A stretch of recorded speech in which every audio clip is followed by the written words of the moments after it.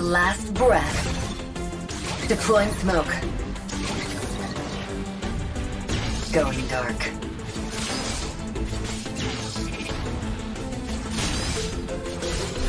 War is my trade.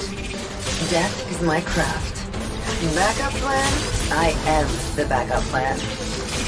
My destiny is what I make of it.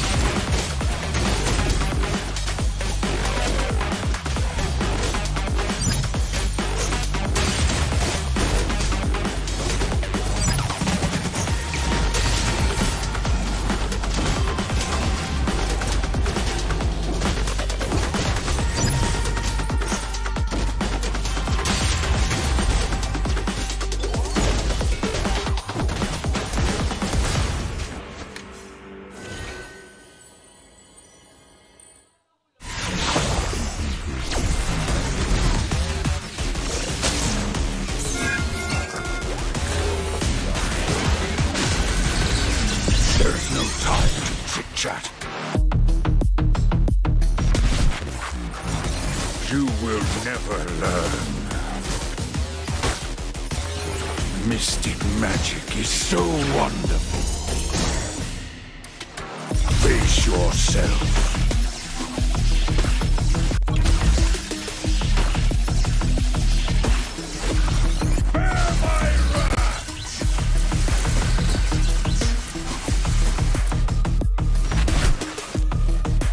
Imagination is the driving force of the energy. I'm not a monster. I'm a demon.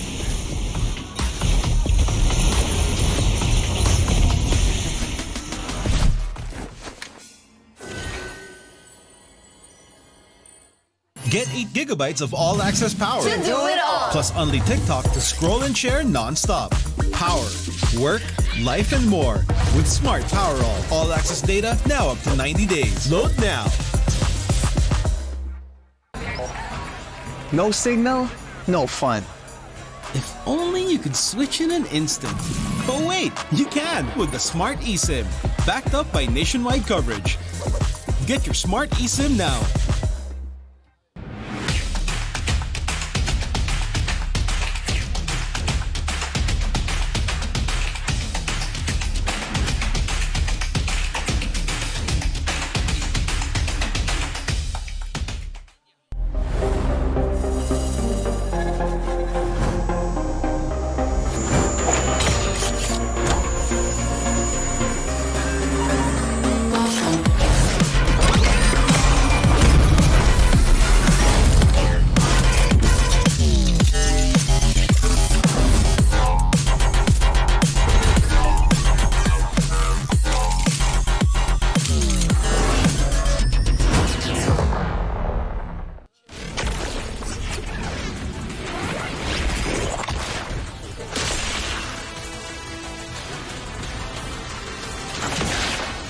Strike first and without mercy.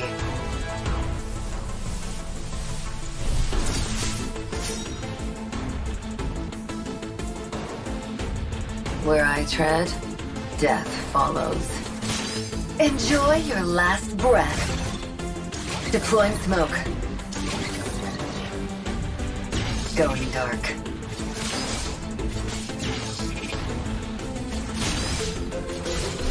War is my trade. Death is my craft. Backup plan? I am the backup plan. My destiny is what I make of it.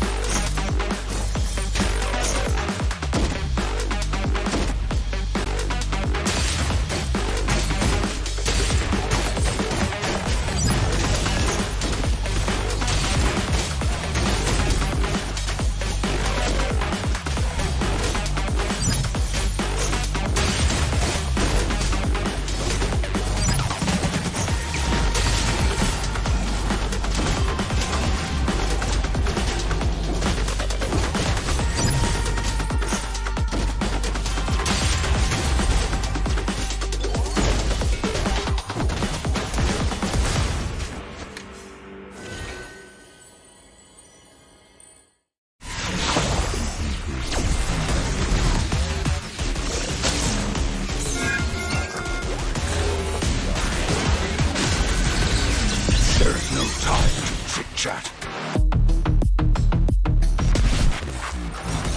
You will never learn. Mystic magic is so wonderful.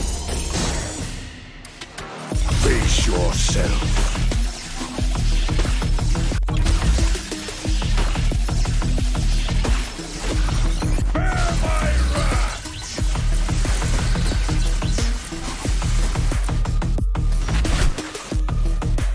Imagination is the driving force of the energy.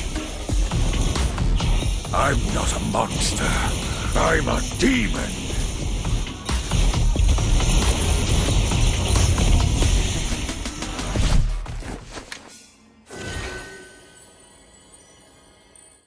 Get 8 gigabytes of all-access power. To do it all. Plus only TikTok to scroll and share non-stop. Power, work, life, and more. With Smart Power all-access data now up to 90 days. Load now. No signal, no fun. If only you could switch in an instant. But wait, you can with the Smart eSIM. Backed up by nationwide coverage. Get your Smart eSIM now.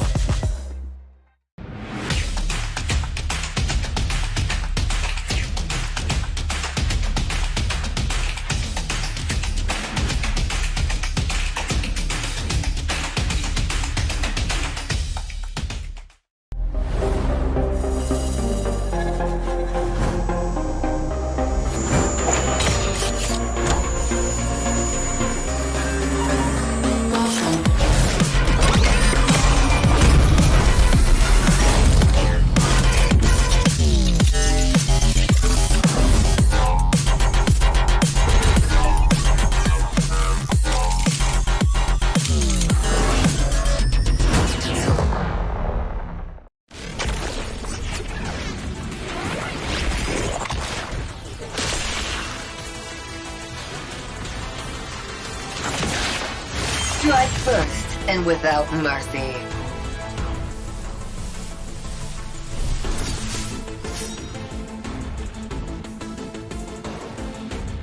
Where I tread, death follows. Enjoy your last breath. Deploying smoke. Going dark.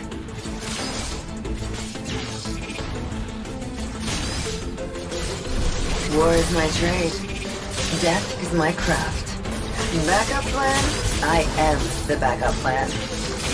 My destiny is what I make of it.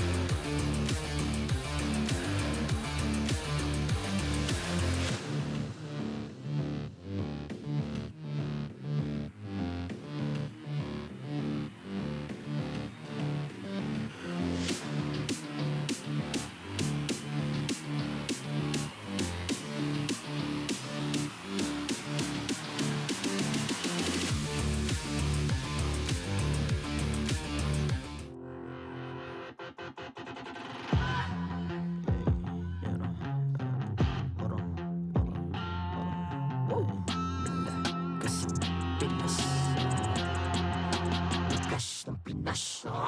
Malakas, Pilipinas, malakas. Kahit anong lane, we become the monsters. Malakas, Pilipinas, malakas. Face the golden sun and ripping for the 3 stars. Look at us to the top, no ifs, no buts. Winning any game, para to sa BIN na yes. Di mo matitin ang aming boses sa new level. Nasa kalye man o mobile, you know I become a legend. Open fire, we unite, we winners. Built with pressure, the diamonds are made of. Switch in a lane na parang gera. HP racing, way reset up. Built like a tank, buhat ni Hilda. Full load SS parang Laila. Susundan ko ang iyong bakas. Kasama patas, tagumpay natin doon ay tayo'y malakas. Para sa Pinas. Nasa amin ang alas, hindi tuwa atras. Kinikilala sa taas kasi kami ang malakas. Para sa Pinas. Nasa amin ang alas, hindi tuwa atras. Kinikilala sa taas, ganito kami sa Pinas. Wow! Hold on. Yeah, malakas ang Pinas. Laging every beat, no surrender, no retreat. Pag nagsama-sama, just imagine what we can achieve. Laging every beat, no surrender, no retreat. Giving 100 all my all, cause we just cannot be defeated. We are unstoppable, immune and invulnerable. Ready ang equipment, lahat frozen, malang crowd control. Pakita ko na jab like pow, beast of the southeast. So watawat proud and loud, cause every enemy we devour. Susundan ko ang iyong bakas. Kasama patas, tagumpay natin doon ay tayo'y malakas. Para sa Pinas. Nasa amin ang alas, hindi tuwa atras. Kinikilala sa taas kasi kami ang malakas. Para sa Pinas. Nasa amin ang alas, hindi tuwa atras. Kinikilala sa taas, ganito kami sa Pinas. Wow!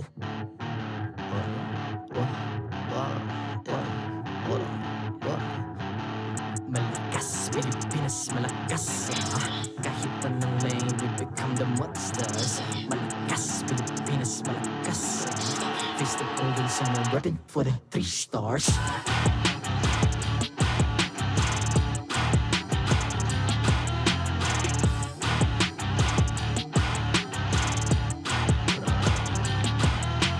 Ang lakas ng Pinas, we unite, be the stars. Ang lakas ng Pinas, we unite, be the stars. Ang lakas ng Pinas, we unite, be the stars. Ang lakas ng Pinas, we the stars. Ang lakas ng Pinas, we unite with the stars. Ang lakas ng Pinas, we unite with the stars. Ang lakas ng Pinas, we unite with the stars. Ang lakas. The 14th season of MPL Philippines is brought to you by the following sponsors. Smart, the official telco partner of MPL Philippines Season 14. The official tournament phone of MPL Philippines, Infinix GT20 Pro. Official suppliers, EMC Asia and Index Salon. Experience the MPL PH Season 14 action live at Green Sun, Makati City. Grab your tickets now via official MPL PH website. Don't miss any MPL action by following our official Facebook and subscribing to our YouTube channel. Follow MPL PH on TikTok for more content. And to ensure the equality and fairness of our games, MPL Philippines is also monitored and supervised by the Games and Amusements Board.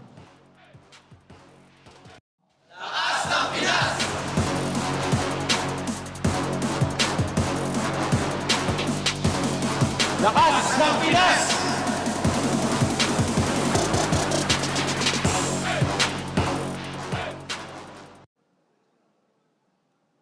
Magandang hapon sa inyong lahat and welcome to the MPL Arena. We've finally reached the halfway point. Rain or shine, the hero within us will always be ready to fight. Malamig man ang panahon, pero mainit ang mga bakbakan. Kaya tara at saksihan na natin ang lahat. And let's remember to always keep safe and dry. Ako po si Mara Aquino and this is MPL Philippines Season 14. Casters, paso! welcome to Week 4 of MPL Philippines Season 14. And Mara couldn't have said it any better. If you're watching from the Philippines, there is still a storm afoot. So please stay safe, stay dry, and enjoy from the comforts of your home at your service. My name is Leo, here with Jose Ingan, and we're bringing you tonight's best of 3 matchups. How are you? Has the rains been treating you well, my friend? So far, it's good. I honestly like the cold weather because it gives me an excuse to wear a hoodie. I see. That's it. I see. I thought it was for a modicum of other reasons. But for y'all at home, whether you like the rain or not, let's hope for safety and just that everybody is healthy and fine, because there's a whole other Season 14 coming up our way. This is the mid-season point, and you're not going to want to miss the action tonight. Real quick, a reminder from our friends at Smart: be part of the digital transformation in the world of connectivity. Say hello to convenience, flexibility, and local connectivity with the Smart Prepaid eSIM. And it's now available for digital delivery through the Smart online store for only 99 pesos. Ian, Yo! we got 7 matches this week. We're starting with 2 best of 3s, but before we get on with the action, let's look back at the week that was Week 3. Couple of core memories from you from last weekend. Of course, one of that was Falcons APBren's Super Marco, and of course, Ogwen with the Lolita Hanabi combination. For the first time, we've seen it here in a professional league. As if it wasn't enough to be haunted by it on your ranked games, it's now made it onto the strongest leagues games last week. A couple more headlines we'll talk about in just a bit. Real quick, let's gander on to our leaderboards. Fnatic Onic Philippines still on top of the food chain, unbeaten 5-0, with Falcons APBren and Aurora MLBB tagging along. Smart Omega and Team Liquid PH at 3 points each, and RSG Philippines capping off the safe zone with TNC and Blacklist still winless. Wow, so you could actually know, or we'll figure out later on in this week, who's the real #1 between Fnatic and Falcons APBren, because they have a head-to-head matchup on day number 3. And for TNC and Blacklist, they'll also be facing each other tomorrow. It's tomorrow, right? Or Sunday? I think it's Sunday. No, Day 3. tomorrow. We're opening up with TNC Blacklist tomorrow. Oh. So finally the drought ends for one of these teams. Yeah. But tonight, a streak is on the line. Again, you mentioned Fnatic Onic. They'll be in action against RSG later on tonight. And we're opening up with Falcons APBren versus TNC. That's scheduled coming up. Real quick, let me remind people what happened as well last weekend. If you remember FCAP's Hanabi Lolita, I remember FCAP's almost hour-long bout against Team Liquid PH. Yeah, Tell us what your favorite memories are. Yeah, 36-something, right? 36-something. 35-45 to be exact. There you go. Let us know what your favorite memories are from Week 3 are. Here's the lineup for tonight. We're starting off with TNC going up against the Titans of MLBB, one of the two, Falcons APBren, and then we're closing off with Fnatic Onic Philippines against the Kingslayers, the Streak Breakers, RSG. We're closing off with a banger. Yeah, with a banger, especially since, you know, Irad's been cooking a lot with his Lancelot. So it's a good jungle matchup between Irad and King Kong. King Kong. Woo, the king of the jungle. Woo! You think King Kong will do it? You think he'll steal away the lands, like choke out all of the picks, and then he'll take the lands? I think, yeah, it's a statement. It's a statement for King Kong if he used Lancelot up against Irad, which is the only player, according to Midnight, who's been using the Lancelot in the professional scene. I would not want to argue with Robert Neil de Guzman. Yeah, He's about correct 9 out of 10 times. But you're right, again, Irad, John Darituazon, has gotten this young man jumping up and down. If you haven't, check out his reels, look for him on social media. Admittedly, me included. Like, I would also go wild for his Lancelot. We'll see if that's coming up in tonight's bouts. But first up, let's throw it over to the Infinix Game Tambayan with Rockheart and Reptar as they break down our opening bout. Thank you so much, Leo and Jose. Welcome to the Infinix Game Tambayan, where we will break down everything that's happening, all the storylines, all the headliners that are happening here today. And of course, this is, of course, brought to you by the Infinix GT20 Pro. It's official tournament phone of MPL Philippines Season 14. Rockhart and Renmar here, and it's been a banger, brother. Yeah. It's been a banger week number 3. It has been. It was a banger week number 3, and again, we're all very happy that you are spending your time with us here in MPL Philippines. The fans here who are braving storms and inclement weather, and of course those who decided to stay at home and still watch us. We are all equally grateful. Yeah, real surprised that there are still actually quite a number of fans that went here, Yeah. despite, MPLPH offering like refunds in case, people got flooded and all Exactly. that. Dude, I was already prepared to move the Infinix whole game tambayan we have Yeah. to where the audience would initially seat. I was ready to do that That'd be in the cool. audience area. Yeah, for sure. But yeah, like we said, last week we did see a rise for, at least a glimpse of a rise for TNC last week with their one-game win against Aurora. But of course, today is going to be a bit of a different story. It's one of the, like Leo said, one of the two titans of MLBB right now. Of course, highlighted or backed by Coach Wolf and Coach Ducky. What a matchup that's going to be, a battle of the mind. Yeah, behind the scenes, Wolf has always looked up to Ducky for many years. There would be so many times where after a great draft from the coach of Falcons APBren, Wolf would go up to us and just go, "Grabe! Coach Ducky's so strong!" But of course in Filipino, or Coach Ducky is so good. So it's really going to be, it feels like fan fiction that we're seeing this head-to-head, because unanimously the community has said that they have all been in favor of the drafts and even the early game strategies of TNC Pro Team, heralded by Coach Wolf, Coach Itamax, and even Coach Goya. Yeah, that's been very rampant on social media. Like people, TNC would lose, but they would always say, "You know what? That's a pretty good draft." And I like that. I like what I see whenever I read those. But right now, here in the matchup for the players, I think Kozen and Super Marco, they've been the vessels of pocket picks here. Yeah. When it comes to the pocket picks for Kozen, I think the only thing that he trumps over Super Marco in terms of the really unique picks are the Ruby Gold lanes. We haven't seen Super Marco Ruby Gold lane, if I'm not mistaken. And he also has the Gold lane Phobius. Well, Super Marco has shown, oh, excuse me, he has also played the Ruby. There we go. But what Super Marco has is the Hanabi. So they both have the Ruby there. Kozen has a Phobius, but Super Marco has that Hanabi, which I will not be surprised if TNC Pro Team will really watch out for and considering respecting, because they're one of the teams that actually has one of the highest, if I'm not mistaken, they are 4th in turtle control time, or the total time that they've crowd controlled their opponents. And you can see that in their other top picks with the Cho, Terizla, Aurora as well. So now as we look at Kozen, the fact that he can build the fighters show for Falcons APBren that, okay, we've been doing really good with the Assassins. That's right. The Roger, more often than not, will end up in the hands of Kyle TZ in the jungle. But TNC Pro Team has an answer for that in the gold lane with the Ruby and the Phobius. It does feel like when you have a Phobius, it just becomes doubly hard to play a Harif or a Roger. And I feel like that's the reason why they actually drafted up. Yeah, and I'm so glad that you mentioned the Harris, because that's other than the Roger, that's also one of the top picks of Falcons APBren in terms of their main damage dealers. Yeah, there you go. And again, relying on the bulletproof dashness of Super Marco to actually pull it off, which has proven to be a real thing in the past few weeks here in MPL Philippines Season 14. I think Marco only died just a handful of times, right? Yeah. For those who are unacquainted with it, yes, Hanabi was played in MPL Philippines by Super Marco, paired up with the Lolita, with all the shields that you get from that.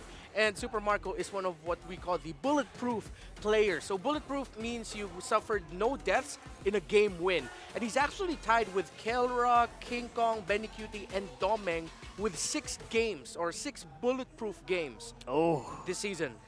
Man, our gold laners just do not want to die this season, man. I like it. At the same time, it highlights the importance of having the rest of your team actually pick up the slack, take up the damage, and it highlights also the, I would say, controlled aggression of our gold laners here in the Philippines, right? That's true. It's just a thing. It even it kind of bled through over to the other regions, right? A little bit where you'd see gold laners specifically like we were talking about earlier, Eman going with the Matrix, like Bigatron. Just relying so much on just the gold laners just making sure they survive and doing the job that needs to be done. Yeah, gold laner surviving means it's an easier life for the jungle, which is now the core of majority of the drafts. Now that people are using the terminology, right? The actual core. The actual core. Right. But with the gold laners really prioritizing them not going down, yes, the gold laner priority in the has sort of dwindled a bit because now you're leaning more towards the center of the map with the jungles, but it's still so important because you still need to win the early game laning phase, and most importantly, know how to farm in the mid game when you've fallen behind. It's funny because it's just exactly what's happening, right? Like less reliance on the gold laners. Yeah. Your XP laners being a secondary roam, and then your junglers being the main damage dealers. It's just a really great turnaround. And if you really are playing the ranked games, you'll know that that's exactly what happens here in the Philippines, and it really is very effective. Yeah. So far so good. We'll see who is going to be playing up tonight here as we see our teams walk up onto the stage.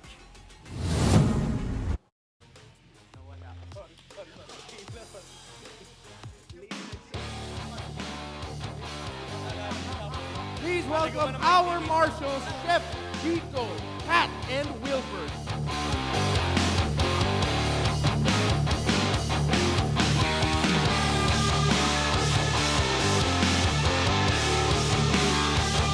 Now, entering the arena, it's one game at a time for the team. It's only a matter of time until we see this determined team to rise up. Give it up for TNC Pro Team!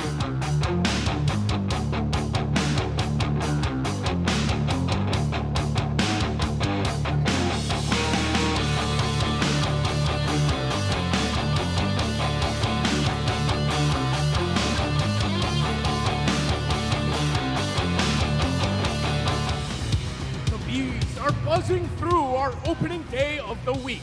We are seeking to begin the halfway point with a bang bang. It's Falcons APBren!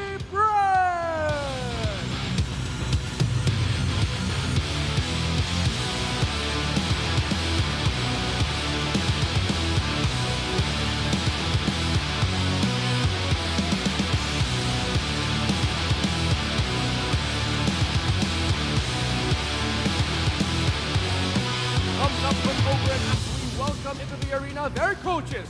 For TNC Pro Team, it's Coach Wolf. And for Falcons APBren, Coach Ducky.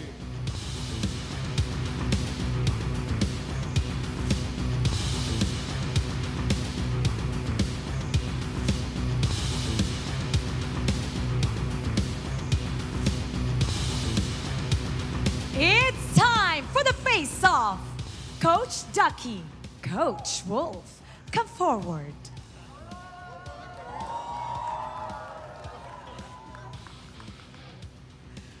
Coach Wolf, Coach Ducky, face each other. Stare each other down, take a step forward. Coach Wolf, ano ang palag mo kay Coach Ducky? Mas malaki ang wolf kaysa sa duck. Coach Ducky, ano ang palag mo kay Coach Wolf? Nakakalipad yung duck. Palag kung palag, fist bump. Not even the weather can stop these two teams from unleashing the hero within. Let's start the match. Panel, pasok. Here we go, another zoo in the making here. And again, it is the weather just cannot stop these guys from just bringing out who they are. Here is TNC Pro Team, who are, again, compared to week 1 and week 2, does look like they are on an upward trajectory. Yeah, I like this code for TNC Pro Team with Kozen, Kaizen, and Lancy. Let's just hope the TNC Pro Team, they've sorted out the communications. You know, no more miscoms whether or not they're gonna call a specific play or be diverted from what they want to do. And either way, you know that APBren is here to play here. Here is the OG lineup. And like they mentioned, the world champions, just so that you guys can remember.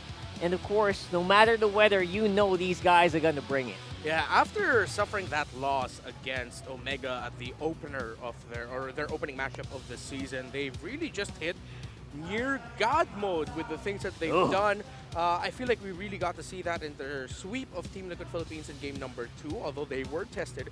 And of course, that game where they brought out the Hanabi against RSG Philippines. These are Titans that bleed, but they are still Titans. TNC Pro Team need to respect the fact that Falcons APBren aren't an easy team to take control of in the early game. And we will see which one of these keys to victory brought to you by Infinix they will be using. First off, continue polishing shot calling and decision making for TNC. Like I said, not the best start for this team, but it does feel like they're on the up and up. And I think, yes, decision making is the biggest thing they need to work on. Yeah, people have always questions like, chemistry, come on, you guys have been playing together for weeks. How come where's the chemistry? That really just takes time, man. Like, you've been here for so long, Rockhard, so many teams have you've seen crumble before you because of their lack of chemistry. Well, for Falcons APBren, as we mentioned, be the earlier bird and catch the W. Control the early game, don't let TNC get their comfort, and force errors and capitalize on them. That's the key to victory for both teams, because this meta, again, it is great if you know how to punish errors from your opponents. And to be fair to APBren, I feel like if you're talking about errors, they're probably the team that has the least of those. And whenever these errors do appear, whenever something doesn't go according to plan, they have the backup plan, right? They said it in an interview. They literally just say, what's it called? What's the term? Group up, something like that. They ultimate defensive something, right? And they group up together and they reset in game. Yeah. So that's something that's really interesting. At the same time, it's also very difficult to beat. And I love it. I love it for APBren. Yeah, that's so true. And I'm really glad that you mentioned that, because with Falcons APBren saying that errors for them are just opportunities to make new right moves, for TNC Pro Team, so far what I've seen from them is when they commit an error, they're punished.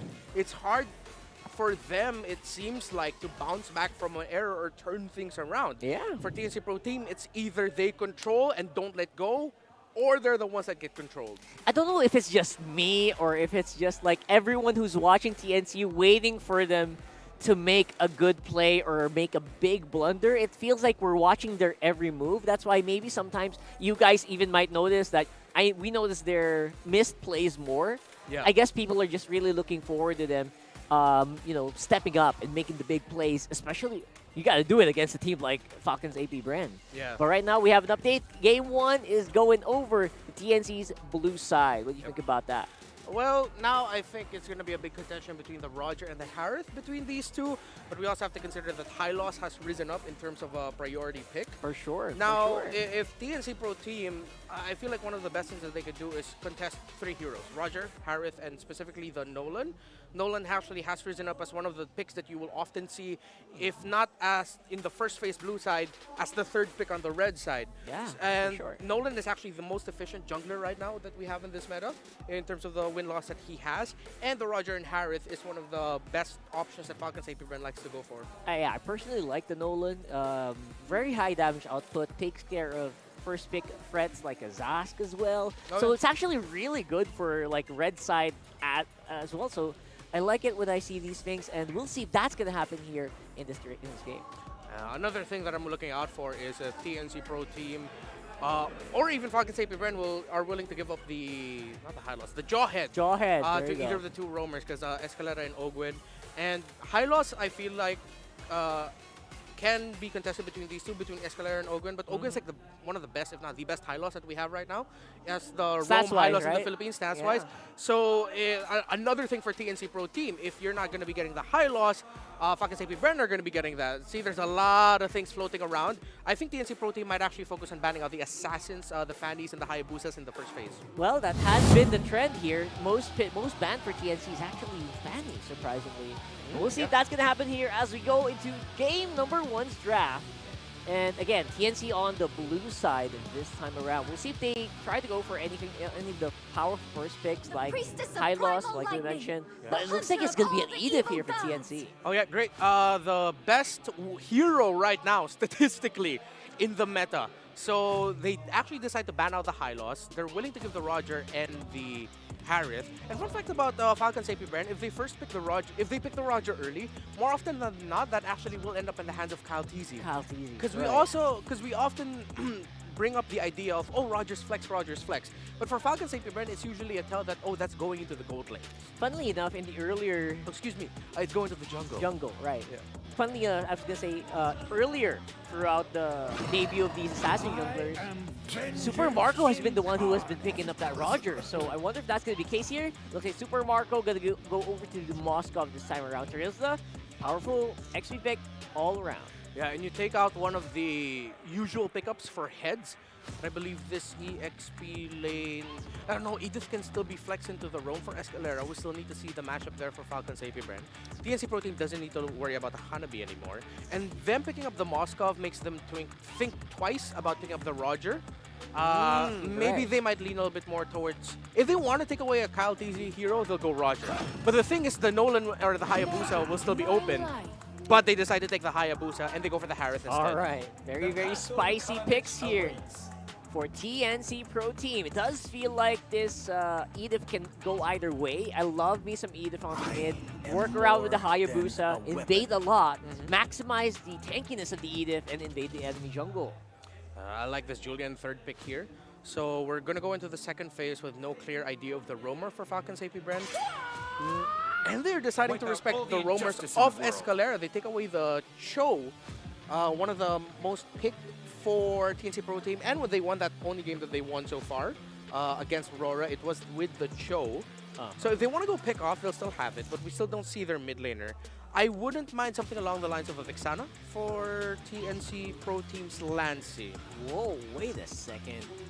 Kozen is first in gold share among all gold laners? Yeah. I wonder where that came from. Yeah, that's them. So the gold share stat is how much of that person has the gold in the team. Compared to the rest of the team. Compared to the rest of the team. So expect that Koz is going to be the most farmed up guy. So long story short, in TNC Pro Team. It feels like TNC is like doing a bit more like something like the funnel strat that we saw like a few seasons back. Right? Yeah, a little bit. Where he's getting almost every single bit of gold, less to the jungler of TNC, I would say. I wouldn't say it's funnel, but more of they also just want to make sure that the gold laner has gold. Because the old funnel strat, remember, it really was just like, okay, we'll focus it on the guy jungling. The only one. The only one. Getting the gold. Where it's like this one, it's like, all right, it's a party. It's a little bit more democratic with our money, where we split it up. There you go. Oh, so Falcon's APBren, they take out the Vixana that we thought band. TNC Pro Team would be good for. And yeah, they do take out the Jawhead from Ogwyn, but they're willing to... Excuse me, the Grok is still available for them, yeah. Yeah, 100% Grok, I would say, here for the pick for Ogwyn. I don't know if they need to pick it up right now, but I feel like because of the flexibility of Edith, they might have to. Minotaur can kind of work here as well, maybe. I agree. But will we see a Lolita somewhere here? Probably not, since there's no Hanabi. Yeah, we don't see the good sign for Lolita. There's a Faramis. Okay, they go Faramis for like a few. Valentina's still open for Lancy if he wants to go a little bit more up close. But the thing is, up against a Terizla and the Moskov, and you mentioned the Minotaur is still open. TNC might think twice, because yes, they'll be able to steal away the ultimate of the Minotaur, but the Valentina will always be at risk of getting knocked up by the Minotaur with how close range she is. Ooh, you don't want to get that, right? So obviously, if you play Valentina, you got to play up close and personal, but you also get the advantage of getting a Netherrealm for your team. So maybe that's something that is weighing on the minds of TNC right now. Then again, who are they going to pick? Escalera has also some history on the Grok. Yeah, they need something that can invade and maybe give info. If not that, maybe Aurora for the mid, but yeah, it's the Valentina, because it's the Faramis that he's up with. And Arlo. Arlo. Wait, but we still don't know who's going where. Oh, good point. Probably Arlo roam, but Arlo can also kind of go on the XP lane. Either way, it's very flexible for TNC. We'll find out later once we load up into the game or once they swap it out. But it does feel like Escalera's feeling it a little bit. And now for the roam picks for APBren. Yeah, Grok's looking pretty good. I agree with you, though. I kind of like the Minotaur here. But Grok up against a Haya, you can go in, get a little bit more info. But the pokes, if it's going to be... Okay, no, it's Lolita.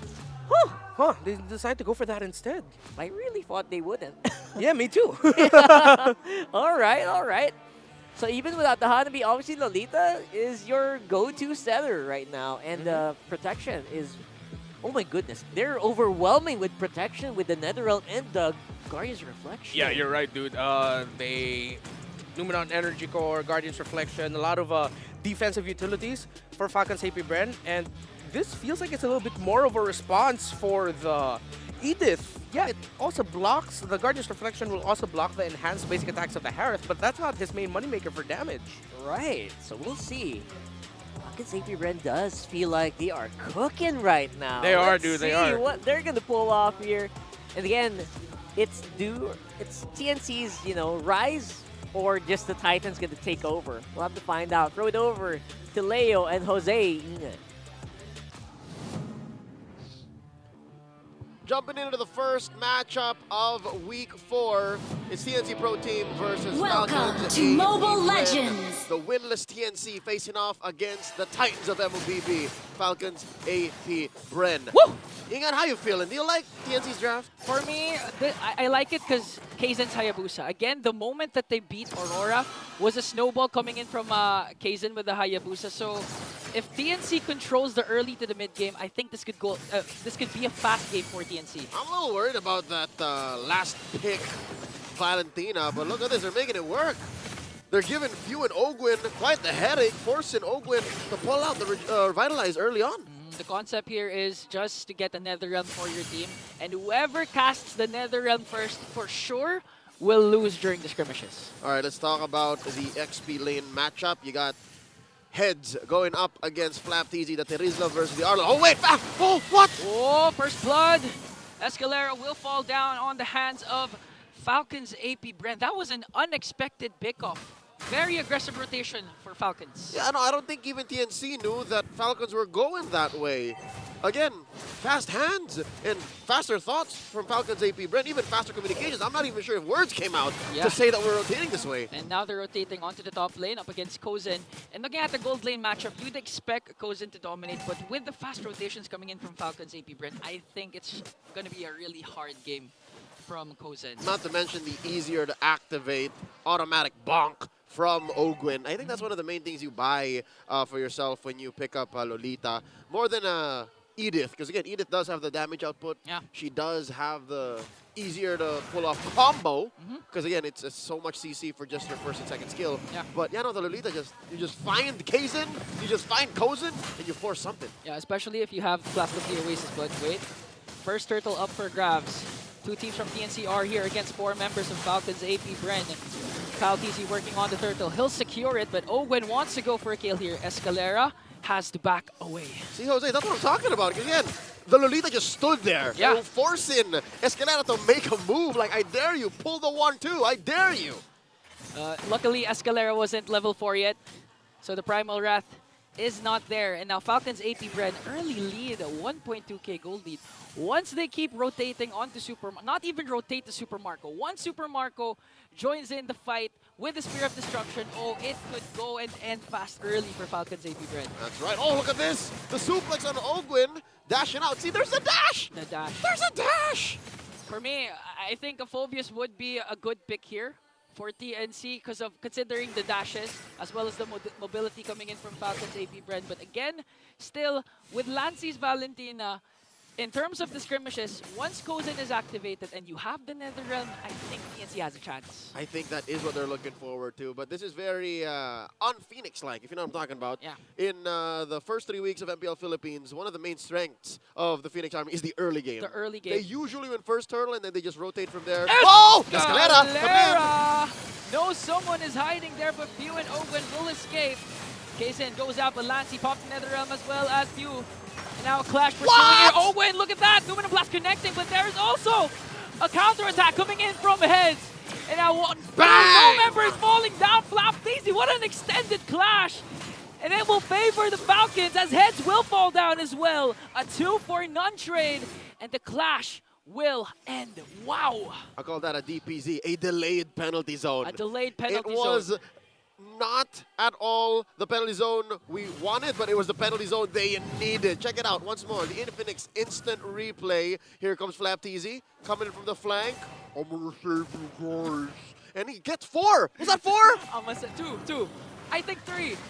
Yeah, 3, because Kaizen was able to go away with the shadow. Yeah, he did. Regardless of however the number was, how big that is, the fact that you zone out TNC, you disperse him. Oh, wait, here we go, one more time. Oh, want a revenge onto Flap TZ here, but he's gonna survive. One more hit. The shuriken's not gonna be enough to bring down Flap.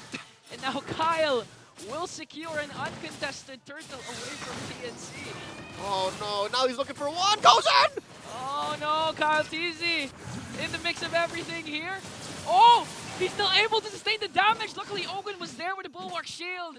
And now turn things around for Falcons APBren. And I love what Kyle TZ actually did there.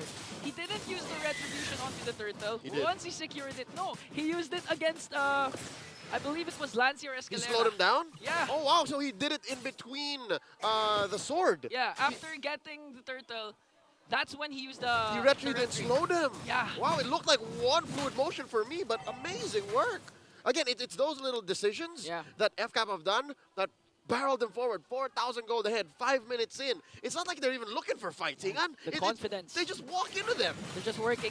Basically, it's another day's work. Going into the office, want to end things early, but of course, they're still having fun for sure. I can see them beside me right now. Everyone's smiling. And I wish I could say the same for TNC. Right now, player cams inbound. You'll see that they're very focused. They're trying to get out of this mid-game rut. Because again, being down 4,000, it's not a good look. It doesn't feel right, especially since the last turtle is almost here, about 45 seconds in.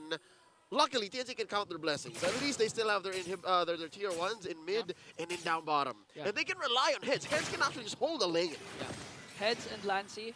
Especially Lancy keeps getting the nether realm, but the problem is the lineup entails TNC to have a successful early game. Yes. Even their playstyle, as you mentioned, for week 1 to week 3, they always need to dominate the early game. They have to have initiative. They have to be the ones calling the shots, picking fights. And you saw them try. That whole sequence about 2.5 minutes ago where it was ruined by Flap TZ's delayed penalty zone. Like, that was a good approach. Maybe try that again in 2 or 3 minutes, or maybe even feint it for this next turtle. Yeah, bait the turtle, especially with Escalera setup a while ago in the mid bush. The flicker in Earth Shatter combination. If they continue to have setups like that, they can easily turn things around. You can try that every 2 minutes or so. Yeah. All right, final turtle up already. FCAP's gonna blitz it. Kaysen? Ooh. All right. He's got a taste on Super Marco there, but He Super did! Marco went back with the Spear of Destruction, but got outplayed by Kaysen. Didn't. Miscalculation by Marco. That was a major swing for TNC, especially given kill to Kaysen. That doesn't happen very often. Yeah. I wonder what the call was, and they eventually do get that tower down bottom, but I don't think Falcons APBren needed that. Yeah, plus, look at Kozen right now, working on the top lane, so it's an even trade in terms of turtles. Well, I can't believe Kaysen was able to outplay Super Marco. I think it was more of... Well, we didn't see it much. We only saw the tail end of it, but it was more of Marco pressing the SOD when it didn't need to. Yeah. That's what I reckon. Again, I don't know, folks, if you saw anything different, but he definitely hit the ult even when he didn't need to. Now this does equalize a little bit. Shrank the gold lead by maybe, well, stopped the bleeding, slowed it down, definitely kept it down about 3. Still, though, look at how well Falcons APBren recover. Okay, recovering right now. 5-man rotation into the middle lane. A lot of flickers available, especially for Heads and Flap TZ. It's a matter of who can set up first, but Pew comes in. With those bursters. Escalera with a conceal. Is he going to make a pick off here? Ooh. There's not enough in the bush for him. Like, that's Few and Flap. Few has a Purified. Not worth it, though. Not worth it. Not at all. Kyle TZ committed Grand Theft Orange. That's a star for the young Kyle Saison. And goes right after Kozen. Kozen has to use his Zaman Force. It's 1v1 between Kyle and K. Whoa! Kozen. Oh, he's going to outplay Kozen there. But look at that. Was able to get the kill. And now here comes the reinforcements coming in from Falcons APBren. But Escalera with Earth Shatter combination. Fuel with the save. Netherrealm in, but Lancy has his own Netherrealm. Phoenix Army rising from the ashes as they take 3. TNC's momentum slowly going back. FCAP is definitely looking for their cap, man. They were limit testing. There's no reason for them to take a 3v5, but they did. They did. Oh, and now it's going to lead to free Lord for TNC. What a mid-game swing. And look at this, the Lord. Can FCAP do anything about it? Okay, Zen might secure the Lord here. Oh, but Ogwin stays in! Master Ogwin! Now TNC has to fight back. They're outnumbered. But Super Marco, Kaysen evades the Spear of Destruction. But with the Numinum Blast from Ogwin. That was a full Charge, Numenon Blast! I'm not sure if Kaizen used the retribution, but man, oh man, Ogwin. He did! Look at that on cooldown, now he did! And just like that, the mid-game. It's as if the blunder didn't happen. Unbothered. I call it falling with style. Yeah. They literally tripped and went into a yoga pose. I call it unbothered. What Really was unbothered. that? They don't care. I mean, to be fair, the only people who really dropped the ball here was the 3 down bottom. Yeah. And Marco against Basically against 4. And Ogwin was the one who saved just them. comes up and, you know what, let me just clean up on aisle 4. Basically, Ogwin's cleaning up their mistakes. And it was more than worth it. Again, a single Numenon Blast against 4 members of TNC. Come on. Whew. Man, that's heartbreaking for TNC. The moment you find an opening. Tell me you can replicate that in your next RG. No, you can't. You can. You can. And the only moments you actually pick up the Lolita is when you have the Hanabi. So For you sure. really won't replicate it. Oh my god. Add this up to Ogwin's Florin, to Ogwin's Minotaur, to Ogwin's... Wait, I'm actually not sure, but looking at the third item of Ogwin, it's actually Blood Wings. Oh yeah, no, this is as per usual. I don't do that because I only do a Flask of the Oasis, then Dominance. And then just full defense, then right? full defense. Yeah, no, this is the equivalent of Ogwin building magic items on his Minotaur. Like he knows that they're so far ahead that he just needs to build shields and then just affect the game. So this is a stroke of genius from Rogan Onigo, the roamer from Falcons APBren. About 5,000 gold ahead now. 11 minutes in. Oh, here we go. Escalera finds few, but the problem is Ghostbusters is there. Escalera goes in, getting pinned down here, and Flap Teasy! 4-man penalty zone. Super Marco trying to finish them off, but Lancy clutched at the realm here. TNC expended their resources. Falcons APBren got Escalera in exchange. Amazing work by Lancy. Do note this young man has been always on point. Yeah. Picking up the Netherrealm anytime he can. I don't think there's ever a second since he hit level 4 that he did not have his hands on the Always Netherrealm. ready. Lancy always ready. And again, TNC can actually turn things around. In terms of the Netherrealm, okay, they can actually rely on that for extended team fights. But Escalera heads, they really need to get a catch. Either a Super Marco or Kyle Teasy. It's hard to catch Kyle Teasy, but on the other hand, your Kaizen goes in with a Wiki Shadow kill on the few. They're just juggling the damage coming in from the Hayabusa. Now, Falcons APBren has an opening for the Lord. I think TNC, they won't contest anymore because that's a 6.4k gold lead coming in from the Titans. And now they get their hands on a Lord that is 100% theirs.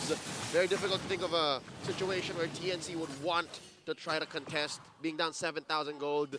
Again, I think the doctor would prescribe just take it in the base. Yeah, take it in the base. One defense at a time, one Lord at a time, and make sure to watch out for Flap Teasy. But the problem is in 36 seconds, Flap, his flicker is going to be available once again. And so far, the flicker final slash from Flap Teasy is always connecting onto 3 or onto 4. You mean penalty zone? Penalty zone, sorry, penalty zone. Yep, here we go, Super Marco, the gold printer. He holds the record for the all-time highest average GPM across 100 games played. Amazing to think that this young man debuted in season 9? Season 9.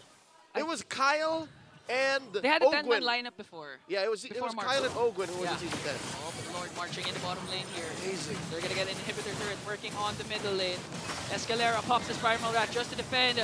But look at that, Ogwin catches him off guard. Penalty zone coming in from Flap Teasy. And Numenon Blast connecting onto 4. They have to use the Netherrealm just to attack, but Kozen with his Zamin Force. Falcons APBren still standing tall with 5 members, but Kozen here dishing out the damage he needs to bring down Falcons. Lord still alive. Final slash coming in from Heads, but it's not going to be enough because the Falcons are still on top. 1-0 by Falcons APBren. Some moments of shining glory for TNC, but really they were.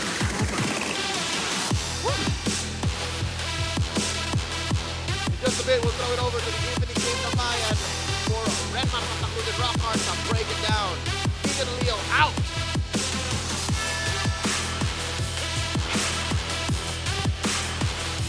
Once more, it is definitely TNC Pro Team coming up a little short, right? Coming up a little short just when they needed it the most mid-game. We saw some stuff that could happen, but Falcons APBren, their consistency just cannot be beat. Yeah, they just fell victim to one of the best qualities of one of the titans of MLBB. It's their understanding of when to trade and especially what they're trading for. They decided to give Kozen a little bit more time to farm up top, but then they were getting wins in the bottom lane. And of course, with Ogwen miraculously being able to get that Lord, with unfortunately Kaizen retributioning the Lord with 19 HP remaining. It was a Numenon blast, a pretty good one.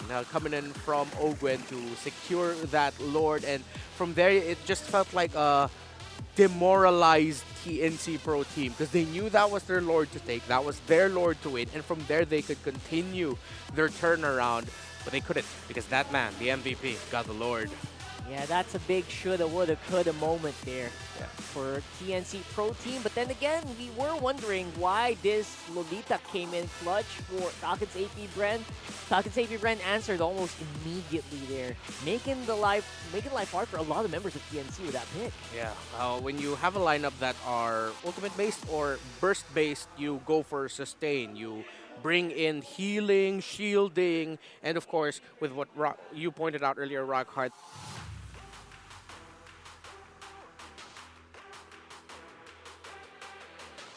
members of TNC Pro Team to just like counter all of that sustain. Yeah, for sure. And then again, I also kind of felt what it would have been like for a Lolita to actually, or sorry, for a Harif to play around, look for targets hit in the Netherrealm with 5 people going at you. Who do you actually hit? You only have one single enhanced basic attack and maybe, you know, your Synchrofish and damage. Just not enough in this scenario. Yeah. TNC Pro Team also fell victim to a really good early game rotation by Falcons APBren in the first minute. The Hayabusa was yet to even get to level 4, but with Lancy pushed back in lane, left to clear, it was Ogwen and Few who decided to go into the bottom part of the jungle of TNC Pro Team alongside Kyle TZ to... They weren't able to take down Kaizen, but they took down Escalera first, and they brought Kaizen low, resetting his rotation to an unfavorable timing, and Falcons APBren getting a small win there. And from there, they continued that, which is why we saw them eventually take that trade that we mentioned earlier. They allowed Kaizen to push up top, farm up, because they were trading that for more control into the bottom half. TNC Pro Team, we gotta give them their credits because they turned it around there. We saw the power of what the Harith can do when it's not a full-on, blown-out 5v5 team fight, when it's a little skirmish. Yeah, and they actually won a lot of those skirmishes. Some miracle kills as well coming in from the Hayabusa here, and I kind of liked it for the first few. I mean, obviously we're trading some gold, and the Hayabusa going for kills meant that the turtles in the early were basically uncontested for Falcons APBren. So they were taking some trades that they knew they could cash it on in the later parts of the game, but we didn't see that happen anymore. Yeah, great drafting by Falcons APBren. The last 2 picks on the Faramis and the Lolita. Yeah, because now they ended up playing a lineup that just looked much safer to execute, a little bit easier to execute compared to TNC Pro Team. It's good to have lineups now in this meta. Like, looking at the stats, there's one thing that stood out for me for the #1 team in the league right now, which is Fnatic Onic Philippines, is that they fall out of the normal percentile for average kill participation. So a lot of the kills that they get is actually spread out across the map. Really? They're all not just playing together. So TNC Pro Team decided to roll with a lineup that will allow them to do that in different parts of the map. The problem is you need a good early game to make it happen. If you're coming back from behind and trying to play that style with this lineup, it's not going to work too well. We saw it in one sequence in the bottom lane, but that was one sequence. They needed a snowball. When it got to a closer team fight, well, again, we saw what happened with the Lord and with Ogwins taking that away. Yeah, it just felt like, you know what, they were looking for a bit of an unorthodox way to get back into the game as well, right? And I felt that what I think what you mentioned, where Escalera was having a really hard time in the early game because of the hero picks as well. Like we mentioned, like that Lolita really did tear it up. Yeah. And I gotta one agree shield. I gotta agree with And why are they? Someone? I heard the meow meow. Yeah. Why are they meowing? Meow. It's the meow. comment, the MPL fan it's comment. It's an MPL fan comment. So scary. I don't know if there's a team that can beat. There is teams that can beat.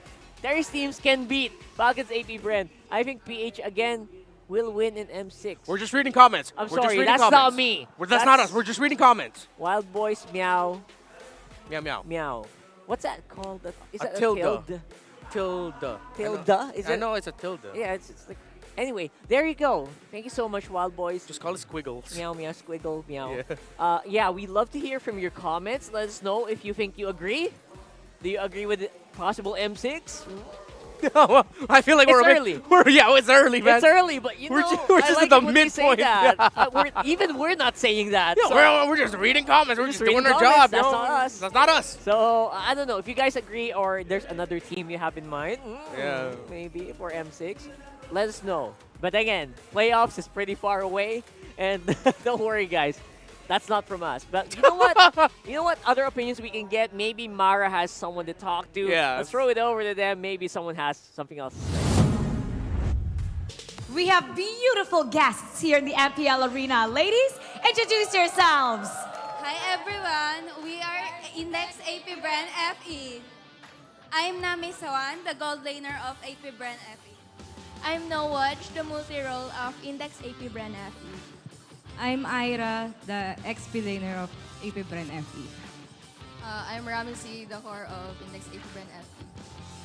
And I'm Sarah, the captain and the mid laner of the Index APBren FE. Welcome to the MPL. And first of all, ladies, I'm so proud of you for making changes in the Mobile Legends Bang Bang scene. Now, tell us about your experience in the pro scene, being woman, and the challenges that you guys face. So far po yung experience is exciting and adventurous.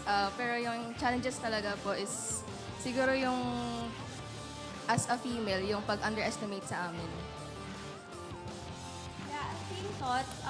But it's already 2024 and super thankful with Mundon kasi there are merong mga tournaments right now for women para maipakita yung kung ano talaga yung kaya namin. Being woman in esports, do you also wish to join MPL someday? Yes, of course. I think it's everyone's dream to play in MPL stage. Now, if you were to give a message to aspiring players out there, women who want to be in your position, who want to succeed just like you, what do you want to say to them? I just wanna say na don't give up kasi I was in that phase as well, but right now I'm here now and everything's worth it. And always trust the process and if love mo yung ginagawa mo, you'll never think about what people say about you.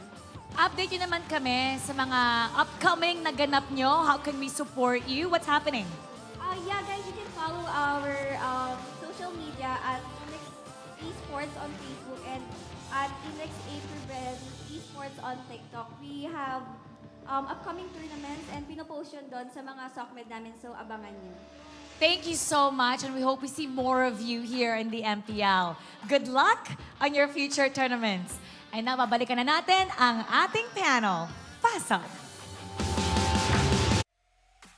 There you go. Women in esports, always a pleasure to see them. Maybe probably why APBren's playing so well. They got backup. Yeah, the ladies are there. And it's really good to see that, you know, especially Ramsey coming back home with her stint abroad, I believe with Zeno Lilies alongside Taro.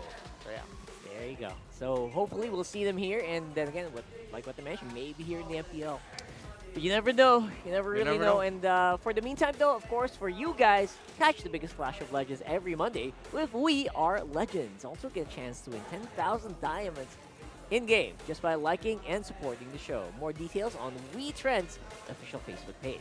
10,000 diamonds. 10,000 diamonds! Just for liking and supporting. That is generous. That's, thank you so much, MLBB. Maybe throw some of that our way. MPL Arena, though. Please. Please do. There's a lot of skins coming up that I really want right now. And I really like that, you know, I play a lot of Rome. So, you know, I like that Atlas skin. Like, never mind. Yeah.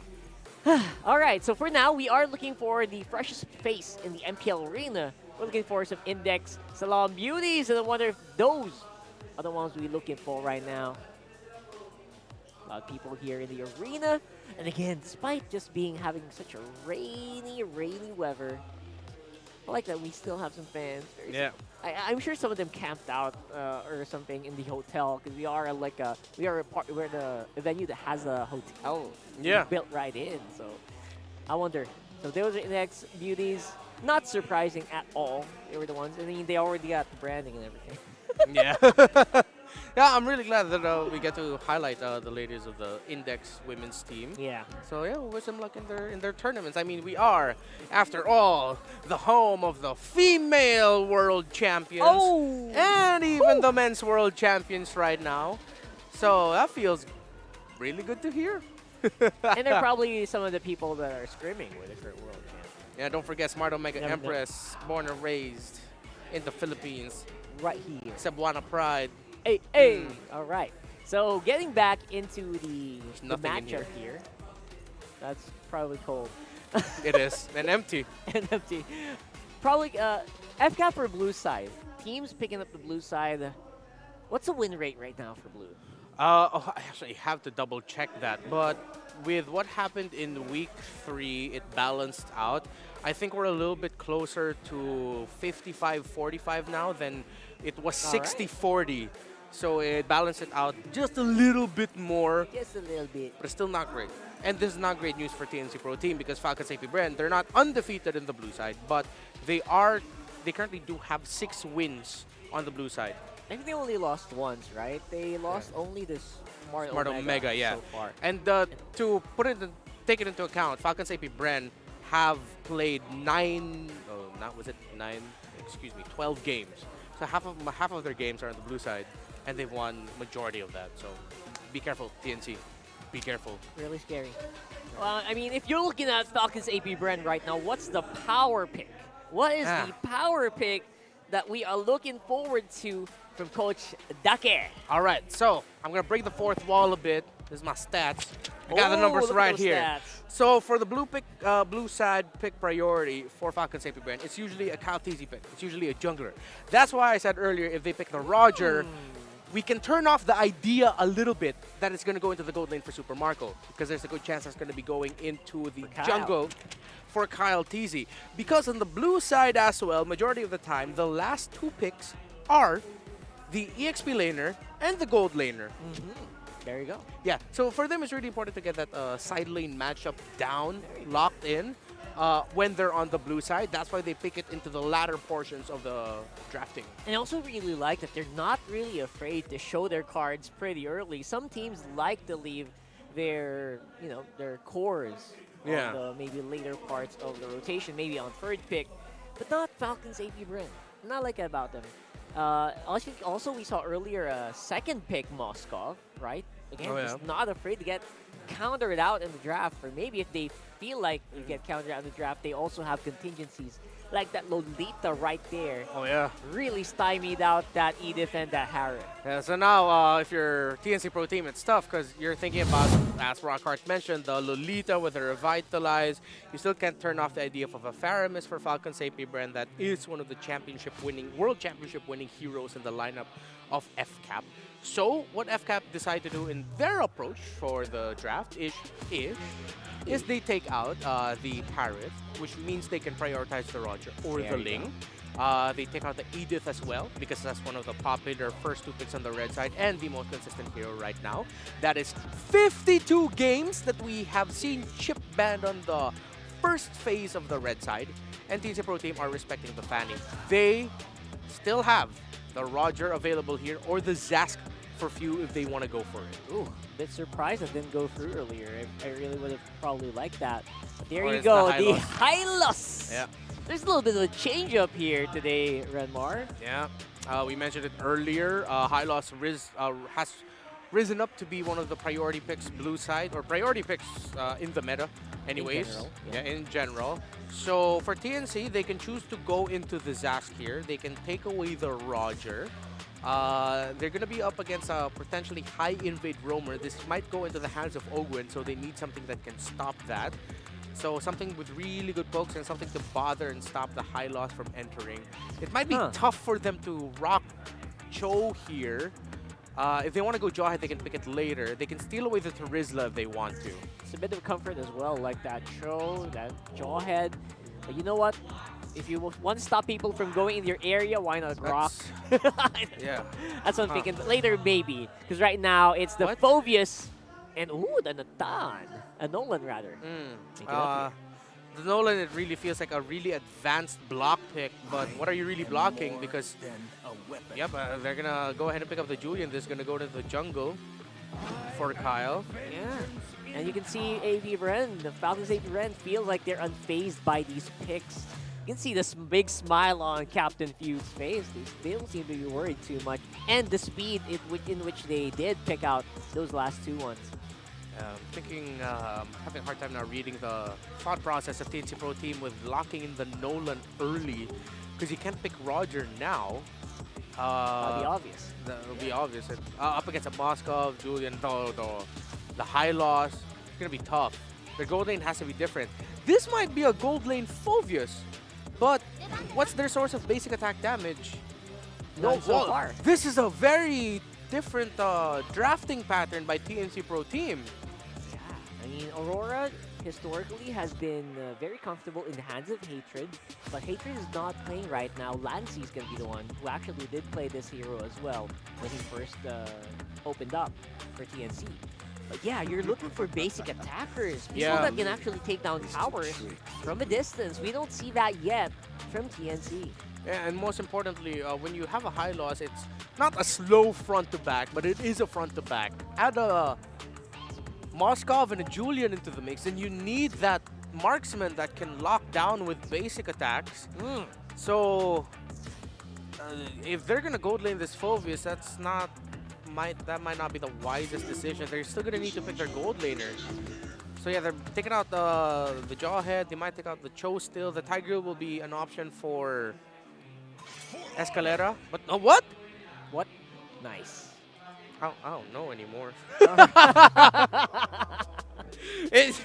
are they going to go pick off? Or are they going to go... Oh, man, that's a bit... That's most likely a Rome high loss. Yes, most likely. But they might be covering their bases. It could still get flexed. All right. And there's there's the exact base that you're talking about, the possibilities of Rome's coming in for TNC, getting blocked out. Cho and the Jawhead in that specific order. Jawhead and Cho, rather. Yeah. I'm trying to think now for Escalera. What are you stuck with?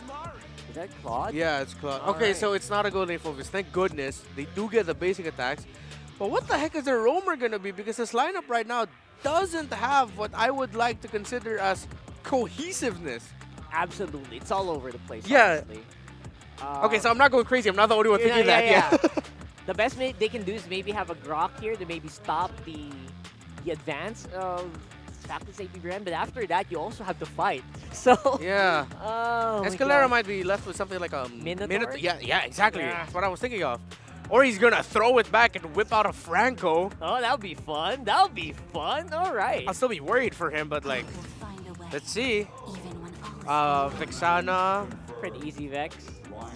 And he got the Grok. They got the Grok, too. Oh, my goodness. It's an XP. Yeah. Yeah, that's on the XP Grok. Because, or I mean, they can still turn it around. It can go either way. Yeah. Most likely a Rome Grok. For me, most likely a Rome high loss. Rome high loss? Because paired up with a Vex. It's the most powerful combo. Oh, yeah. That's what you think. And it's also one of the usual pickups for Ogwin. What about this one, though? What are you stuck with? A mid? Yeah. Atla? Purify? No, they can purify. See, even Escalera's going like, what the hell am I going to pick here? Pick up? Huh? Huh? Not the... This throws it back to the 10S Gaming Frost counter against Onic Philippines and M1. The Japanese picked the Baksha against us because we were rocking with High Loss, Revitalize, and Estes back in the day. This is an old school counter, but the high loss goes into the EXP. Falcons switched it up, and now the Grok is going roam. They went deep. They went deep with this one. Oh my goodness. All right. I wonder how that's going to work, though. The Baksha can only tank so much. But it's great against Moskov, I guess, right? Because of the passive. Bro. Oh, man. I can't imagine what their fights are going to look like. It's going to be very spread out, like you mentioned earlier. And in case people forgot, Baksha reduces the healing received with the Tortoise's Puissance. At level 1. At level 1. So the marks. Oh, that's beautiful. Let's see what's going to happen here. Throw it over to Leo and Ingan for this one.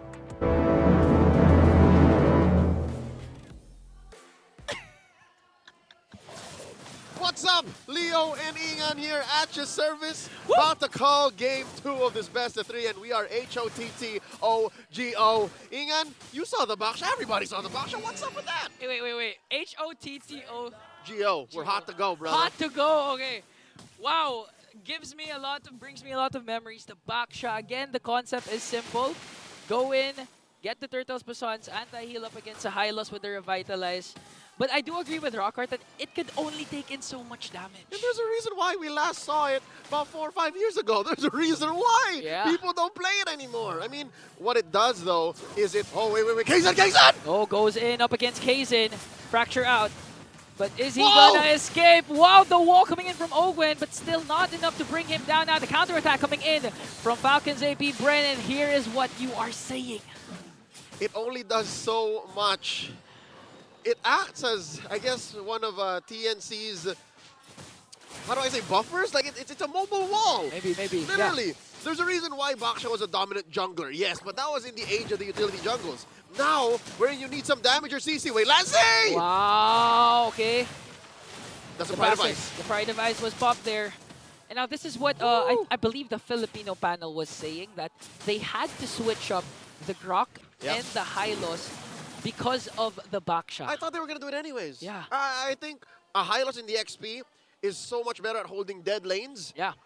And if really all you were going off of was an XP Grok with the, shock value of the damage, I think you're better off doing this anyways. Yeah, better off, especially since, again, Ogwen can have a lot of beautiful setups, especially going up against Lancy and Aurora, because one of the main things roamers hate right now is a mid lane Aurora. No matter how good your setup is, if the Frigid Glacier is casted, your setup's gonna be wasted. And what sucks even more is she can put it over herself. Like, if you get caught in the initiation, speaking of, here's one. Oh, but Heads has to pop his Vengeance here. He's gonna escape, but the Eternal Guard is there. Flapteasy has to pop that Glorious Pathway, and Few will fall down. TNC answers right back with a kill of their own, but Ogwen is here. Spear of Destruction connects onto Heads. No! But will Super Marco go in? I think not. Ogwen surveying the scene. He zones out the members of the Phoenix Army for Kyle Teasy rather, to get the rhythm. Oh, there's not done! There's not done! Oh, when you think FCAP is done, think again, because now they're still continuing to clash. Going up against Lance, he doesn't have the passive, that's why he's gonna fall down. A 2 for a non-exchange. Impressive turret aggro juggling, and they're not done. They want to catch Heads! Oh my gosh, no room for breathing here, because they're gonna get Heads. Make it 3 for non-exchange. Heads is rolling, fam. Falcons APBren up by about 2,500 here, 3 minutes in. Looking at the item game, because of Marco's discipline, because Marco did not roll the dice and went upstairs. Escalero knocked up! Again. And taken down. Knocked up, taking down. This is Rockhart's main concern. Like, how much damage can you soak up? I mean, I get it. That's 4 members of Falcons APBren bursting down Escalera, but ideally, you'd want a very tanky Baksha early to mid-game to be your main front liner. At but this at this point, point, he's not going to make it in the mid-game. Yeah, he's not going to make it in the mid-game. But again, we'll still see, because again, the concept of Baksha is to counter out the Revitalize and the Glorious Pathway. It's too much, fam. We'll see if it happens during the clash, but right now, Ogwen's being a thorn in the neck. Kazan, because even his own purple buff making sure. 4 members of TNC are backing away from one Ogwen. He doesn't care! He doesn't care. He's not going to go right after the buff, but that bought enough time for Falcons APBren, especially for Super Marco. He got a tier 1 turret in the bottom lane. And that's what I was saying. Because of his discipline, he didn't press the SOD even when it looked like there was a party upstairs. He said, I needed to farm up. That's what put him near 500, 600 gold ahead of Kozin, who's getting some decent farm, but now he's going to be forced to double lane, double time. And all this while, a lot of plates taken up top by FLAP. Here we go. Ogwen still can escape here, but Escalera dodges that. He literally limboed underneath the Baksha Unite. Did you see that? It's like a car driving under a jumping car. That's what happened. That's monster truck. Wow. All right. Well, already because of TNC's, I'd say, over-analysis and over-commitment to this Baksha idea, Falcons APBren played to the strength of the current metagame, putting them 5,000 gold ahead 5 minutes in. That's basically light years ahead, Igan. Honestly, you'd think that Escalera would perform the way Ogwen's performing right now, just soaking up the damage, unbothered, going right after the front line. Even Flap TZ, tanky as hell, not even popping the Revitalize yet. That's against the damage dealers of TNC. Although Kozen's not there, you'd want Kaizen to actually burst down any of the members of FCAP at this point. Look at that, that's already a fracture committed. Yeah, and Oakwood is just walking through, walking under, and around. He's tankier than the tower. 6,000 gold, Ingan. They could lend me maybe 1,000 or so, and they'll be fine. Oh wait, what is Another it? What is combination, it? but the Glorious Pathway is there. He popped his Revitalize though. See, the Baksha marks didn't do anything. Okay, but he forced Flap TZ to pop the Revitalize. He forced the rev, Sure. I guess. All right. Okay, Ogwen, he has the Wild Charge Flicker again. Can make an amazing play once again from Ogwen. You know what? Ian, sometimes what? Somebody just has to be the voice of reason. Yeah. Somebody just needs to be the negative Ned to make sense of things. This Baksha doesn't make sense to me right now. Doesn't make sense. It's hard to pull off. Again, it goes in the concept of TNC's playstyle. You have to dominate the early game for this Baksha to work. You have to go full send. Yes. But the problem is, again, they got a beautiful pick off in the turtle pit. 3 for none exchange. Although they were able to get few prior to that turtle fight, there's no follow-up afterwards. See, the kill scoreboard is 5-1. It's very 1:1. 1:1, yeah. They're going hand to mouth here. This counters this, so we're going to do this. And then if that doesn't work out, what's the follow-up? We're watching TNC right now struggle and figure out a plan with a pick that really no one's seen in such a long time. Unless there's something going on in the scrims or, you know, down the grapevine that only really the pro players know about, that might explain this Baksha. But right now, all 3 turtles going over to Falcons APBren. Looking at the items, that's a, oh dear lord, that's a 2,000 gold lead on Super Marco alone. Yeah, has the Corrosion Scythe, Golden Staff, DHS waiting. So look at this, Flap TZ Ogwen, unbothered with what Escalera is doing. Even the folks coming in from Lancey is not even hitting them. Oh! I mean, look at the HP of Flap and Ogwen. Jose, that hurt. You see that? Kaizen presses Retribution only to miss out. Kyle still successfully stole it away. Oh, depriving the necessary buffs just to extend the game. I mean, TNC's lineup compared to game number 1 is more balanced in terms of the late game because they have Kozin with the Claude. But the problem is, will they reach the late game?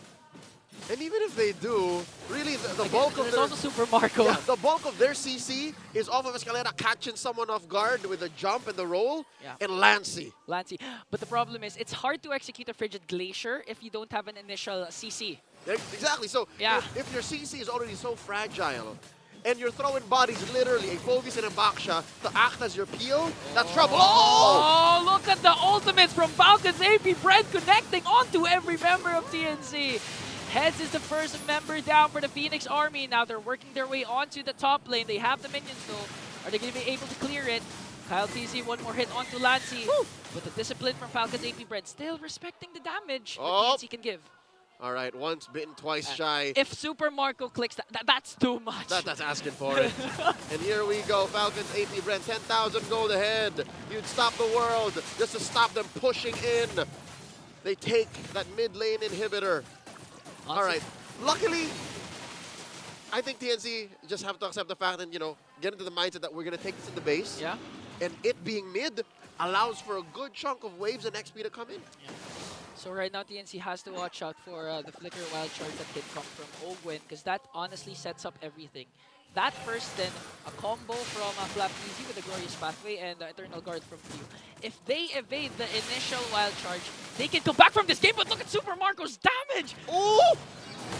Ouch! It was a little bit of a burn, and all this while, Kyle was working on the Lord. Now TNC lead in! Find a catch here, but Ogwen still manages to stay alive. Now Get a counter-attack coming in from Falcons. APBren, all of a sudden Super Marco is here. Glorious Pathway will be casted, and now the charge coming in from Falcons. They're gonna get 2, make it 3. 2 is gonna fall down. Lassie is the one next. Frigid Glacier is there, but no more frontliners for TNC. It's just Kaizen and Kozin. Falcons trample through. Now at the base! And Falcons APBren secures a clean sweep. Starting off week number 4. The Falcons APBren way. We may or may not be at a record. Is that the fastest? I remember 11 and 30 being the fastest so far in the season. It's under 10, right? Wait. Is that under 10? If indeed the numbers are correct, folks, Falcons APBren hold the record for the longest and shortest game in all of season 14 so far. Congratulations to the Bees and all of the fans of FCAP. This leaves TNC still winless in the opener of week 4. That's how diverse Falcons APBren. They can win very fast.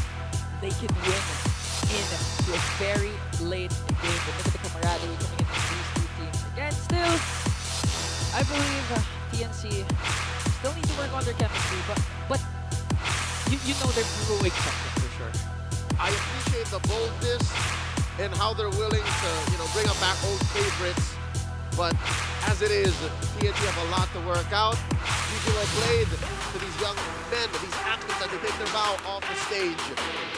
TNC, I think there's something with this lineup. It's just a tech they're working with that they might have to work out. Falcons APBren taking the stage with the lovely Mara Aquino for their post-match interview.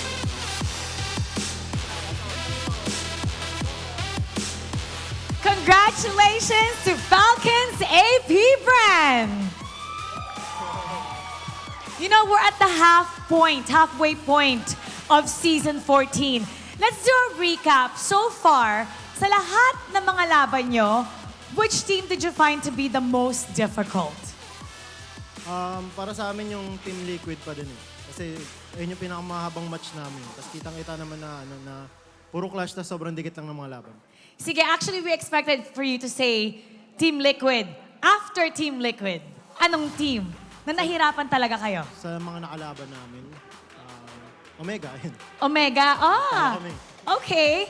So, who are you looking forward to see para sa ating next round? Sa second half? Yes, kasi ito, patapos na tayo ng ating first half. Nasa halfway point na tayo this weekend. So, for the second round, second half, who are you looking forward to the most? Sa second half, yung tinitignan namin yung Omega kasi gusto namin bumawi. So what are you gonna do differently? Sige nga. So Omega, kasi kami din, actually to be honest, nabigla rin kami sa performance ng Omega. Sobrang lakas nila ngayong season. So other than the strategies, if you were to do anything differently, what would that be? Siguro yung mga mistake namin na nagawa namin nun, hindi na namin uulitin. Lalo na sa draft. Na-outdraft kami ng Omega nun. Okay, and we're really looking forward to that. Ano naman, para kay Kyle? Kyle, ang ganda nung ginawa mo yung Lord Steel mo kanina. Now, si Ogwen pala, sorry. Si Ogwen. Alam mo, nalito na ako. Ang ganda nung ginawa mo kanina din sa Lord Steel, sorry. Now, if you were to have a personal goal ngayong second half, what would that be? More Lord Steel to come. More Lord Steels to come. More Lord Steels to come. And that was such a good job. Now it's time to announce our MVP. Can you guys guess who it is? Daming sumisigaw. Okay. Our MVP is...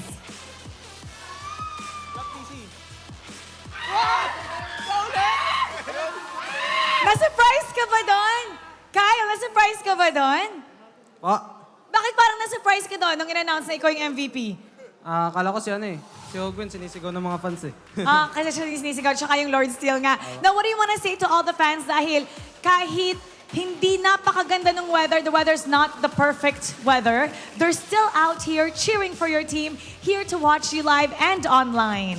Sa lahat po ng mga pumunta dito ng mga fans, maraming salamat po. Kahit na hindi maganda yung panahon, pumunta pa rin kayo. Maraming salamat po. Tsaka sa lahat ng mga nanonood dyan sa mga bahay nyo, tuloy nyo lang po yung pag-nood. At tsaka pag-supportahan nyo pa rin po yung Falcons APBren at abangan nyo kami sa mga susunod na laban.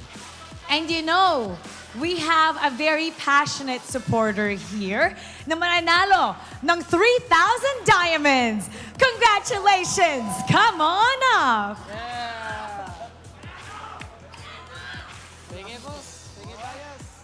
Congrats! What's your name? Moja po. And sino sa kanila ang favorite player mo? Moja? Kapitan Few. Si Kapitan Few. Kapitan Few, tabi ka sa kanya. Sige nga, bakit si Few ang paborito? Since season 1, talagang supporter na ako ng DD Pro Team. Oh, talaga ba? Since season 1? Sige nga, magbigay ka sa amin ng trivia na maybe hindi namin alam tungkol kay Few. Nung season 1, talagang talaga yung team. Di pa ako more on ML fan talaga. Talagang nanonood lang. Tapos nung pagdating ng M2, nag-champion sila sa Burmese Goals, which is 4-3. Ang inisip kong magandang moniker sa Bren Esports is the Kings of Lower Bracket. Oh, that's so nice. Galing naman ng trivia. Sige nga, isa pang trivia dyan. Galing nga. Tapos po yung po talaga, ang iniisip ko sa akin talaga is PH is more on talagang mataas na and need ng mga other teams like Indonesia or kaya kumukuha ng mga ibang imports yung ibang teams para malaman ng mga playstyles nila para matalo tayo sa laro. At dahil yon kay Few, anong gusto mo sabihin sa kanila? Sa kanya pala. Sobrang laking pasasalamat ko sa suporta kasi kilala ko na din talaga siya. Matagal na siya nasa group chat namin ni IC. That's nice. Okay, now you get the honor to bow with your favorite team and take a walk of victory with them, all right?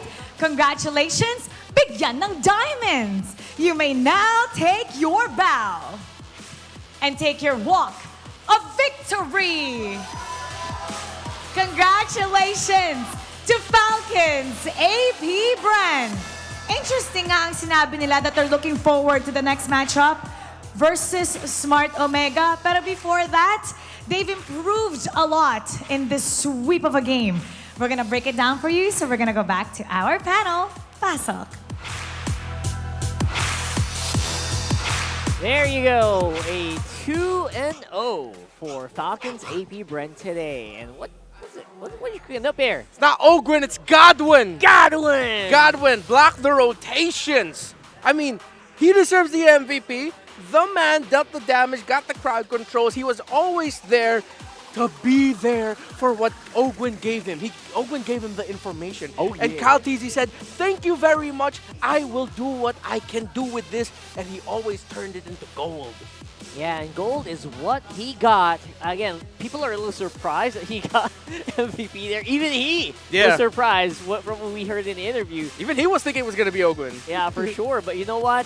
It was really just a bit of a difficult fight here for TNC. It was uphill from the first 3 minutes of the game, where you could tell, because of the high-lost roam, like you guys mentioned, like Leo mentioned as well, man, that was just the ticket. That was the ticket that Falcons APBren needed to keep control of the early game in the mid game, and as you can see, we didn't even reach the late game here. Yeah, the Grok roam of Ogwin, the Baksha roam of Escalera did not...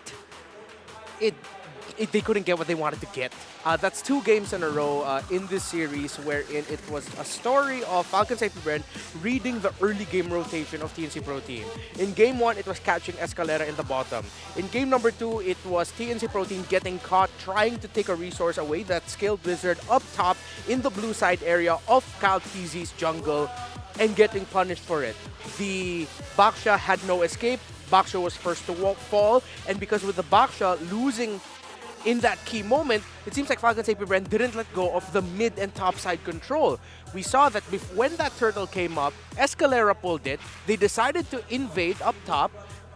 it was few who would get taken down by a counter by TNC Pro Team, but what Ogwin did was that he just decided to push behind the first turret and stop TNC Pro Team from even contesting that turtle. Kyle TZ got it for free, and then after that, it became a story of that. Ogwin invading, the members of TNC going back. It was Leo and Ingan who pointed out earlier that there was a moment in the purple buff of TNC Pro Team where Ogwin showed up himself and 3 members of TNC Pro Team went back. Yeah, and that stemmed from that like 3-minute invade. That that was a re-entry. They already backed off. Yeah. And then they decided, you know what, we can take more. Let's go Exactly. back and then show dominance. And because of that, the happenings of the purple buff were just pretty easy to do because they knew what Ogwin was capable of on this Grok. Not to mention, man, that Grok, like, it felt like they stole it, right, from the draft. Yeah. It felt like the Grok would have fit so well with TNC, but you know what? Falcons APBren said, you know what, we can take this as well. Would have fit into their lineup, it would have been great. And because of that, Falcons APBren were the ones to set the tempo, and Kyle TZ just had a good time. The entirety of Falcons APBren had a good time. When you win the center of the map like that, when you're roam, mid, and jungle, or specifically in this scenario, the roam and mid are getting so much information, controlling the rotation of the enemy because the roamer is providing information constantly as to where the jungler is, where the mid is, and forcing the roamer of the opposing side to respond. Then the side lanes are going to be so happy. They don't have to worry about anything. They're just going to farm alongside with the jungler. And they made it look so easy, right? I guess that's the reason why Super Marco just had a fun time with this one as well. Yeah. Even Kyle TZ was coming up close to towers. Look at that. He's neck and neck with tower damage from Super Marco. That's saying something, considering, you know what, Kyle TZ is a melee hero. Yeah. This is the fastest game of the season, and I don't think it will be beat as the fastest game of the season. Sub 10 minutes. Yeah, 9:52. There was a season where we had the one fastest game to be at around late minute, 8 minutes? 8, yes. Late 8 minutes, yeah? What season was that? 8 minutes. I remember an 8 Yeah, minute right? game. And then last season or 2 seasons ago, we had a game that went down to maybe around 10:40, 10:30, around that minute. So it's going to be tough to beat 9:52. And it just goes to show, again, how Falcons APBren controlled that game. Especially with the macro that we have right now in the Philippines where stuff can just go crazy, but it's still controllable. It's still manageable. We still managed to reach 11 minutes, 12 minutes, even with games that look very one-sided. Yeah. So, you know what? I don't blame it. I don't mind. It's just a really fun way of demonstrating your power as a titan of MLBB here for Falcons APBren. Yeah, and I think you said the most important thing, which is they made it look easy. That's what that game was for Falcons APBren. There's don't need to do anything fancy, don't need to do anything crazy. Just invade, get info, stop rotations, block movements. That's it. This is classic Falcons APBren, that old idea of they are a team that don't allow you to play Mobile Legends Bang Bang. Yeah. Because they're playing Mobile Legends Bang Bang. That's literally what some of the players say. Like, yo, let me play, man. Let me play. Let me play my lane. Let me go back to the lane. Like you mentioned earlier, like they were cutting the top lane from going back and just bottlenecking the amount of gold that that lane can get. And that's just the power of the macro. And again, it's layering between the minds of Trevor, of Ducky, how they planned that early game, and then how the players themselves actually play out the lane. Yeah. It's known that when it comes to the coaches do a lot of things, but one of the main things that they do to impact the game, besides like what they do for the draft, besides what they teach them in terms of mentality, is influencing the team with early game rotations. Yes. What you're doing for your first rotation, the second rotation, the first 3 to 5 minutes. So you can see here that this time around, Falcons APBren, with the experience that they have on their shoulders, were able to trump TNC Pro Team.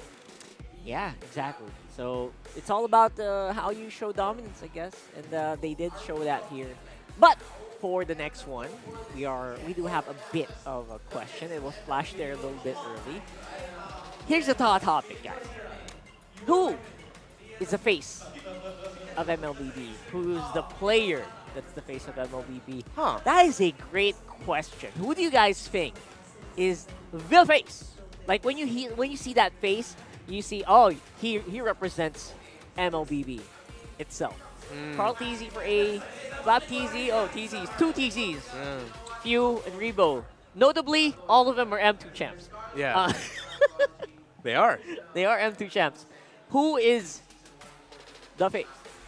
For me personally, if you're really just gonna be picking amongst those four, it's whichever of A, B, or C will be the first to secure the third world championship. That is a great benchmark. That's it. Yeah, I think the rings should definitely speak. Yeah. Right? Because once that third world championship gets locked in by either Carl TZ Few or Flap TZ, nothing matters. All of that is possible, by the People way. are going to be like, okay, sure, you bring in numbers, you bring in eyes, all of that. That's all great. We need that in our scene. Yeah. But that's when people are going to start saying, yeah, but there's 3-time world champions. There you go. If you think we're wrong, what do you think? Let us know in the comments, A, B, C, or D. But look at this one. We got a mic check for that Lord Steel. Oh, here, I've been asking for this for the longest time.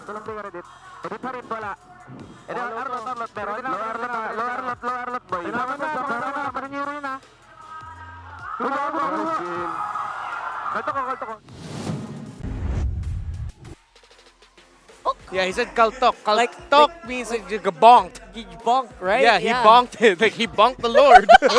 Sorry. So apparently the players use that. Like, yeah. And I don't know if it was Ogun, but there was a member of Falcons APBren who just said, basic. that was the funniest Yeah, bit. was it locked in Whoever the- that was. Basic. It was very, very, like, oh my goodness. But anyway, that's what we were saying. They make it look basic, not the player, the style.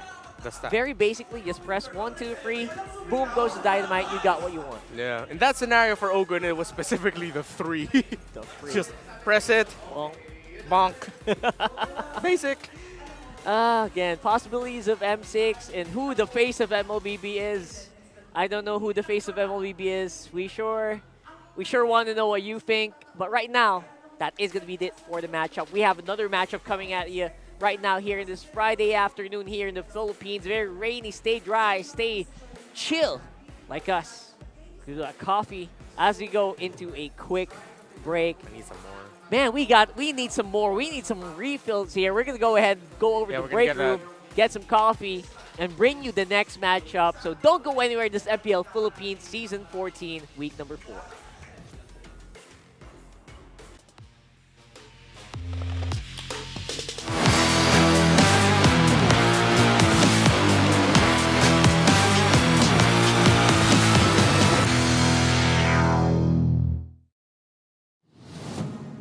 Get 8 gigabytes of all-access power. To do it all.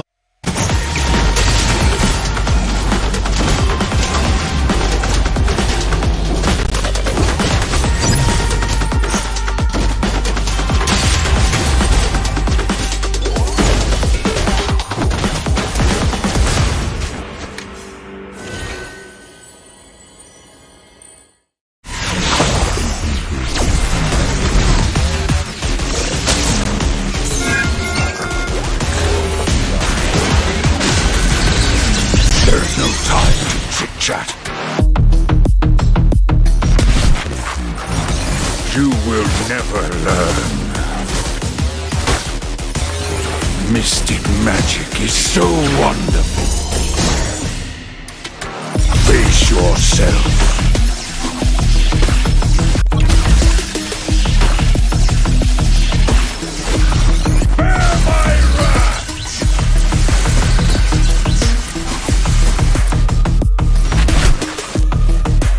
Imagination is the driving force of the energy. I'm not a monster. I'm a demon.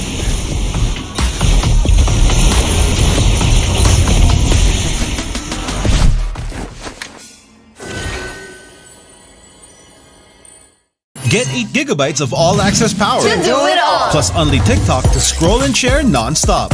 Power, work, life, and more.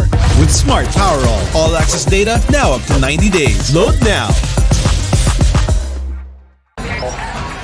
No signal, no fun. If only you could switch in an instant. But wait, you can with the Smart eSIM. Backed up by nationwide coverage. Get your Smart eSIM now.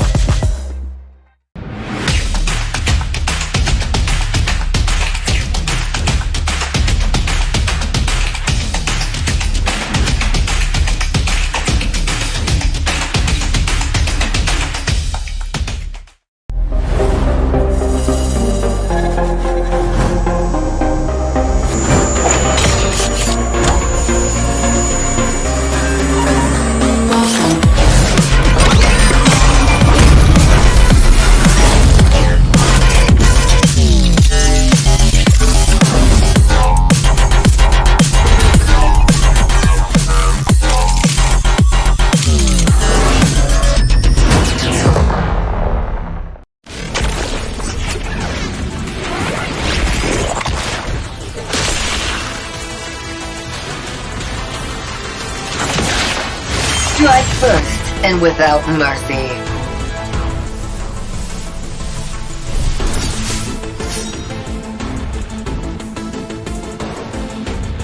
Where I tread, death follows. Enjoy your last breath. Deploying smoke. Going dark.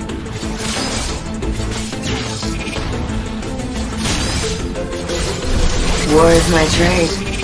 Death is my craft. Backup plan? I am the backup plan.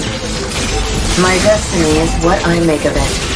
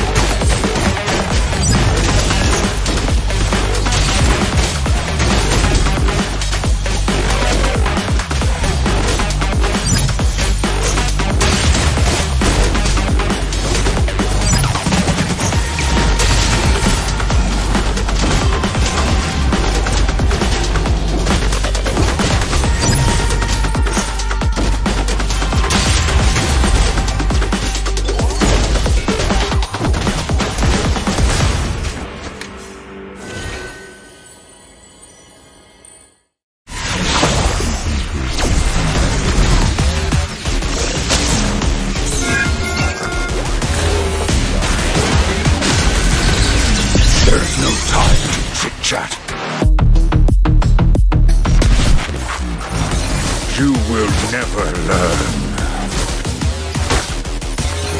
Mystic magic is so wonderful.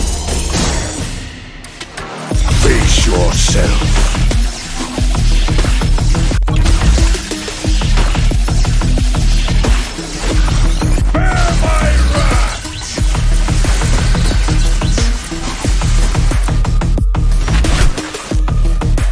Imagination is the driving force of the energy. I'm not a monster. I'm a demon.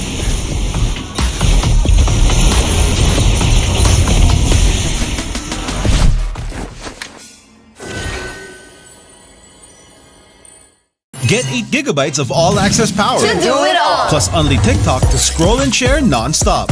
Power, work, life, and more. With Smart Power all-access data now up to 90 days. Load now.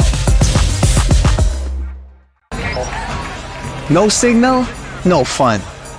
If only you could switch in an instant. But wait, you can with the Smart eSIM. Backed up by nationwide coverage. Get your Smart eSIM now.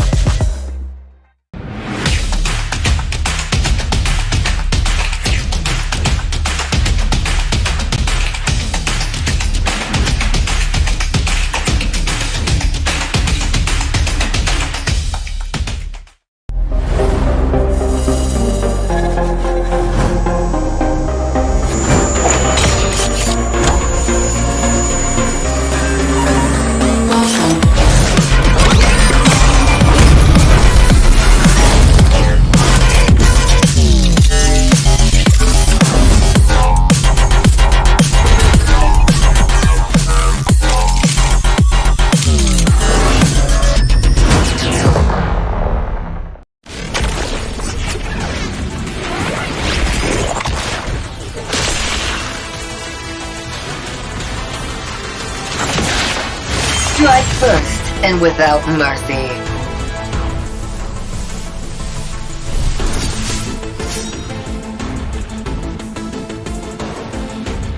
Where I tread, death follows.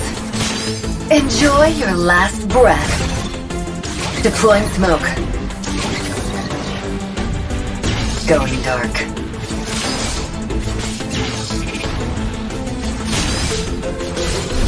War is my trade. Death is my craft. Backup plan? I am the backup plan. My destiny is what I make of it.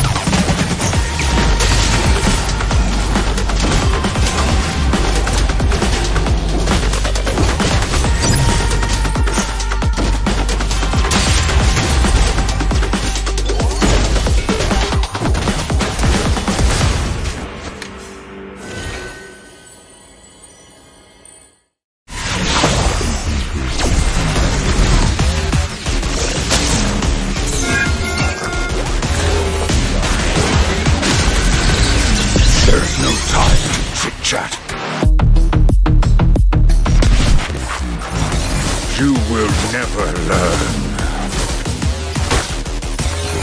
Mystic magic is so wonderful.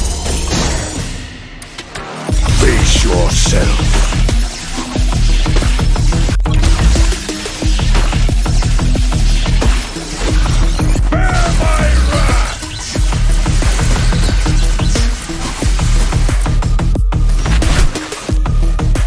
Imagination is the driving force of the energy.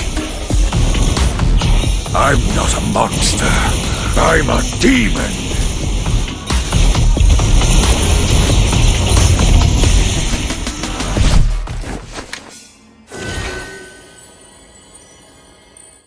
Get 8 gigabytes of all-access power. To do it all. Plus only TikTok to scroll and share non-stop. Power, work, life, and more. With Smart Power all-access data now up to 90 days. Load now. No signal, no fun. If only you could switch in an instant. But wait, you can with the Smart eSIM. Backed up by nationwide coverage. Get your Smart eSIM now.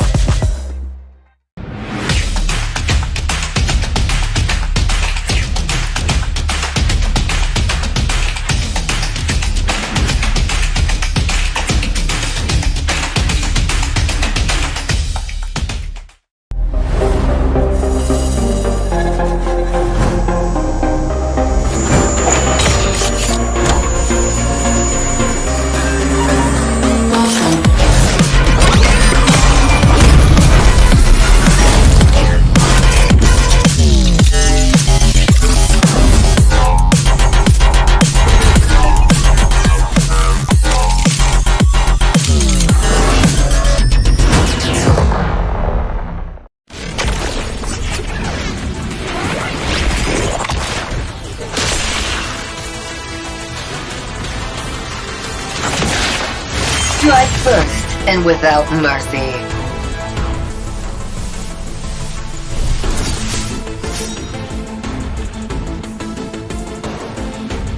Where I tread, death follows. Enjoy your last breath. Deploying smoke. Going dark.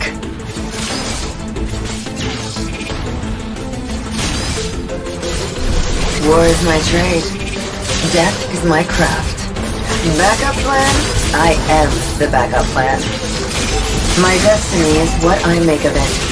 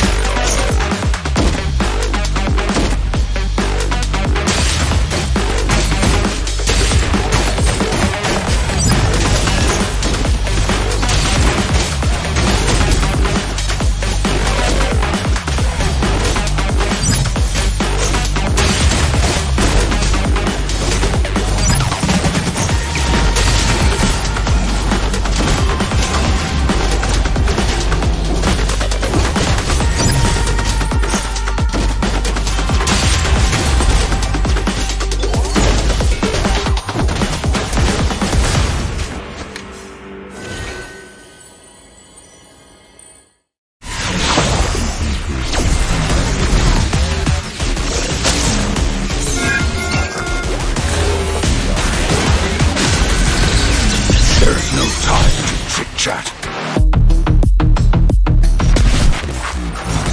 You will never learn. Mystic magic is so wonderful. Face yourself.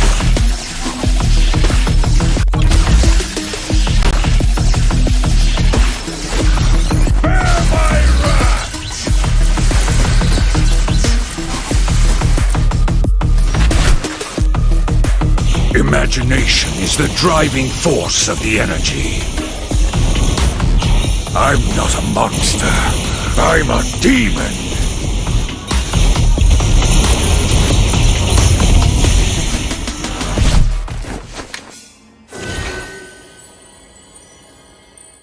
Get 8 gigabytes of all-access power. To do it all. Plus only TikTok to scroll and share non-stop.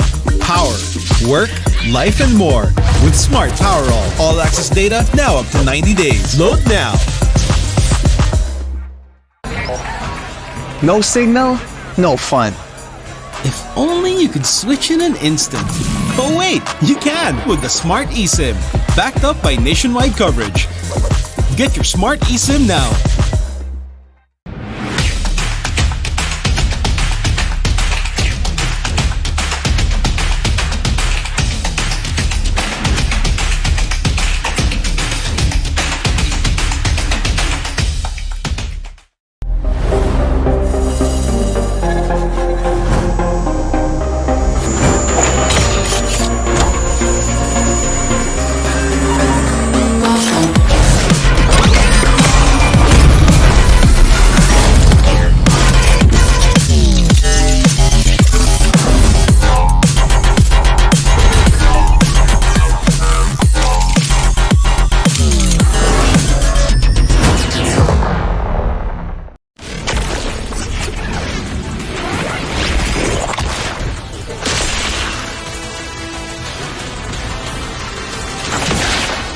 Strike first and without mercy.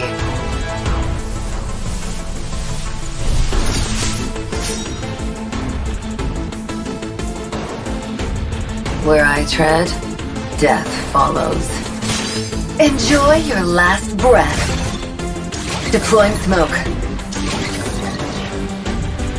Going dark.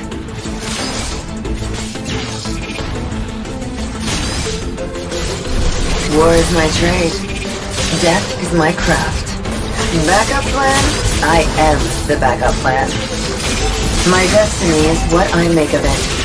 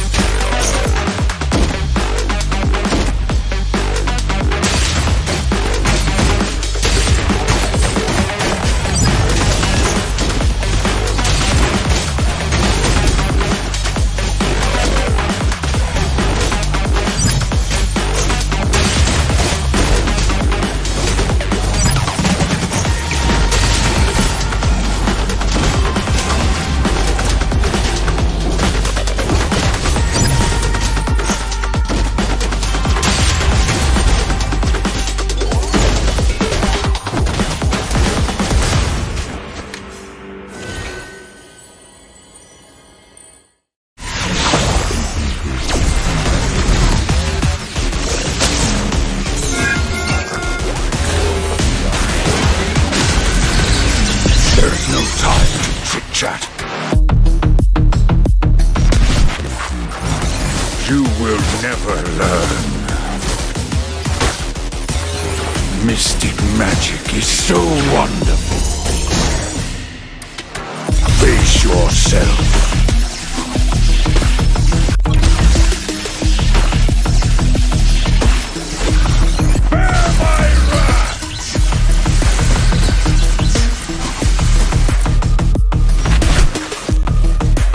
Imagination is the driving force of the energy. I'm not a monster. I'm a demon.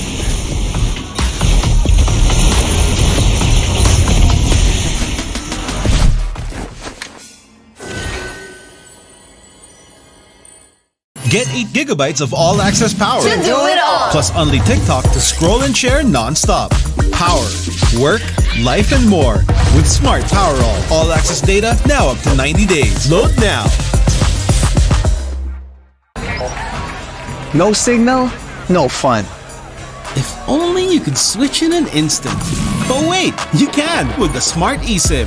Backed up by nationwide coverage. Get your Smart eSIM now.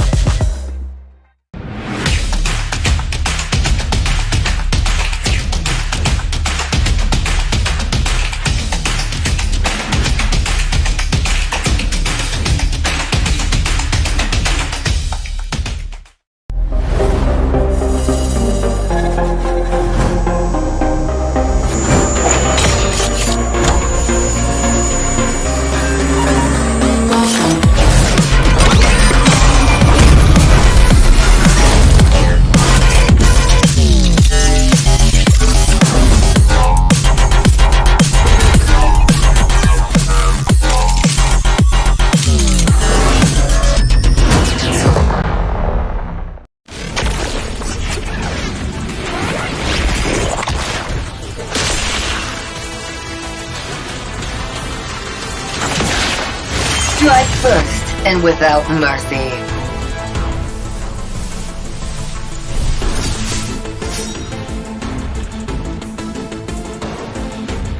Where I tread, death follows. Enjoy your last breath. Deploying smoke. Going dark.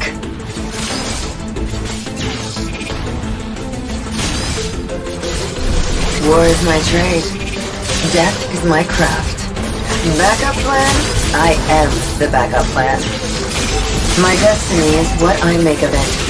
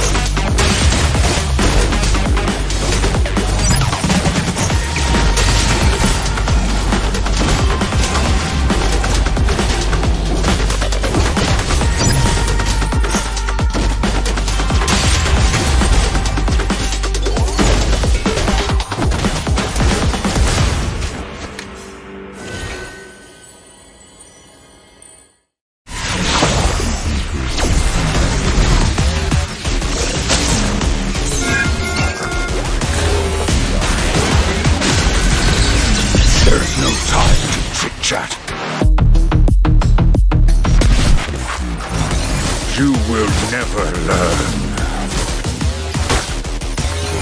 Mystic magic is so wonderful. Face yourself.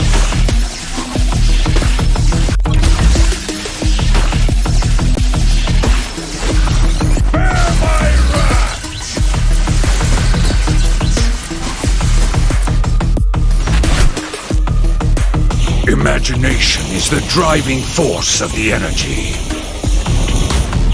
I'm not a monster. I'm a demon.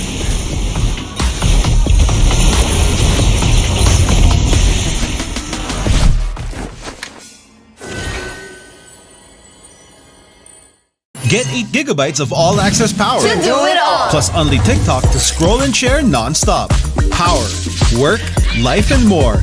With Smart Power all-access data now up to 90 days. Load now. No signal, no fun. If only you could switch in an instant. But wait, you can with the Smart eSIM. Backed up by nationwide coverage. Get your Smart eSIM now.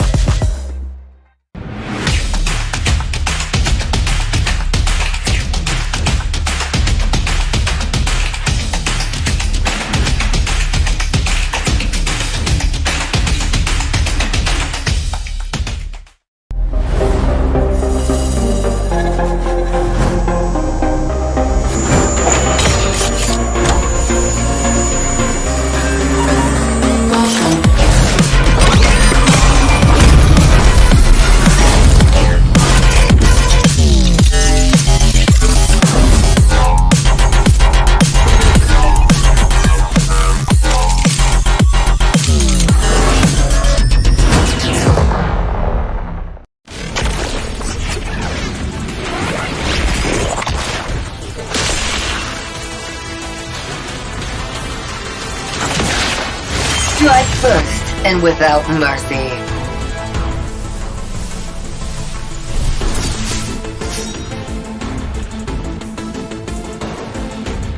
Where I tread, death follows. Enjoy your last breath. Deploying smoke. Going dark.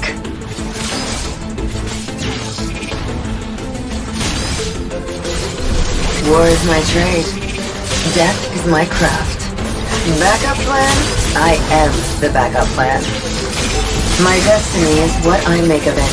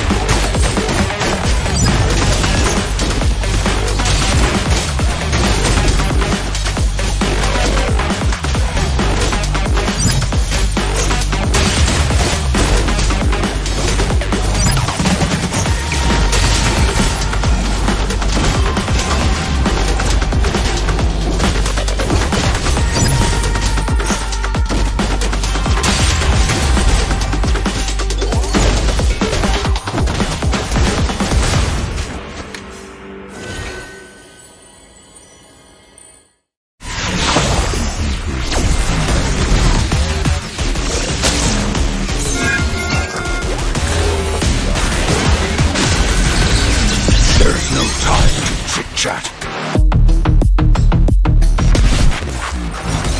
You will never learn. Mystic magic is so wonderful. Face yourself.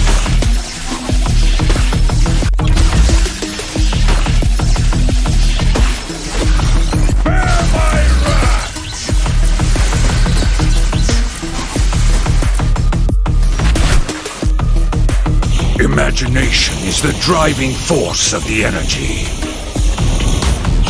I'm not a monster. I'm a demon.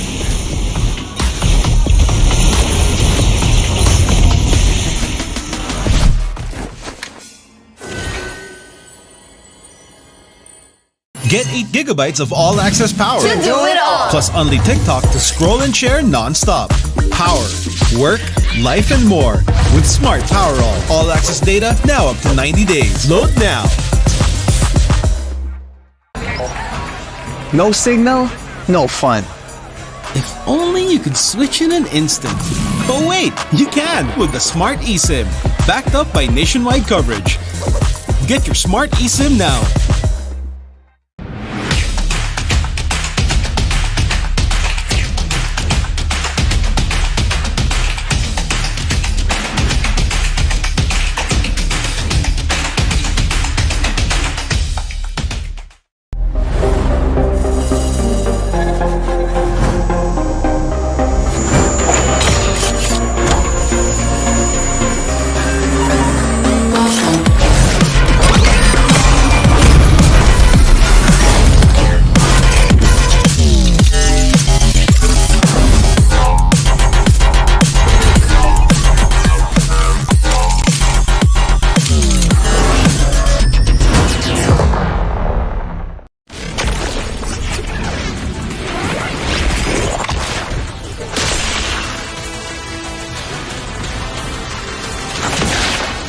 Strike first and without mercy.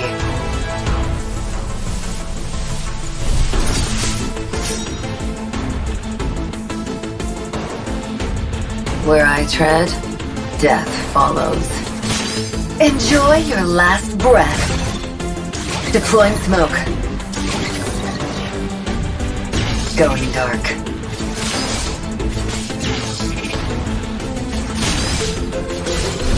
War is my trade. Death is my craft. Backup plan? I am the backup plan. My destiny is what I make of it.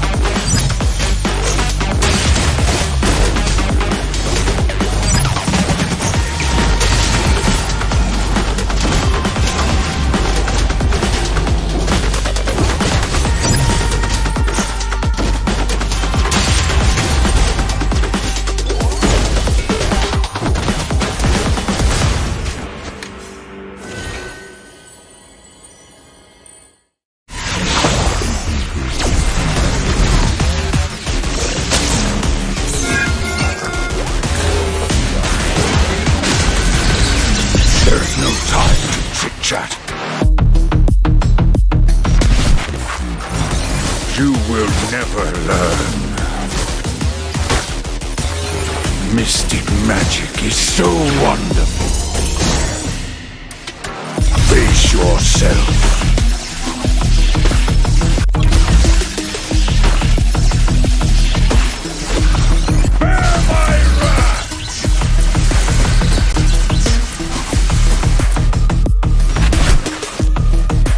Imagination is the driving force of the energy.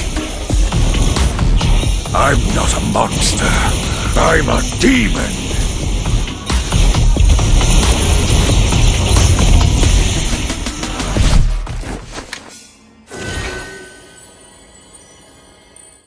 Get 8 gigabytes of all-access power. To do it all. Plus only TikTok to scroll and share non-stop.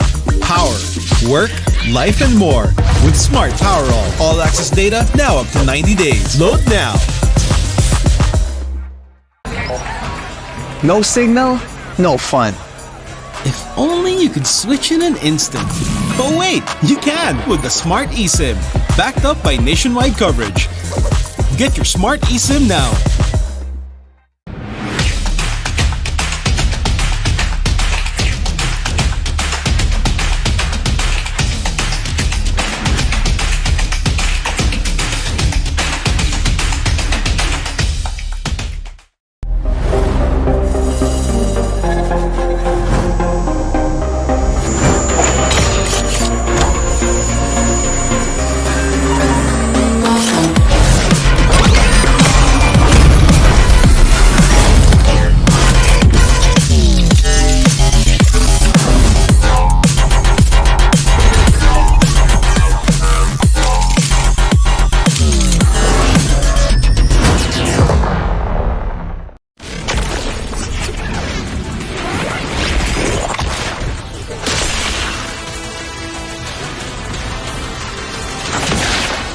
Strike first and without mercy.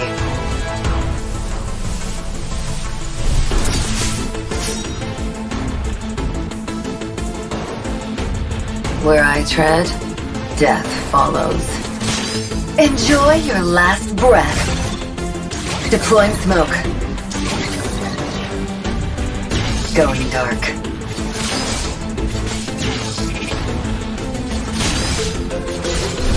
War is my trade. Death is my craft. Backup plan? I am the backup plan. My destiny is what I make of it.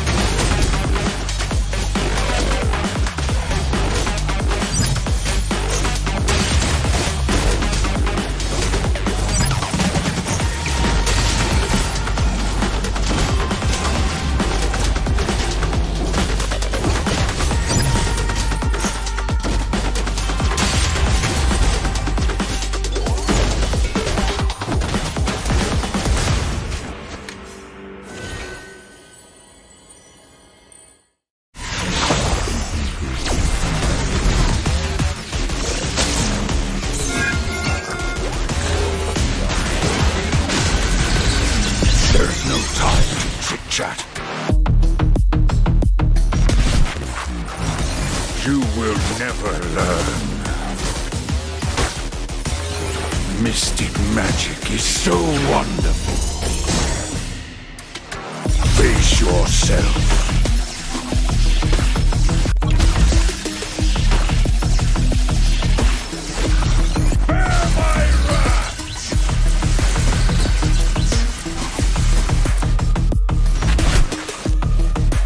Imagination is the driving force of the energy.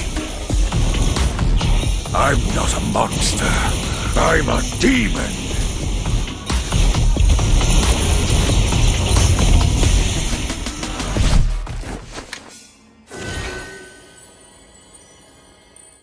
Get 8 gigabytes of all-access power. To do it all. Plus only TikTok to scroll and share non-stop. Power, work, life, and more. With Smart Power all-access data now up to 90 days. Load now. No signal, no fun. If only you could switch in an instant. But wait, you can with the Smart eSIM. backed up by nationwide coverage. Get your smart eSIM now.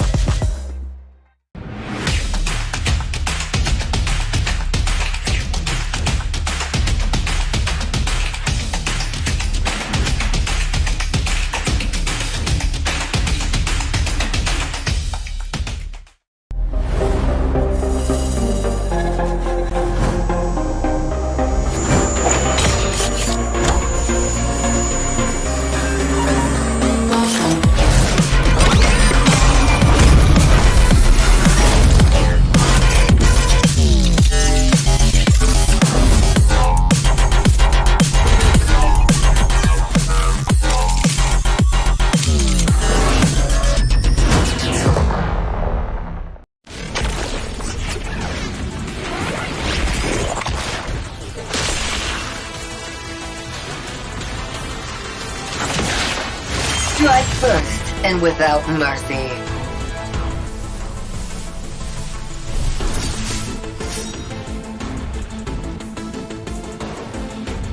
Where I tread, death follows. Enjoy your last breath. Deploying smoke. Going dark.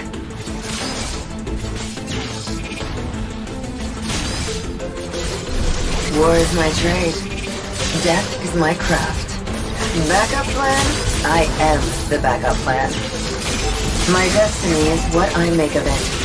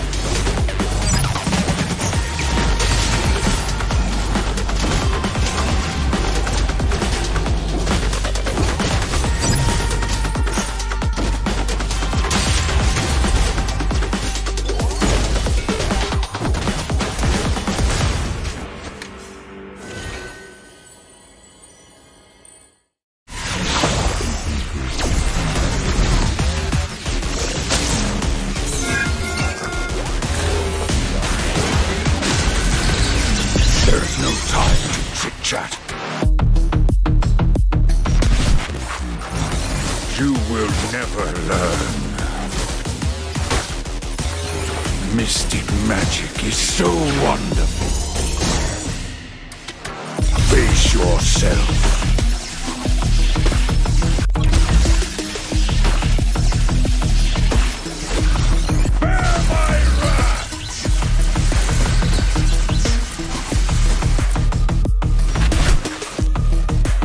Imagination is the driving force of the energy. I'm not a monster. I'm a demon.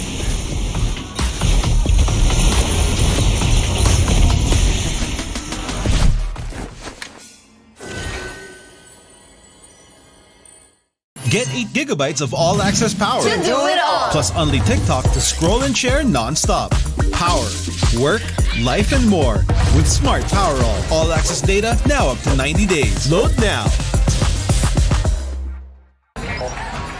No signal, no fun. If only you could switch in an instant. But wait, you can with the Smart eSIM. Backed up by nationwide coverage. Get your Smart eSIM now.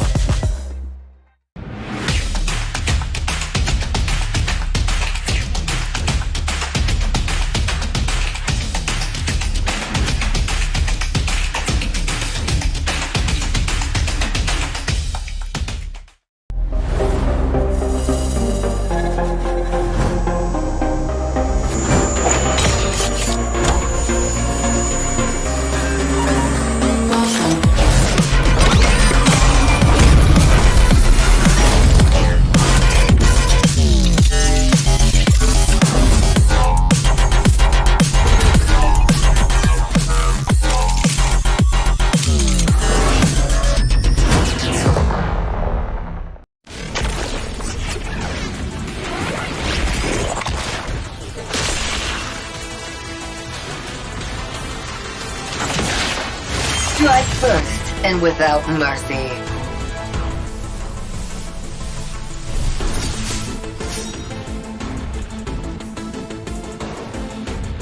Where I tread, death follows. Enjoy your last breath. Deploying smoke. Going dark.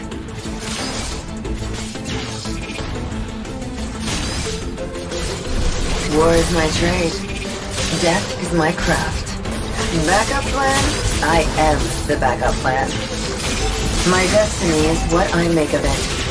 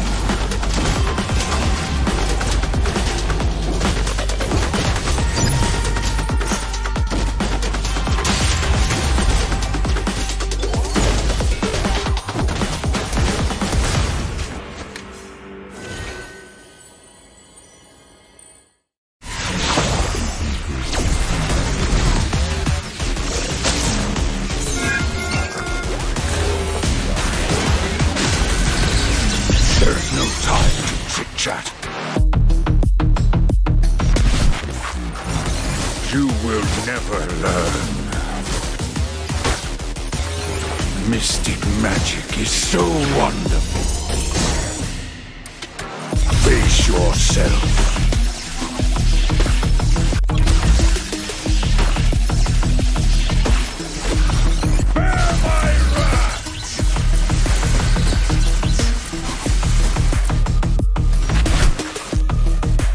Imagination is the driving force of the energy. I'm not a monster. I'm a demon.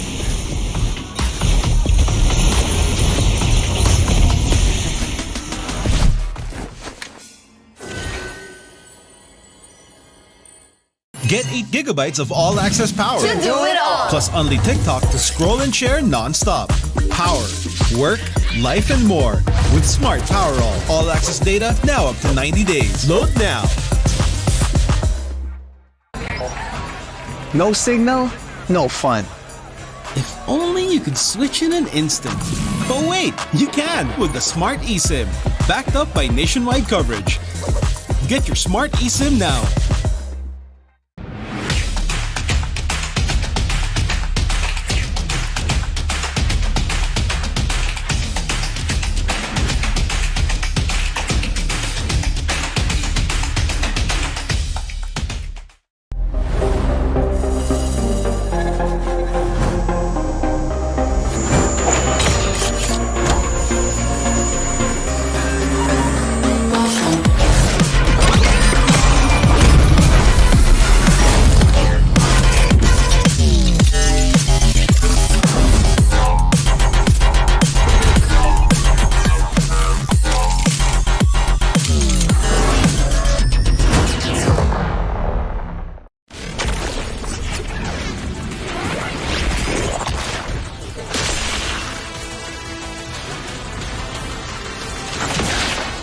Strike first and without mercy.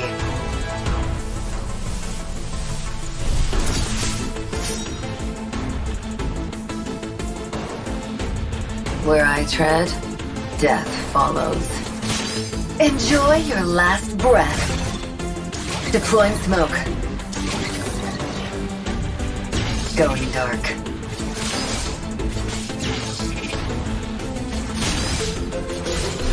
War is my trade. Death is my craft. Backup plan? I am the backup plan. My destiny is what I make of it.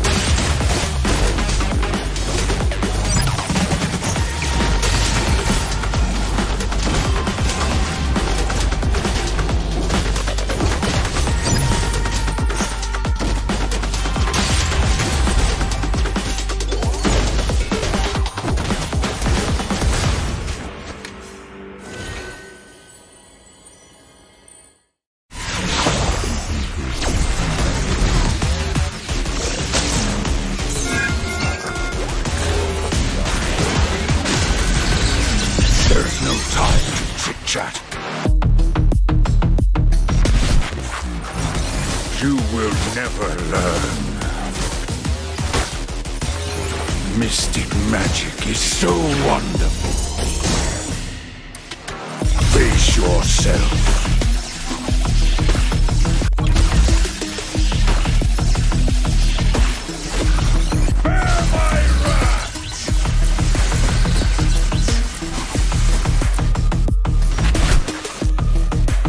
Imagination is the driving force of the energy.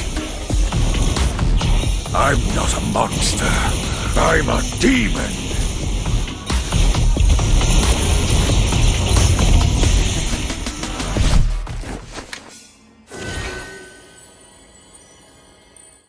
Get 8 gigabytes of all-access power. To do it all. Plus only TikTok to scroll and share non-stop.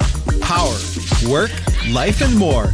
With Smart Power all-access data now up to 90 days. Load now. No signal, no fun. If only you could switch in an instant. But wait, you can with the Smart eSIM. Backed up by nationwide coverage.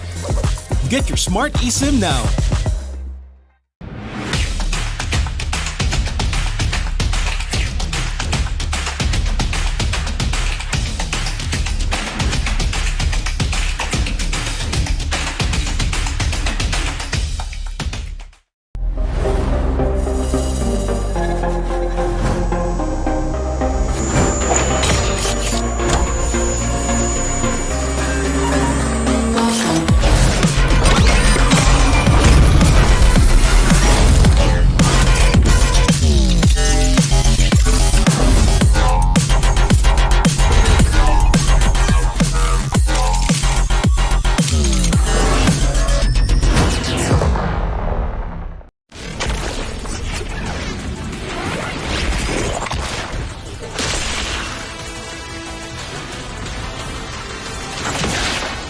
Strike first and without mercy.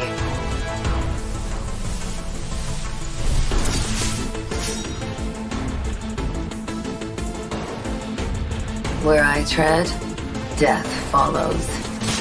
Enjoy your last breath. Deploying smoke. Going dark.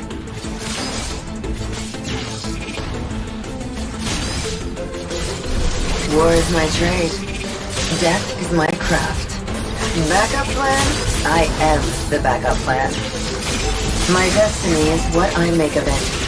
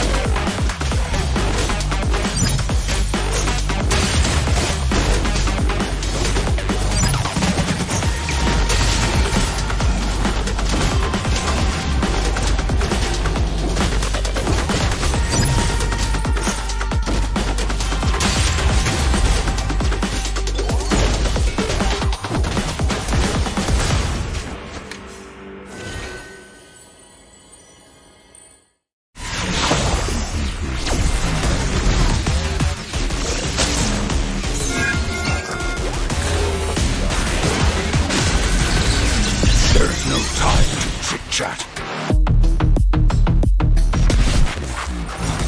You will never learn. Mystic magic is so wonderful. Face yourself.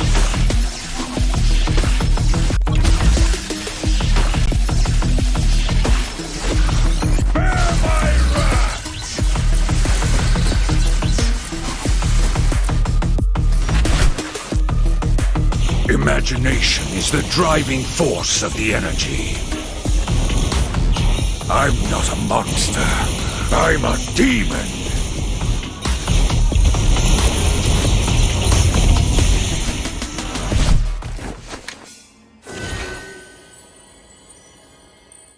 Get 8 gigabytes of all-access power. To do it all. Plus only TikTok to scroll and share non-stop.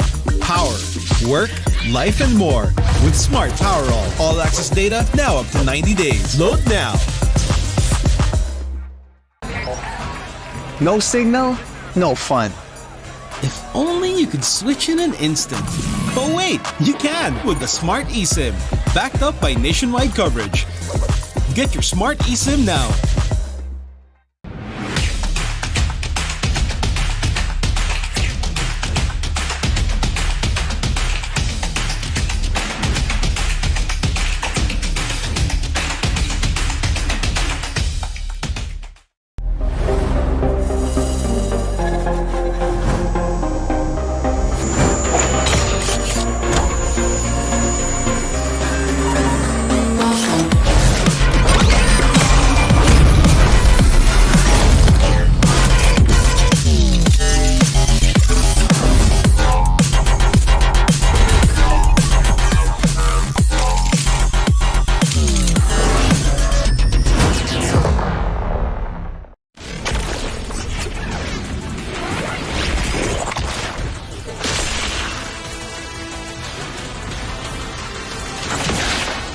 Strike first and without mercy.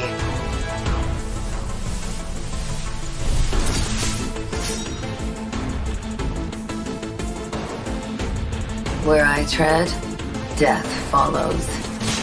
Enjoy your last breath. Deploying smoke. Going dark.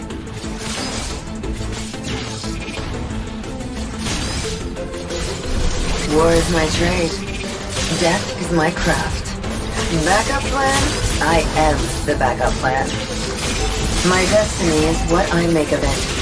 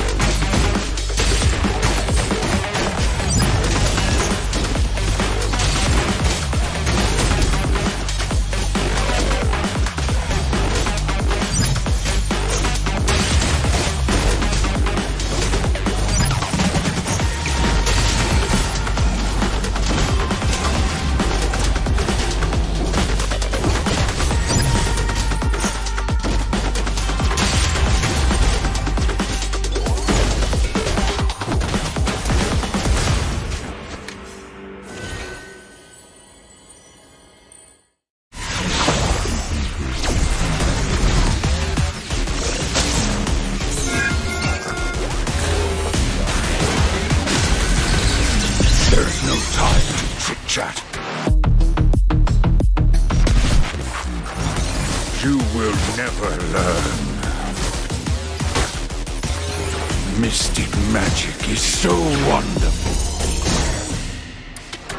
Face yourself.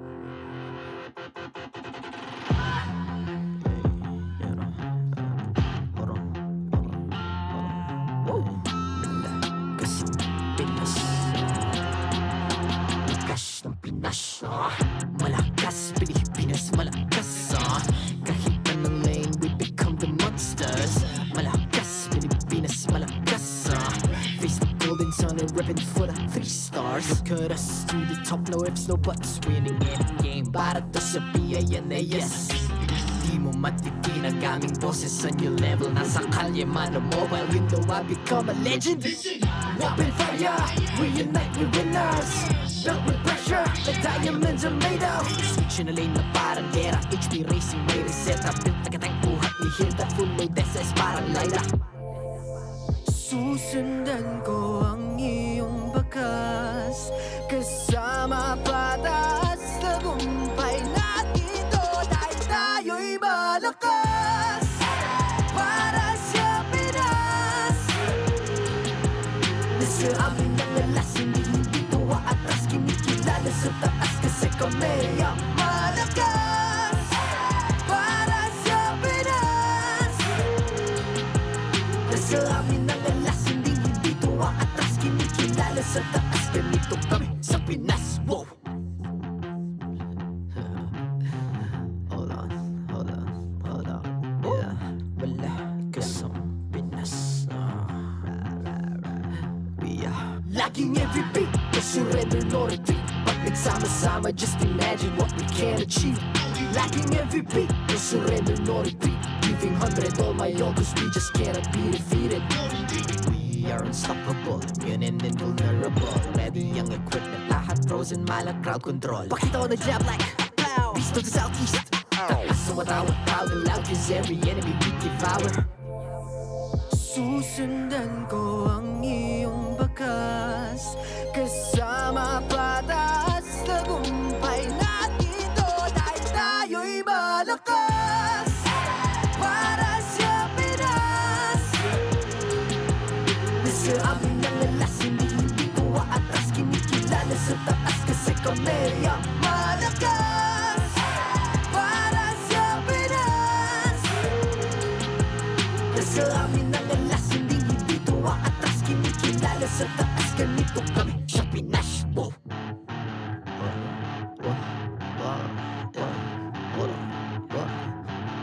Malakas, Pilipinas, malakas.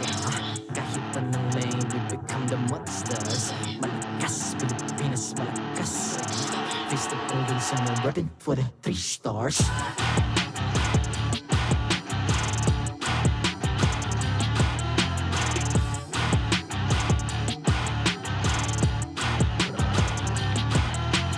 Ang lakas ng Pinas, reunite, be the stars. Ang lakas ng Pinas, reunite, be the stars. Ang lakas ng Pinas, reunite, be the stars. Ang lakas ng Pinas, we the stars. Ang lakas ng Pinas, reunite, we the stars. Ang lakas ng Pinas, reunite, we the stars. Ang lakas ng Pinas, reunite, we the stars. Ang lakas ng Pinas, we the stars.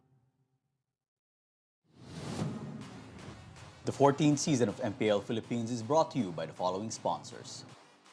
Smart, the official telco partner of MPL Philippines Season 14. The official tournament phone of MPL Philippines, Infinix GT20 Pro. Official suppliers, EMC Asia and Index Salon. Experience the MPL PH Season 14 action live at Green Sun, Makati City. Grab your tickets now via official MPL PH website.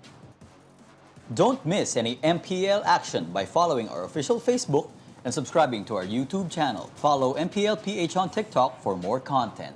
And to ensure the equality and fairness of our games, MPL Philippines is also monitored and supervised by the Games and Amusements Board.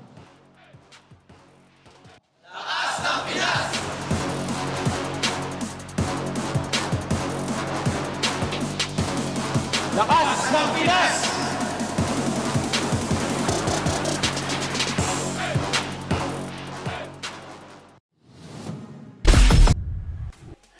Welcome back to MPL Philippines Season 14. You're smack dab right in the middle of day 1 of week 4 at your service. My name is Leo here with Jose Ingan. And let's call back to exactly what happened in our opener today before we move on with our next bout. Can we actually, I think we could actually call back the whole game number 2 because it was the fastest so far. 9 minutes and 51 seconds. Down to the dot.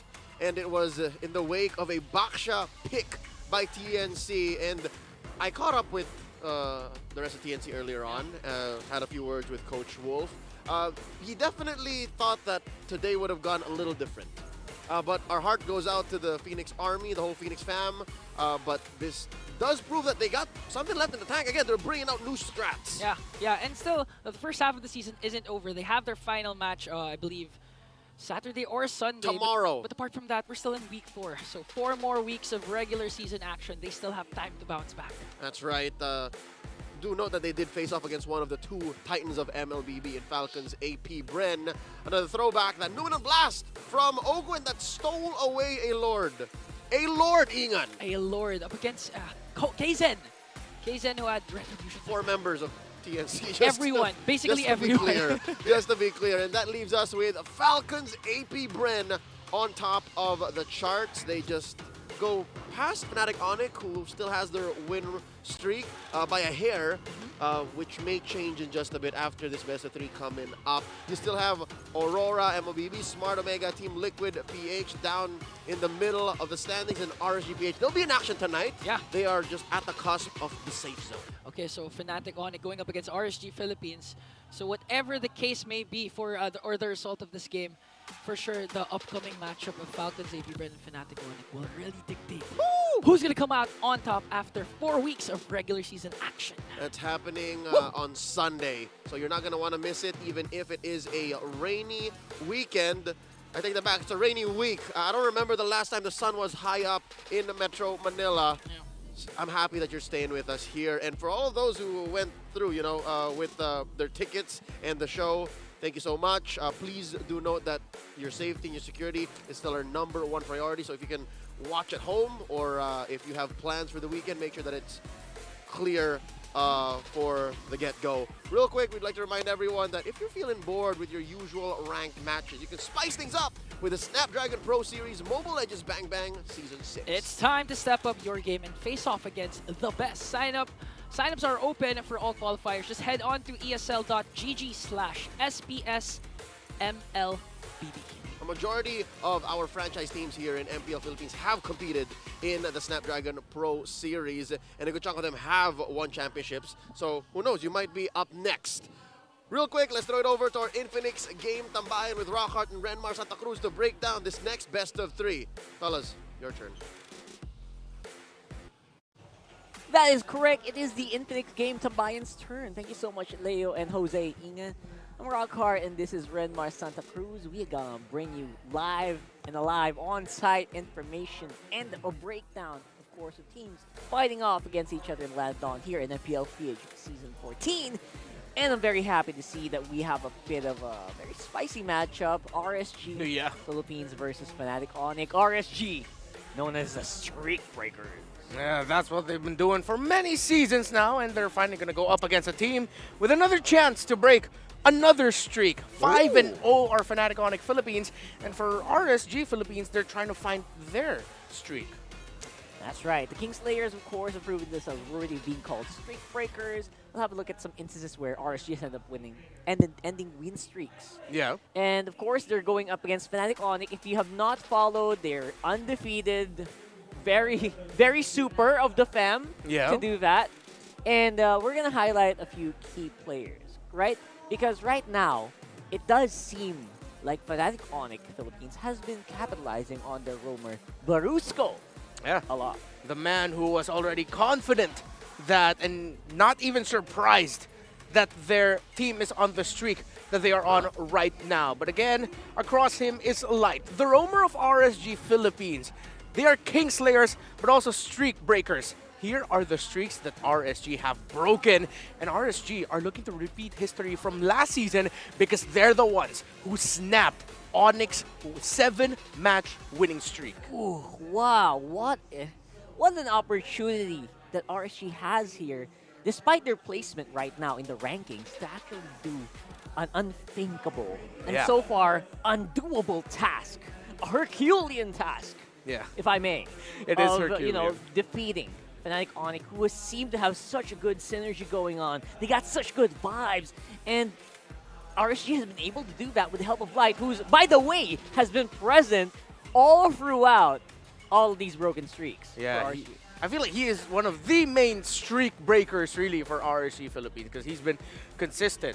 RSG are trying to find that consistency, though, for this season, but now with a streak in their face, knowing that they are the team that is known for breaking streaks, that might give them a little bit of a mental edge.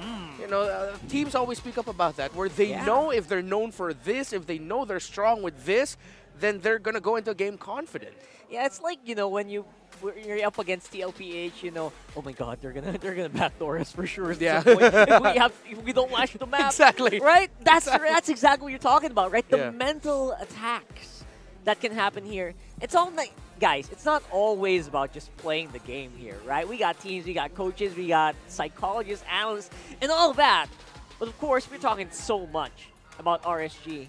Let's hear a little bit from Brusco, who seemed to have a lot of things to say about this matchup right here.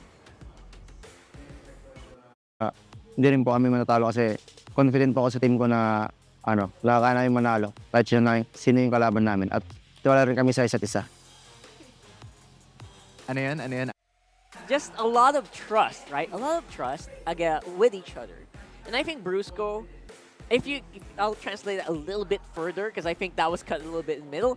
He's super confident that this was going to happen, that this streak was going to happen for them. Yeah, let's highlight Brusco's career. In MPLPH Season 11, he played with Minana Evos. Didn't get a lot of playing time in Season 12. And for those who watched MPL Indonesia, he was part of RRQ Hoshi before, of course, their roster shakeup, which eventually brought Vin back into the roam role. And now, this season, he's been shining. He has been the best Tigreal in the league, undefeated. He is 5-0 with that hero. So definitely that's something you're going to have to watch out for if you're RSG, those AOE setup type of roamers for Brusco. It does feel like an evolution as well for Brusco, right? So many Lolitas back in Season 11. And again, the healers, the shielders, Matilda, Angela, and now he's the set man. He's the guy to look out for here for Fnatic Onic Philippines. And despite all of that, obviously, his stats are pretty consistent, I would say, across the board. Yeah, the kill participation stat here for Fnatic Onic Philippines, we touched on that in the previous games panel, wherein they're a team that, despite them being top 1, they are out of the normal percentile in terms of the kill participation, meaning that a lot more of the kills that the teams are getting, they're getting from little skirmishes as 1v1s, 2v2s, 3v3s, not essentially always 5v5s. And I think that's been one of the strengths, really, of Fnatic Onic Philippines. They can play around Brusco's roaming and Super Prince's combination with Brusco, but they also have EXP laners and gold laners who can play and make plays on their own, similar to King Kong in the jungle. Yeah, the super fam's really loaded, right? I mean, we haven't even touched about Kilra and how insane he's been doing this time around, more on the back end of things, right? I feel like Kilra has been doing a lot more like late game centric. He's been keeping King Kong up in front, like Fnatic Onic has been keeping King Kong up in the front, making sure all the attention is on him. True. Then Keller's just sweep in from the back. Exactly. Keller has evolved into the sweeper type of gold laner. So very interestingly enough, I wonder if that's going to happen. And I wonder if RSG has already written that down on Coach Penry's notebook. But for now, let's show your support, guys. MPL fans, who do you think is going to win out on this match? Fnatic Onic or RSG? Comment down there. Right there. You know what it is. Type it. Type it. Because right now, I would say a lot of people who are watching would say Fnatic Onic has a very good chance. But you know what? You can never count out RSG. Let's go ahead and throw it over to teams walking it on the stage.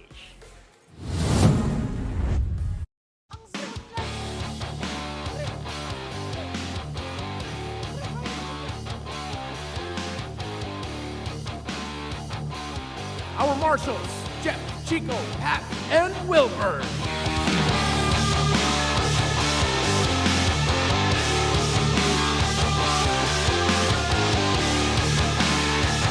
Entering the arena first, Super Fab, looking to keep their streak alive. You know who they are. It's Fnatic Onic Philippines.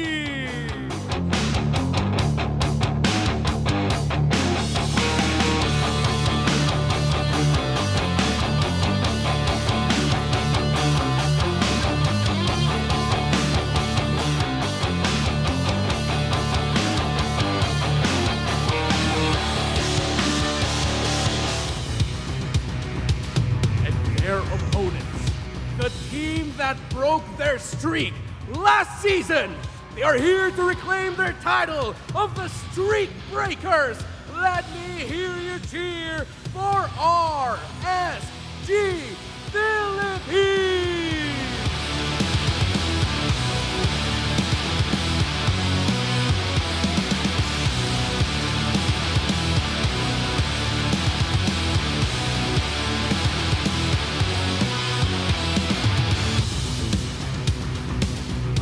And their coaches for Fnatic Onic Philippines, Coach, why not?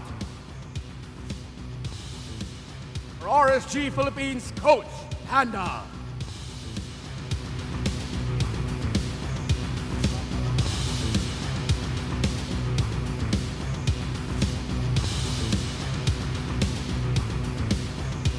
It's time for the face-off. Brusco, Light, step forward.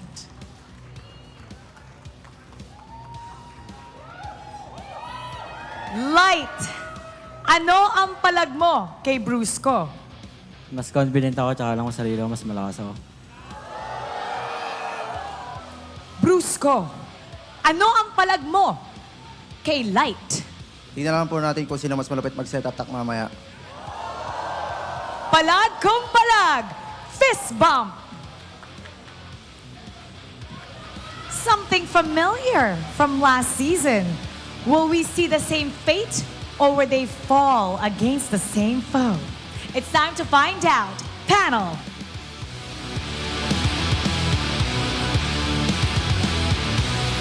All right, now we gotta know. Who do you think is correct? Who is the set guy for this matchup? Both of them seem very confident here, but first off, it is Fnatic Onic Philippines. Just a reminder, they are undefeated so far in the season. We will eventually return to the discussion about the roamers. They will be highlighted with our keys to victory.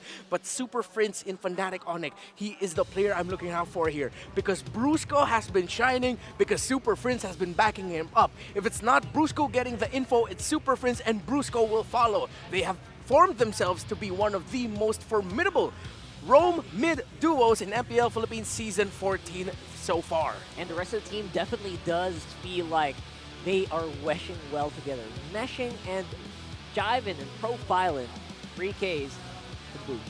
And here we have RSG Philippines, who, again, that confidence was overflowing, not just from Light, but from the rest of the team as well. It does feel like Panda has something up his sleeves this time around. Oh, brother, we were talking about this earlier. If you know you're good at one thing, you are going to preach it and you are going to convince yourself that you will come out the victor. I feel like it's not just Light saying that he's confident, he's the better roamer, he can set better, and that he's stronger than Brusco. It's just RSG Philippines are going into this with that vibe, with that knowledge that they are streak breakers. When you look at their stats, Fnatic Onic Philippines actually leads a lot of the KDA departments. And the most turret damage per minute in the league is actually heralded by Fnatic Onic Philippines. RSG Philippines are still playing around those objective team fights, things that Fnatic Onic Philippines know how to do so well. If they're not winning that objective team fight, they're going around in other parts of the map to get wins and objectives elsewhere. There you go. So Infinix keys to victory, like you mentioned, Renmar, coming into these two very talented roamers here. Respect Light single target, pick off heroes, seems to be the case here. Yeah, we mentioned it earlier, Brusco's AoE crowd control heroes at Tigreal is undefeated, while Light has been playing more of the Chos, Jawheads, and Kajas this season. Why, for both of these roamers, you gotta be the reason why your enemies need to check the shrubs. Light has been known to come from those what we call weird angles to enter team fights and get pickoffs. Backed up by before it was Exort, and then it's also gonna be Aqua with burst damage from out of the wazoo. If you're Fnatic Onic Philippines, though, they are also capable of doing that. Brusco has been positioning very well alongside Super Friends. It just brings me back to like those memes where Tyrell's hiding in the bush. He's so tall and so big, but if he hides in the bush, no one can see him. Yeah. it's just ML things, right? It's like, MLBB things. What's that? What's that tuft of brown hair poking out of the shrubs? I can't see it. What is that heavy breathing and armor? It's invisible to me. Yeah, 'cause he's I in the don't bush. see that. I'm gonna Right? just walk in here. Whoop, you get set. So make sure to check your bushes, not just for these guys, but for you guys watching at home as well. So let's know who you think is coming out on top here. We're still checking out your polls. We want to know who you think is the bigger setter. Did I say that right? Yeah, who's the better setter? Yeah. And right now, obviously, aside from the sets, we do see that a lot of these, a lot of the plays of RSG and Fnatic Onic has been really meshed around really good synergy, chemistry, which is the big topic last week. Yeah, and it's so funny that when we think of Fnatic Onic Philippines, we think of chemistry. So automatically you're going to be thinking, oh, they play together. Yeah. They play a la Ube style. They fight together, all of that, similar to what Falcons APBren Team Liquid Philippines likes to play as. But no, they are separate. They are going to play as 3 or 2 or 2-2, and then one's just left to farm. Usually that's Keller or King Kong. They split their formations often, that it does get surprising for teams, and which is why they've been overwhelming to deal with. And these are the things that kind of attribute the plays or the successes of like teams like Fnatic, Falcons APBren, like Team Liquid. Just cram him in, make him outthink or make him overthink what they do. Oh, yeah. And I guess that does contribute to their successes. And I think that's exactly what Fnatic Onic and RSG has been doing since they also won last week. In terms of the drafting, honestly, one of my favorite qualities about Fnatic Onic Philippines, they know how to trade so well. They're really willing to give up some key things, know when to respect, and I like how they're respecting the Phobius here of Nibor. We did mention, Fnatic Onic Philippines is one of those teams that can make plays as 1, as 2, as 3. They don't necessarily need to be together as 5. Phobius is one of those great duelists in the game right now with all the dashes that we have. And I think the biggest thing about Nibor is you don't need to always mention him. I love it. He's stepping so well into the big shoes of Mr. Nats here. And I have to give him a lot of commendation for that. I don't know if you guys agree, but I love seeing that Nibor is, you know what, he's meshing well, and he also is confident as a kid of his own right, of the play. Smart kid. Panda really knows how to develop, and pretty much a lot of coaches in the Philippines know how to develop their EXP laners. 100%. I like this Moskov ban out by Fnatic Onic Philippines because, again, it is one of those heroes that deal well with the Fnatic Onic Philippines playstyle. We know how Moskov can just split a map. You can go for a 4-1 rotation around an objective. The Moskov is the one splitting, and then he'll just throw in the ultimate to bring it in. Yeah. They are also respecting here, again, one of the pick-off type heroes of RSG Philippines, of Light. They take out the Jawhead. So for Fnatic Onic, you actually see very tailored bans, while RSG Philippines just go for the... These are just the bans of the meta. Of course, Chip, that's his permanent spot. If not first there, ban. He's just there in the first phase. First phase. And rather. then they're also going back to one thing that Fnatic Onic Philippines did before. They paired up a Jushin and a Jawhead, Jushin and whatever, Juice and High Loss, all of that. They can rock those really well, so they're just taking it away from the hands of Super Friends. Yeah, for sure. Super Friends, obviously, he man a few words, by the way. This guy, I barely seen him talk in how many years, how many seasons he's been playing. But he really is one of those key players that you have to watch out for. It's a high loss ban. I don't know why everyone shouted. Yeah. The audience shouted there for a bit, but I guess I can see why, right? The high loss respect is massive. Yeah. So this might be an Edith, Roger, Harith as one of the first picks here for Fnatic Onic Philippines, unless they want to go Zask. Welcome to my hunting ground. Oh, okay. So they do pick up the Roger instead. All right. So instead of the... speaking of the trades, the Harith, the Moskov... excuse me, not the Moskov. The Harith is still open. The Zask as well, but Zask has fallen off a little bit. Let's see if RSG Philippines will swerve and decide to early pick the Ruby, maybe the Terizla. Yeah, Terizla. Sounds like a great plan. The Ruby is not shy as well of showing up here, making him a gold lane / XP lane threat. Yeah. A / roam threat, actually, right? For some teams. So you're absolutely correct. So that seems to be the case here. I will protect the world. Okay. So it's the Edith earlier. Nice. They decide to rush the Fanny. They make sure not to give that to King Kong. So you still have the Ling and the Hayabusa available in terms of the assassin jungles. That's very smart. I would say for Coach Fan, especially if Irad has shown in scrims that he's capable of playing the Fanny, you know what? Why not? The one thing we're talking about here, if we're taking heroes, what about the Lancelot here? Or King Kong? Let's see. They might actually save the King Kong pick for last because they can go into they can Roger gold lane instead. I think now you pick up your EXP and the Roamer. I honestly want to see them. Oh wait, no, the Valentina might be good. Oh, okay. Ruby's there, like you mentioned. First phase material. That's why I thought RSG would take it because Fnatic Onic Philippines loves that that Ruby pickup. But instead of the Valentina, they go for the other V. It's the Vexana instead. Not bad. Basically, same disruption, mostly burst. Again, just coupled with very good tankiness and sustain here coming in from the Ruby. Love it. And can't wait to see how they're going to answer this time around. Still, mid lane picks are definitely going to be the target here, most likely, rather. Yeah. Valentina wouldn't be out of the question. I love me some Eternal Guard, but it's not necessary, right? That's a Harif. Yeah, so they decide to go for the approach of, okay, we're going to go into the second phase. We're going to pick up our gold laner already. And I'm looking at that Ruby pickup. Kirk doesn't have a history with it.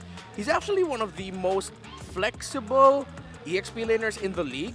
All of the Ruby games that Fnatic Onic Philippines has had, that went into the hands of Kelra. It does feel like there's a lot of Arlot for Kirks, the Rizlas. Yeah, he even played one successful CC game, if I'm not mistaken. Yeah, exactly. I think that was them. I remember 1 or 2 CCs last week. Yeah. I think that seems to be it. So, right now, for the bans though, for RSG, it does feel like they're going to have to double down on maybe some XP laners here. Yeah, so they go, good ban here on the Grog. I'm not going to completely turn off the idea of that we might actually see a Cho again for Brusco, although that has not received the win. Because they already have some good AoE crowd control and setup from the Ruby and whatever their EXP may be. They can afford to go for a single target pick-off style of Roamer, and they will need that hard single target lockdown for that Fanny. Cho is the only one that he's played so far. But let's see if they might even consider a Minotaur if their EXP laner will be chunky enough, the option that they have. But single target catch might be the best way to go, yeah? Single target, maybe suppression, right? Maybe. But you know what keeps pumping on my mind here for Fnatic Onic? What if you go old school? For a Fanny, or a Harif, you go for the spin and pan. Akai? What do you think about that? You know what? I am one of those people that really think Akai Roam has a place in this meta. Kind of underrated, right? I'm not only saying that because you play it. I kind of look like him. Hey, that's a compliment. Pandas are awesome. They're cool. So we'll float that. We'll float that. I won't log it, but we'll float it because I agree. This is a very interesting fact, though. 7th player in MPLPH history with a record 1,000 kills. The 1,000 kill club.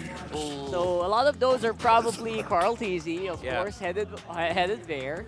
A lot of gold laners, probably jungler. Yeah.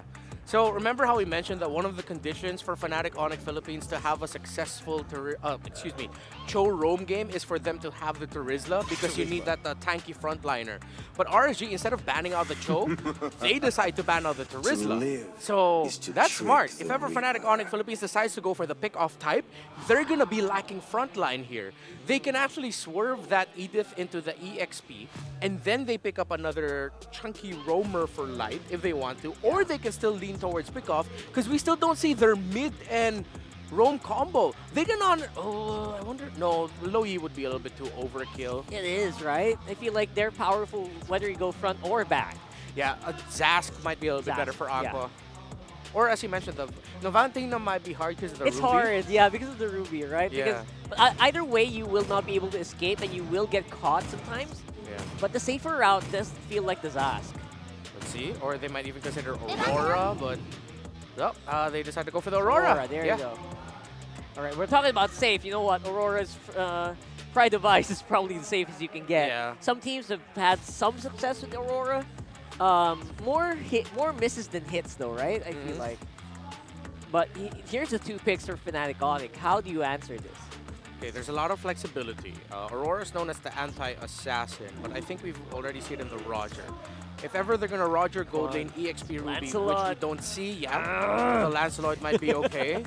I'm iffy on the Hayabusa here.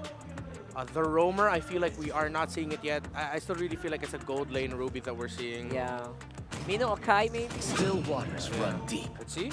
It's a Ling. Oh, Ling's open. Oh my goodness, I thought it Yeah. was banned out. Okay, now they put the Roger in the gold lane, so they're gonna swerve this.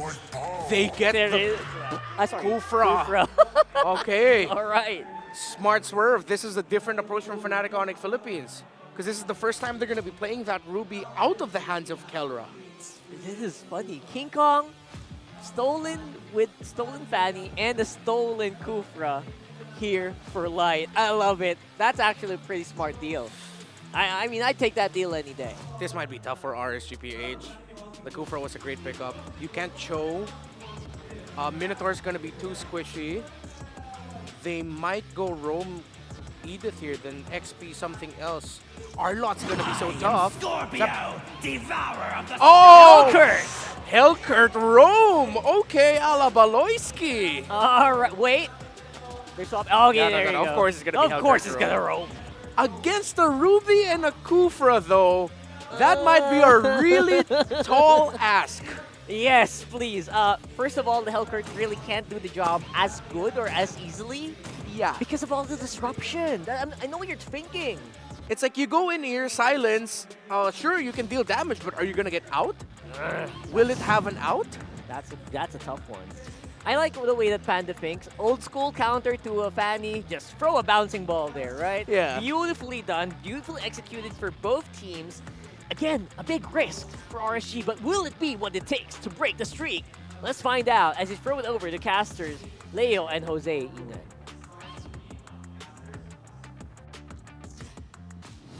Carl Rockarto, Renmar Santa Cruz, it's a pleasure to receive from you as we go into Game 1 in this best-of-3. Can Welcome the to Mobile Streakbreakers Legends. finally get one over Fnatic Onic Philippines in Season 14. Ingan, for the first time in a while, the Ruby goes anywhere but in Kelra's hands. Yeah, not in Kelra's hands. And of course, Baloyski-esque hero for Light, the Hellcourt. Not many pro players can actually pull this off, but if you're considering Light to pull this off, I think there's a huge chance this may work. There's a Mad Lad strat. Again, it was set up in the storytelling before the bout. Both actually are great setters. Yeah. One, a more individual or pick-off-centric. The other, more for AoE. Nothing's really changed for Brusco here. Still can catch, several opponents with a well-timed combo. But for Light, this is very specific for him. I mean, yes, he still finds these angles. Yeah. But instead of CC, it's more damage. Oh, no! Oh, Kirk uses his flicker just to evade that. But look at Irad already showing his dominance with his Fanny. That was close. He's looking to eradicate the XP laner from Fnatic Onic Philippines. And not much of a blowback from bottom lane. King Kong did steal a little camp. Yeah, he was able to. Look at this cut by Nibor. Right now, Nibor is cutting because they were able to force Kirk to go back and recall. And looking at the lineup, again, I like the Kufra pick, but looking at the community prediction, woo, seems like majority of the fans are voting for the Super Family. That's a lot of Sonics. Look at the action up top. One more time on Kirk, but this time underneath the XP lane tier 1. That's about 15% damage reduction, so Kirk's gonna be fine. It's actually good for RSG because there were 2 attempts to bring down Kirk. Unsuccessful so far for Fnatic Onic. And going back to my point, the Kufra actually answers 2 problems for Fnatic Onic. The Harith and the Fanny because of the bouncing ball. Oh, yeah. Now check it out. RSG looking to steal away. Not going to happen. King Kong secures. I think the Kufra does do well against even Light. Yeah, actually. This is a Hellcat that jumps in, Actually, yeah. Ever since the revamp of Hellcurt. He's got a little hoppy hop. Yeah, plus you don't get an automatic silence when you jump in with the Kufra. Because before, the problem with Kufra is if His you hit combo that, stops. The combo stops. You can't just cast the Tyrant Whoa, Drake. whoa, But whoa, right whoa, whoa. now, look at Irad. Almost. But still, the fast hands were able to save him. This life flashed back before his eyes. Almost. Almost. Oh, and another steal by King Kong. Okay, now depriving Irad of his jungle creeps. And still Fnatic Onic has a good control. They were able to get the turtle at the same time. No casualties so far. Again, to execute this Hellcrit lineup, you really need a good start coming in from RSG. That's right. If it doesn't snowball, especially for Light, even if he has the lethal ignition plus the execute, he's going to have a hard time picking off anyone. Yeah, and slowly but surely what this does lead to is a 200, 300 gold lead. And if I'm not mistaken, that was a turtle take by King Kong. That's the first turtle going. Okay, so RSG really focusing on the XP lane rotation here, not giving Kirk good time. And just making sure that Kirk doesn't have an opportunity to rotate, make those I'm offended plays for Fnatic Onic. Luckily, he doesn't have to just yet. Fnatic Onic PH, they're very scale dependent. Like, you still need to get items on Kelra. You need to get items on King Kong specifically. And you know what? Even maybe Super Friends. You know, I'm looking at a mid-game spike. Really, Ling is the only real scaling hero because you can snowball off of Kelra. Look at the emblems here. Better late than never, folks. So double check on what you might be picking up. I like the Master Assassin on Kelra. Like, look at this. Yeah. There's literally just him and the Harriet there. Just ensures that he wins the early game, the laning phase, one-on-one. They're dueling. Yeah, they're dueling up against Kosei, but now the second turtle is here. A while ago, it was uncontested for Fnatic Onic. And now Brusco doing a good job zoning out Nibor here, but they don't know where ERA deciding. I think it's just a matter of time before RSG strikes. They're also waiting on their power spikes and for Light to get his full kit. Oh, Earth Shatter plus Blade Gazer combination. Gonna connect onto Kirk, but Brusco answers right back. And now Dark Knight Falls is there. First Blood, Kirk will fall down in exchange for Nibor. Irad onto the back line here. Can't get anyone to pick off. That's a 1-for-1 trade. And now Fnatic still standing strong. That was the upper. Oh, no Deadly Stingers here for Light. No Dark Knight Falls. How is RSG going to answer right back? Because Brusco is charging his Tyrant's Revenge. Not going to connect. It's going to be a Retribution battle, but King Kong still remains the king of the jungle as he gets the second turtle. And as early as 5 minutes, second turtle, we already see how RSG's line up their draft, despite how spicy, how exotic, and how strong it is at specifically what it wants to do. It is just that. It's very specific. Yeah. It cannot start fights, at least the old-fashioned way. It cannot respond to fights the old-fashioned way because, look, you got two chunky frontliners for Fnatic Onic Philippines. You got Kirk and you got Brusco. Even Light had to think twice. Yeah. He threw, blanks at the Deadly Poison Stingers. Yeah. And that's so easy for Fnatic Onic to take advantage of. But kudos to Light, though, as he picks up the Blade of Heptasis. He was able. Look at this, Brusco! Tyrant's Revenge plus the Flicker combination. Light has to pop that Dark Knight Falls, but no counterattack from RSG as they take the purple buff away from Irad.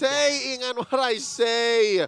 6 minutes in and already Brusco has plenty to show for in the Anong Palagmo before the match began. Yeah. We'll see who is a better setter, and he set the hell out of that move. So far, 2-for-2 with the Tyrant's Revenge range combination from Brusco. Very beautiful, right on target, and at a crucial moment because they were contesting for the purple buff. And you know this Fanny, he needs that purple buff, especially in the early game. Haven't seen as good of a Kufra set in a while from the names the likes of Ogwin, Chaknu, and Gani. Okay. Yeah. If you play with Gani, you would know. I was supposed to say, if you played with me yesterday, you would have seen me with the Kufra. Oh, yeah?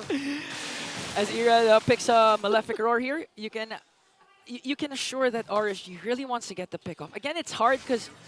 Oh, wait a minute. Okay, FNOP. Brusco charging once again, just to make sure he's carrying Kosei here as they pick up Tier 1 turret.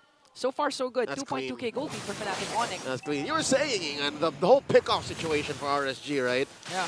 I don't think the pick-off's going to happen because Fnatic Onic are making themselves scarce. Look, if you want to pick one off, it's one of the chunky dudes. I don't think it's worth it. Plus, if the Frigid Glacier connects, but look at this offended play onto Nibor. Is he going to be able to cast that Primal Wrath Flicker out? As Fnatic Onic takes control of this turtle. A while ago, they were able to secure 2. Now RSG has to walk away. Nothing. Just to minimize the casualties. Nothing. All towards Fnatic Onic, man. But again, you can't say Nibor say... You can Nibor say nothing. Sure, they're doing well for a team that's down a turret, a kill, and all 3 turtles. It can change with one beautiful Frigid Glacier coming in from Aqua, but look at this, Primal Wrath will be casted, as well as Stepless of Blade. Dark Knight Falls is there, but the first one down is Nibor. And this is what you were saying. if Fnatic Onyx starts things off, there's no counterattack for RSG unless Aqua is in the picture with the Frigid Glacier. But in that case, they were too fast. Fnatic Onyx was too fast. I mean, one setup from Kirk and then Tempest of Blades was all they needed to bring down one of the chunkiest heroes of the Raiders. And this is counterintuitive to what we would expect. Look at a Fnatic Onyx lineup, you would expect that they would be the ones who are the ones, you know, hiding in bushes, waiting. But no, they're super proactive. They're calling shots, they're making plays, and it's RSG who's relegated to playing guerrilla tactics. Like, they're the ones hiding when, in truth, they're the ones who should be picking fights. Yeah, and I'm actually used to seeing a Ling in MPL normally just split pushing because they're on the right. receiving end most of the time. That's right. So far, Fnatic Onyx able to execute this lineup right now. It's impressive, this lineup, because again, they have combat mobility, map mobility, rotational speed, and look, they're pushing like nobody's business. Look at this is turrets, no more. Yeah, plus the moment you try to pick off Super Prince, aside from the fact that he has a flicker, that Deathly Grasp alone can actually save him. Even if Irad tries to go with the Cable's Cutthroat, once the Deadly Grasp is casted, Fnatic Onyx, Bruce can just really jump in, bouncing ball, and not let Irad escape. And that's the difference in their draft. Because again, RSG, they picked up more proactive heroes, ideally on paper. They want to be able to move around, call the shots, you know, start things up. But Fnatic Onic Philippines, they were able to draft not just reliable CC, they were able to draft rotational speed and peel. Now gonna jump in, Tyrant's Revenge combination. Nibor has to cast the primal wrap, but the Frigid Glacier is there. King Kong going after, right after the backline. The first man down once again is Nibor, but here comes Kosei with the Synchro Vision. But look at who's there. Kelra making sure to bring down the opposing gold laner, because 3 members of the Raiders are nowhere to be found. You get nothing, good sir, nothing. Fnatic Onic Philippines, about Kelra 6,000 head. Kelra walks in. Kelra knows where Irad is hiding. 3 objectives for Fnatic. Make it 4 as they get the Lord. And looking at the instant replay, I mean, Brusco. This one's brought to us by Infinix. Check it out. It started off of Brusco, and I don't know if you can zoom in, but you guys can do it yourselves. You see how well Brusco came in and protected not just Kelra, but even Super Friends, and Kirk was pretty low. He made sure that Irad wasn't able to do freestyle cables because of the bouncing ball. But wait, Tempest of Blades. Irad is gonna go for the dash. Oh, King Kong. What? Oh, okay. Oh, wow, look at this. One basic attack, but Kirk is here. I am offended. Finds Irad. Unceremoniously, they were in the middle of a recall battle. Man, Kirk crashed the party, honestly. You know what? Just chalk it up to it being a 5v5 game, man. Honestly, I was expecting King Kong to go down from his throne. You think? Yeah, I knew it. I know. This is the jungle, man. This is the jungle, and King Kong is the king of the jungle. And in this moment, 8,000 gold down. RSG, 11 minutes in. There's a huge lord marching through bottom. Holy shields popped. Oh, catches Nibor once again, and look at the damage output of that Vexana. Frigid Glacier is wasted, so no counterattack for RSG, but look at King Kong. Taunting Irad, taunting the Eradicator. I bet in Irad's head he's saying, you're lucky this is not my Lancelot. Oh, yeah. I'm sure. And Kirk shouldn't have been there. Yeah, Kirk shouldn't have been there. I'd like to see you try to do that alone. Yeah. But again, 5v5 MLBB play. It's a team sport. It's a team sport. Whew! RSG so far has the capabilities to turn things around with one clash since they were able to save all inhibitor turrets. But again, if Aqua continues to miss the Frigid Glacier, that's a huge resource wasted for the Raiders. You know what? It's less about it's less about Aqua missing out. You know what I mean? Yeah. It's the mobility of Fnatic. And you can Kirk. Nebo really count out what they're doing because Kirk missing out. They're just going for the push. Just to zone out, just to make sure to get an inhibitor turret before the second turtle, if ever we reach that point. And now Winter Crown's coming in from Fnatic Onic, making sure that Irad won't be able to get the groove that he wants with his Fanny. For sure. And now, so far, the Hellcrit pick, not really working in the favor of RSG. It's not paying off. We understand what they were trying to do. It's just not against Fnatic Onic Philippines, who are just so honed in, who know exactly what's up. It's just the mid lane inhibitor standing for RSG. And slowly but surely, Fnatic Onic Philippines will choke out all remaining resources on the map. That's an orange buff stolen away. I'm not even sure when was the last time Irad got his purple buff. His anything. His anything, yeah. 3 turtles to Fnatic's name, first turtle to Fnatic, and now it looks like the potential last Lord will go in the hands of the Sonics. And what's difficult for RSG is, sure, you can take it to the base, but even under the base, right? You don't have the most stellar wave clear in the world. Yeah. Sure, you have the Aurora. Sure, you have... If Nibor uses the Primal Wrath, that's a huge resource waste just to clear out the minions. That's right, and even Kuse, Yeah. he's like a mid-range mage. He has to commit. He has to really put himself there for it to make a difference. Okay, the strategy right now for the Raiders is to get the pick off before the Lord spawns. And to split. Yeah, to split, to pick off.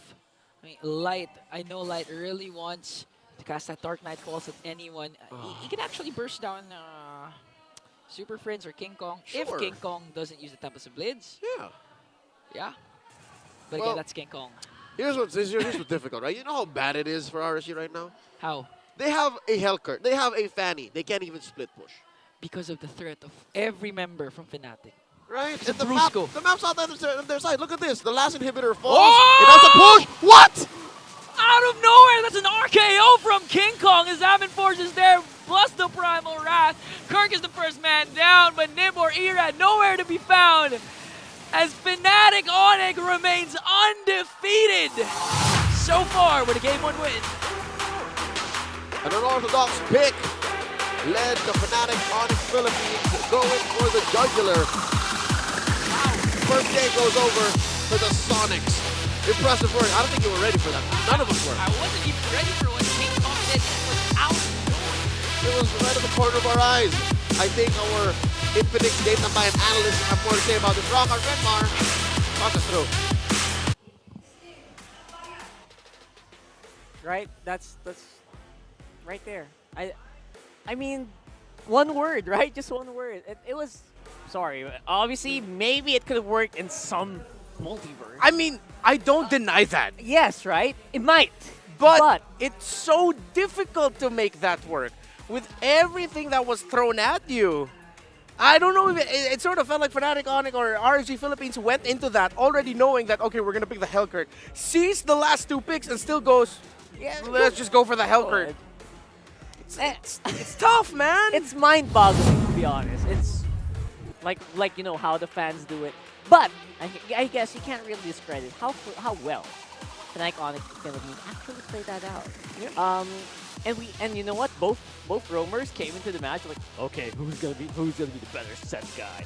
Yeah. And Light says, pass. You ended up giving him an assassin. It's hard to make that work in the Philippines. I know it works in other regions and other countries, but this is MPLPH that we're talking about. And because the roamer of RSG Philippines, I will give them this. If it went well, it could have been disrupted to the farming pattern of King Kong. But we saw RSG's playstyle, again, is still around the objectives. The actual front line of this lineup in objectives is Nibor's Edith. But if you take the action away from where the Edith is and say send it to when Fnatic Onic Philippines is invading the purple buff of RSG Philippines, you have no front line protect. The Aurora can only do so much to buy time and crowd control, but up against an invading Kufra, an invading Vexana, the Hellcurt will really have a tough time. Yeah, I mean, I feel like we were talking about how kind of fragile the lineup of RSG Philippines was before the draft started, or while the draft was happening. And it did seem apparent right there that they really needed someone to really bridge that early and mid. Yeah. And when we saw the Hellcurt, we said, you know what? Right after we went off cam, we said, yo, their early game is gonna be tough. Yeah. For us, if we see something like this in, let's say, our ranked games, right, we'd be scared of the Hellcurt and the Fanny. Correct. Understandable, because those are two heroes that can snowball if they get those early kills and those early takedowns. Big if. But this is the pro scene, where you have really strong roamers and mid laners who know how to rotate in certain areas at the right times to block the advanced positioning of Hellcurts, to give a lot of difficulty to the Fanny as well, so that he's just stuck farming, which he was. You know what? In the early phases, it could have actually really worked out. But at the very end, I think Fnatic Onic was also very smart to pick up the Kufra, which will disrupt assassins, a lot of assassins, in the middle of their engagement, in the middle of the Right. combos. Yeah. Fanny is going to have a hard time. Yep. Hellcurt as well, jumping in, then can't really jump out anymore. Yeah, we also have to return to the items because Fnatic Onic Philippines, they itemize so well. It was a rush in the anti-Cuirass by Brusco, so immediately you're giving the physical damage reduction to the Hellcurt and the Fanny, who base their main damage from the skills, and that's how anti-Cuirass works. That's you right. also have the Vexana who rushed the Bloodwings, so it's not going to be as easy to take down Super Friends because he has that little bit of shield to give him survivability. Kirk even built pants. He went for the steel leg plates before into the War Axe. That's just really great itemization as well from Fnatic Onic Philippines. And I guess we can't completely put it on the fact that RSG picked Hellcurt. Yeah. But more also on the fact that Fnatic Onic Philippines responded to it so well. Yeah, that draft response was good, but the in-game response was even better, like way better than I expected it to be. I expected maybe a bit of a push, maybe a bit of early game advantage for RSG, but then again, we were talking about what if, right? A big what if they didn't get any kills. Because the domination of the snowball of the Hellcurt and the Fanny is very conditional on whether or not you can get those early kills. Get that gold, get those items, and then take the game from there. Speaking of confidence, like Kelro was so confident that RSG Philippines, the Fanny and the Hellcurt won't be able to get that snowball because his first item was he just rushed the Skypiercer. Skypiercer. He already knew. It's just like, I'm just gonna go ahead and build this because it's fine. I'm gonna be okay, and he was. Yeah, and that's exactly what happens. I think the confidence of the Super Fam is something that you can't really understate here. Yeah. Even coming into a matchup that looked very odd. Normally, initially, you'd be kind of rattled maybe if you're Fnatic Onic. Yes. Because you're faced with a bit of an unknown. I don't know if it's not unknown. Maybe it's unexpected turn. But you know what? They played around it very well. And I think they also kind of just compounded the rotation. The way that they went around the map about this.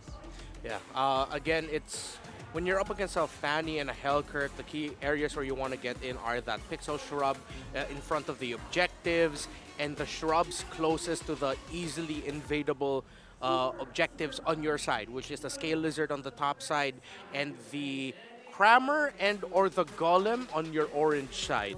So if you can just visualize that, I wish we had like a map I can point Or these you can things draw. out to. You can probably draw. I it have on- no drawing abilities, man. But hopefully you Yeah, understand but what I I'll mean. look for it here. Yeah, and when you block those specific areas, it's going Yeah. to be so hard for Hellcurt to position, a Fanny to find an opening, and they did try. RSG Philippines did try, but I think now, again, as our discussion is going on, I'm a little bit more lax now on the fact that it was a Hellcurt, and more just really want to appreciate how well Fnatic Onic Philippines responded to it with their items and their rotations. Then again, guys, we're not like it could have worked. Honestly, against maybe Give any it other that. team, it might have had a chance to work. But when we saw it against Fnatic Onic Philippines, who had really good macro, who had good understanding of the matchup, and a huge swerve pick with that Kufra, I knew that was going to be a hard game. I don't know if you guys agree. I don't know if you guys agree with the Hellcurt pick. Do you think it could have worked? Do you think there's another better option? Let us know, because we want to ask you, right? We want to ask you. Because honestly, I'm curious. I want to ask Panda later what that was about. Coach, what was that Hellcurt? Yeah. But, you know what? We want to ask you about what team should be what matchup should be a Week 5 star match. Oh, we have TLPH versus Fnatic Onic, again, undefeated versus the Titan. Yeah. FCAP versus Aurora, very hype, very Yeah. big fan bases. Black versus Omega, obviously Blacklist still looking for their first win of the season. Or Aurora versus Omega. I guess these are the two unexpected teams of the season so far. For sure. What's your star matchup there? Comment that. Comment it right there. Honestly, for me, FCAP versus Aurora is huge, but I want to see, because, right, these two teams, right, Aurora versus Omega, I feel like no one expected both of them to be here on the upper half, right? For sure. This is very interesting for me. But again, we want to know what you guys think, and then we'll probably take it from there. Yeah. I think it might, people as early as now might be thinking about Team Liquid Philippines versus Fnatic Onic Philippines. But again, we also have to wait for is Fnatic Onic Philippines streak is going to be alive at that time, because they are going to be going up against Falcons APBren later in the week. Oh, that's a tough one. You're Yeah. right. Oh my goodness. So the streak is not safe quite yet. Not just right? yet. I mean, this is their first big challenge. It does feel like they're doing well against this specific challenge, Yeah. you know, the streak breakers. But other than that, you're going to have to face off against the world champions. I don't envy you. But for you guys, if you want to win 90,000 diamonds, just go to the MPL arena, right? You post about your live experience on Facebook and TikTok with hashtag MPL S14 live experience, and then you get a chance to win 90K. All you have to do is use that hashtag, post about it if you did go. I mean, Yeah. I guess you want to add a picture there to prove that you did go. And make sure that you tag MPL Philippines. You know the official MPL Philippines page, right? I don't know, maybe some of you might be watching there right now. Yeah. And then that's all. We're just looking to give away diamonds here. Apparently Moonton's having a great week or great month. They just want to give away some diamonds. But for now, we got another diamond gifting thing going on here. Oh, yeah? It is the smart gameplay pose. Is that? That's Chakno you just did just now. Or no? Is there someone who does that? I think not anymore. Not We had someone. anymore. We had. Yeah. Yeah. Before Yaoi, of course, was that. He was doing the Cho pose. I missed that. I miss Yaoi overall. But either way, We all you all have do. to do is just all copy do. the pose right there. Oh, it's fairly easy. It's a Brusca pose. Come on, guys. Come on, guys. There. Oh my goodness, all right. That's good. I think this guy That's won. good. Come on. This Yeah. guy won. Oh my. That's it. Tone it down a little bit. There you go. Oh wait, we're Careful with the hand placements, brother. That's all I'm going to say. I think he. Careful with the All hand the way placements. back. All right. A little Don't bit lower. Push the guy. Don't push the other guy. Okay. All right, we got contenders. He's a little bit closer to Brusco because I go too close. Yeah, Back he up. wins. Back up. I think he wins. Hands. He wins, yeah. Hands. There you go. Brother, your hands. Oh. Careful. He has glasses. Yeah. All right. He cool. has glasses. Come on. You're gonna be immortalized now. Congratulations on your code. Oh my Not goodness. like that. Wait, that's too. Yo. Yeah. That's. The man is pumped. The man is pumped. The man is happy to be here. You can tell. Oh my goodness. And again, these are fans who braved storms to be here, by the way. Literal rains and storms. So big congratulations to you. Yeah. That was a really fun experience. I'm grateful for all our fans Yes. for being here today. Thank you so much for being here today. And I hope you guys can also, if you didn't make it today, maybe one of these days, one of these weeks, you can come over here and then we'll have some fun here on the MPL Arena here in the Philippines. Join us. Yes, please join us. But for now, RSG, going back to their color, my it's blue notes? side. And yeah, for this one, I don't doubt that there's going to be a possible high loss here, maybe for RSG or maybe a Zask. But Aqua has been doing a lot. He actually one of the most flexible mid laners here in the league, probably. So I wouldn't be surprised by that as well. Yeah. Like a later pick. Yeah, I mean, he has 6 unique picks. The Zask is his most picked and most successful right now. Yep. He's 2 out of 3. Or excuse me, that's wins. So 3 out of 4. He's 3 out of 4 with the Zask. Yeah, very powerful pick overall for any team. Yeah. Not to mention it's Aqua. It's funny because in game number 1, Roger was snubbed. Now in game number 2, we saw Roger, obviously in game number 1, but now Zask. Zask has also just been generally snubbed today. People have fallen back to the Vexanas, the Valentinas, even the Lilias are starting to get picked a little bit more than her. I don't mind it. I don't mind it. Honestly, I feel like the mid lane needs a bit more, what do you call that? Attention? Attention, yeah, I guess. I feel like I missed the Kagras of Aqua, stuff like that. That could happen. Not gonna lie, I agree with you, man. I Right? do miss that Aqua Kagura. Oh, man. Very underrated. And again, one of the most underrated players in the league. But so far, they're going to have to do a lot to bring this series back. Yeah. I wonder if it's going to be open for them. Will they pick up the Roger? If the Jushin will be left open, are they going to consider it? Fnatic Onic Philippines might actually even think about that. That's actually very, quite a predictable pick, I think, right? The Zushin. Yeah. I don't mind it. Never looks very happy, though. And again, I feel like this guy really does feel like there's a lot of potential. We might see one of those with potential. Yeah. What is it? Okay, Jushin's open. Jushin. She's not always auto pick, but there's a lot open. It's a possibility. We're talking about the mid earlier, right? Yeah. This could be it. Hard to pick Zask into Jushin. But Roger's still open. They can go Roger now and then pick their jungler later to surprise. Lots of approaches. So many approaches, actually. Health grid first, maybe. Just What God, no. What if they rush Fanny or something? That'll be funny. Oh!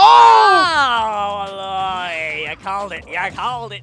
Okay, so that leaves the Hayabusa, the Julia. Oh, wait, no. Hayabusa, Julia, and Nolan are also open for King Kong. That's funny because... Oh, excuse me. Sorry. What? King Kong has not played Julian yet. He's more Roger, Haya, Nolan. So we're thinking Kyle, right? Kyle's been playing a lot of Julian in jungle. Yeah, I was thinking of Kyle. Right. So right now, obviously, I think Coach Panda very aware of the possibility of King Kong just picking up that hero and said, you know what, Irad, you play a Fanny so that King Kong can play it, okay? That's exactly how Panda would say it. Terizla or Edith has to go here. Roger there. Yeah, Roger, right. Terizla or Edith. Right. One of those two. Because I think RSG would want to go something along. There we go. Grok Terizla would be okay here. Or they pick their roamer alongside the Terizla. Just for sure, I'd want to see them get an EXP laner that can hold the front. Since Light is more pick-off, right? What if Light goes for Kufra here? Oh, it's not. Oh. Okay, yeah, Jushin already. Wow, all your damage dealers. Right off the bat. Yeah. Oh, yeah, you're right. Huh. So the roamer and EXP is going to go later. That's very bold of Panda here, right?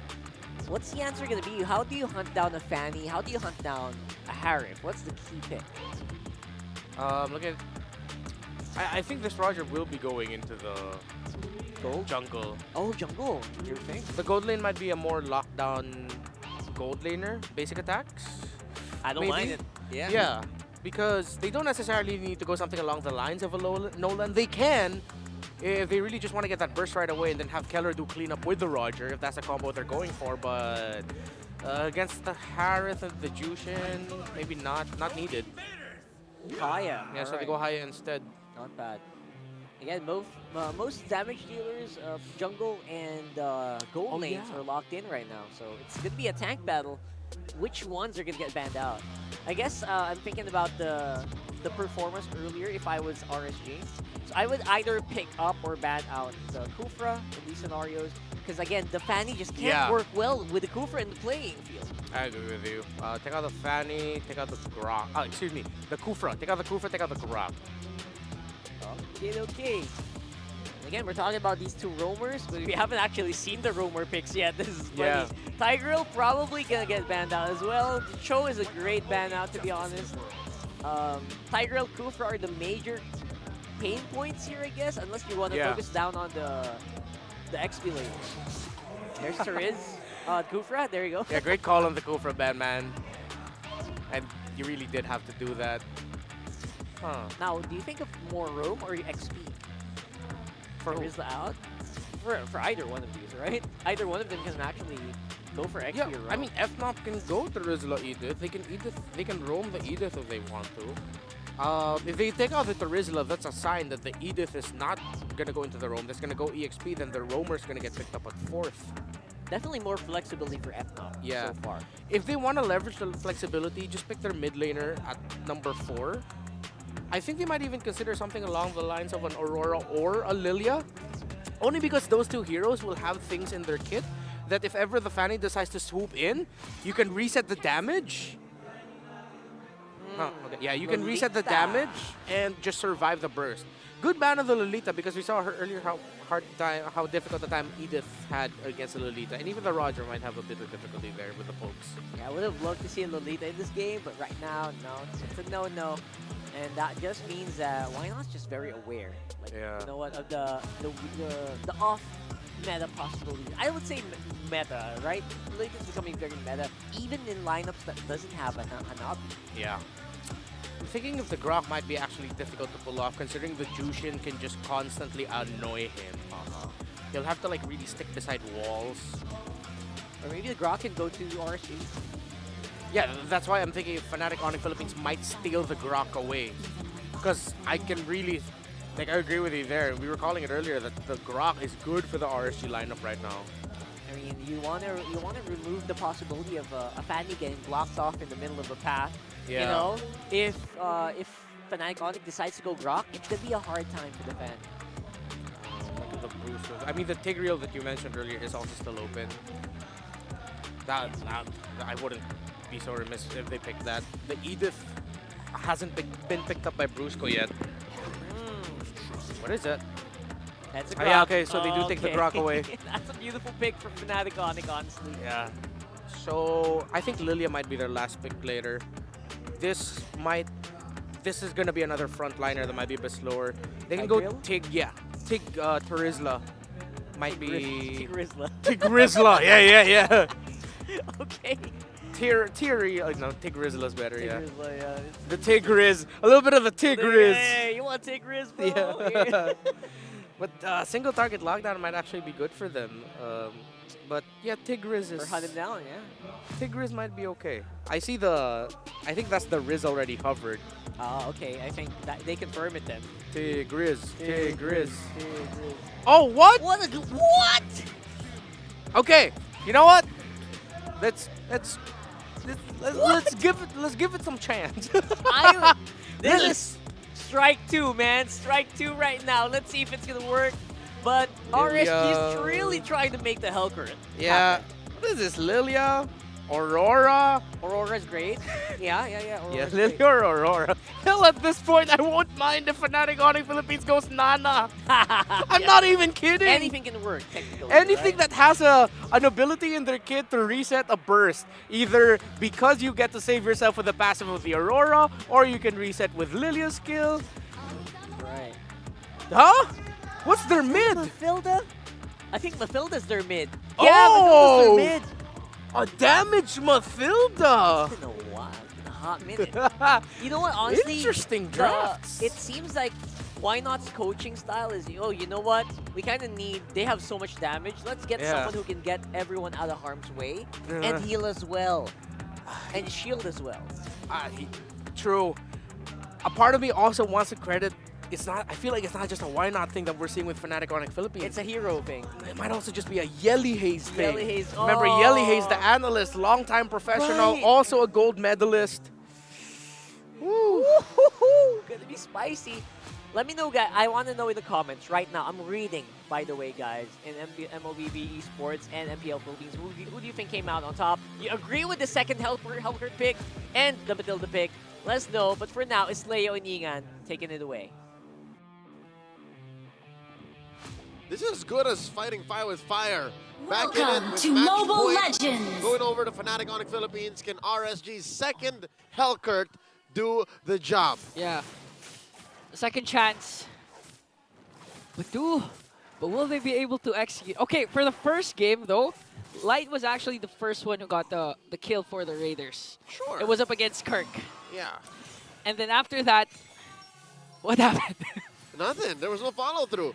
Here, though, it looks like Fnatic Onic are ready to play hardball, if you know what I mean, because they also pulled us over a quick one. They put the Matilda, who, by the way, gets picked up maybe once every 2 weeks in Season 14 now, if ever, and puts it right in mid. What's going on? Honestly, Matilda hurts if you add the right emblems and at the same time have magic items. So very specific. But at the same time, I think while, if I'm not mistaken, the Whoa! That had nothing to do with any of the heroes we're talking about. Okay. King Kong's job was just to actually get jungle creeps, but he got a bigger fish, which was Light. Look at the face on Light. He was just wondering, how did no one see that coming? Watch out. You know, Light said, I was the one who's supposed to make sure you don't see me coming. I'm a Hellcurt. Look at this, man. Because of what happened, Light is just clearing bushes and walking out. Yeah, that's a major delay, honestly. You were saying about the Matilda, man, because yeah. Superfish just picked up a warrior boots there. It's also something you want up against a Hellcurt because of the shields. Making sure that you don't get burst down. And at the same time, you also save your teammates with a guiding wind. From the Lantern Flare, you get him out of the Zaman Force, you save him from lethal penalty zones. I get it. You help, widen the gap between the Fanny, who has calculated, Plus, the honestly, closer. with Kelra and King Kong's physical damage, you're not gonna need that much magic damage, especially if Kirk uses the Primal Rat, because Primal Rat's damage is magic. Sure, So here you we won't go. lack damage. Wait, did it happen? Nope. Okay, Brusco was forced to use that flicker, but the Lantern Flare is there. Again, the save coming in from Super Prince with a guiding win, and the counter punish. Era's gonna fall down in the hands of Super Prince, but they're not yet done because Light steps in, jumps in the party, brings down Brusco, and again, the guiding wind to save Kirk. And all this while, it started off with King Kong taking on the Turtle, mano y mano. And now Nibor right in front of Kirk, and King Kong. It's not over yet. Oh. That was one Earth Shatter though. They were able to sustain. And now, so far that was a good counter initiate from Light. He was able to bring down Brusco though. Still, at least it was something compared to nothing. For sure. Fnatic Onic have a small lead, about 400, 500 gold. And despite all the chaos and the mayhem caused by the Sonics across the map, I think in the gold lane, only in the gold lane is RSG ahead. Slightly, very slightly. Kusei up maybe 100, 200 gold. Yeah. And I think it's the presence also of Light, because King Kong's been seeing that Light's rotating up top. So Kelra really needs to play safe. Even if he's the gold standard, that's still a Hellcurt that could easily burst down Kelra once he's level 4 especially. For sure, even if he does have like 2 dashes out of there, the Flicker and the Lycan Pounce. Looking at the rest of the map, Fnatic Onic has about 500, 600 gold ahead, 3 minutes in. This is a slightly slower paced game, Igan. I don't know if you agree with me. Yeah. Because both teams are playing with, exotic picks with the Matilda and the Hellcurt. Even if it's a Fanny and a Hayabusa, it's relatively slow, apart from the early first blood kill coming in from King Kong. But this is the beauty of Aqua. Look at Brusco not being able to go right after, but was that a steal? Looking at I can't see Irad. It doesn't seem like he has a purple on him, and there was a purple aura on King Kong. As he pressed the Retribution. I mean, they both have the Retribution pulled out. Okay. We can only guess. One thing for sure is the Earth Shatter is casted as well as the Dark Knight falls, but here comes Fnatic Onic with a Circling Eagle. Nibor is going to get a taste of that Wild Charge. He's going to fall down as well. And now it's hard to counterattack for RSG, because even if you have setups coming in from Aqua, where's the damage coming from? Because your damage dealers are the ones getting bursted down. Yeah, it's an odd combination. Aqua needs time to set up. Nibor just happens look at the gold lane. in a single burrow. 1v1, 1v1. 1v1, and Kelra this time comes out on top. But Irad wants to Azerite back, 1 dash away to evade Irad. And now they're going to punish Aqua here. Damage is there for Fnatic Onic. But again, the Lantern coming in from this Zushin is really detrimental. One Lantern combo can actually burst down anyone from Fnatic Onic, apart from Brusco maybe. Yes, but you're just talking about one. Light's in trouble. It's over. He crossed the threshold, man. Again, this was a question asked by our analysts at the panel, Renmar and Rockard. They asked like 30, 45 minutes ago in the first game, where's the out? How does Light get out of those situations? No, he doesn't. He doesn't. He can't. He's all in. There's only one way. Death Timer. That's the only way to get out of the skirmish. He gets sent home immediately. Yeah, because even if he dashes out, Super Prince will just manage to catch him with a Circling Eagle, but someone is going to get taken down. It's Nibor once again.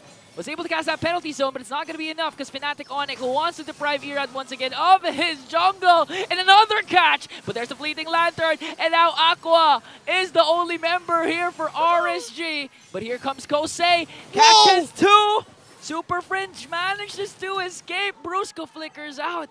Still no trade for RSG. Earth and Force, keeping him where he needs to be. You can't choke slam or Lantern Flare a Grok that's charging up the power of nature because of his passive. Impressive work by Fnatic Onic PH. They maintain the pressure, the aggression, putting them up to about 5,000 gold here. Yeah. 5,000 gold at 6.5 minutes. And no buff again for Irad. You know what? That last buff was almost his. Yeah, It's just honestly. no buff is worth your life. Plus the wall from Brusco. We've been commending his Wild Charge and his zoning, but we haven't commended actually one wall. But that wall from Brusco and the purple buff was all they needed to deprive Irad of his purple buff. It just compromises anything and everything RSG wants to do. And even if Fnatic Onic PH said, yes, let's play hardball, let's also play on a odd tangent, they're still calling all the shots. It's still their game. Yeah, really dictating the pace. I mean, King Kong 3-0-2 right away with the Hayabusa. I'm not even sure if he picked up a Sky Piercer there. So Fnatic Onic in every single department, sustain, whether it be setups or damage. CC, everything. Vision. They're ahead. They're above, not to mention the 5.7k gold lead. And now another purple buff skirmish here. Brusco managing to zone out the members of RSG. I think Irad has to let it go because 4 members of Fnatic Onic are here. He's going to get a retribution, but he's not going to get that purple buff. At this point, Irad at level 9 and King Kong miles ahead at level 12. Yeah, a single retribution makes the difference. Looking at the items here, yep, the one bastion, one hope for RSG in the gold lane in Kusei.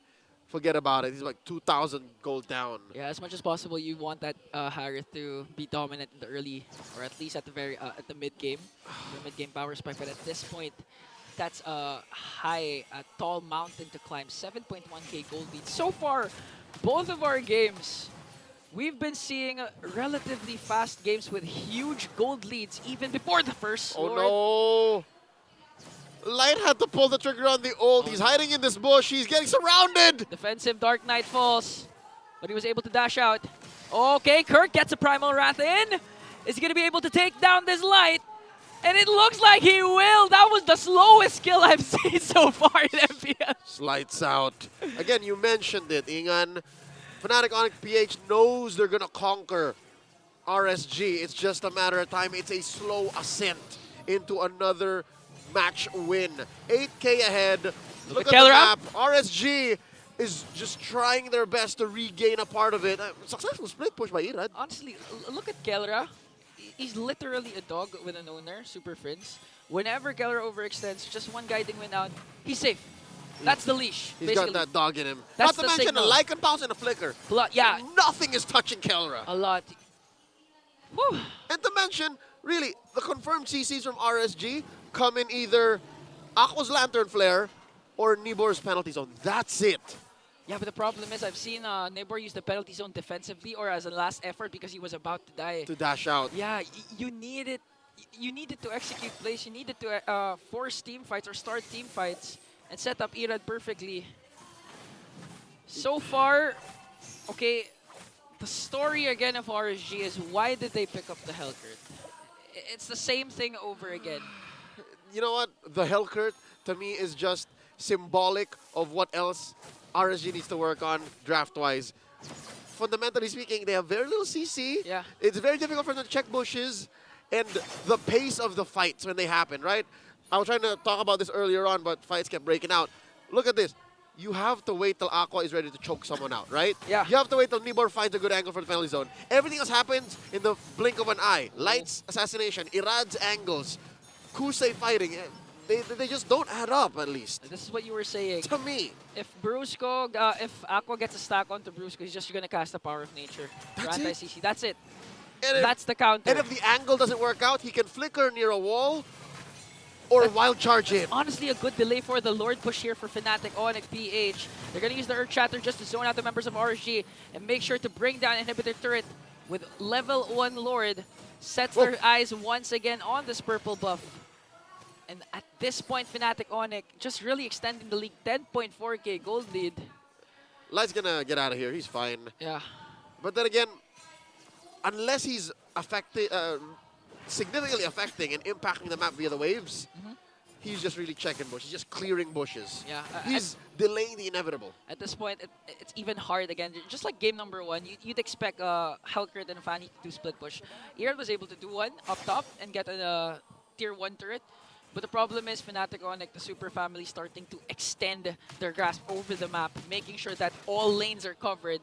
No split pushes will be done for RSG. It went from bad to worse. Keller just picked up a Blade of Despair. Oh, 4-man penalty zone, but a guiding win from Super Friends will save the super family. Now to counterattack. Look at Keller with a Lycan Pounce in. Kirk all the way to the back line, still alive, but he's going to fall down. And now King Kong Shadow out. But look at Keller! Oh my goodness! Up until beside the crystal, he was able to take down Light. Yet, He remains alive! Kelra fears no death. Death fears Kelra. 2 men left to defend. RSG just has Irad and Aqua. And Fnatic Onic PH will take the last and the seal inhibitor. coming in from Brusco. There's the wall that they want, but they're gonna brew a tower lock as Fnatic Onic in 4 weeks. Undefeated, 6 series. Who's gonna break the super family? Not the three players. Fnatic Onic Philippines take the series. Week 4, day 1. Ended too quickly. At this point, they're really unbothered. Rain or shine, Fnatic Onic remains on top. Wow, just wow. Flawless execution from all their players. Literally everyone from Fnatic Onic shine. Impressive work.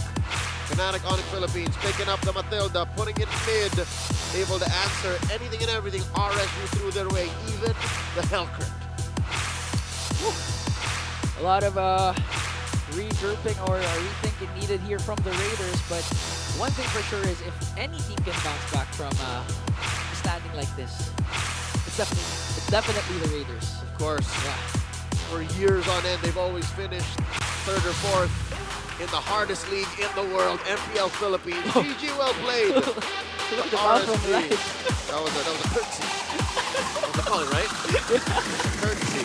And now, in just a bit, ladies and gentlemen, we are going to be hearing from the Super Fam as they head on stage with Marakino for a few words, talking about their 6-series win streak.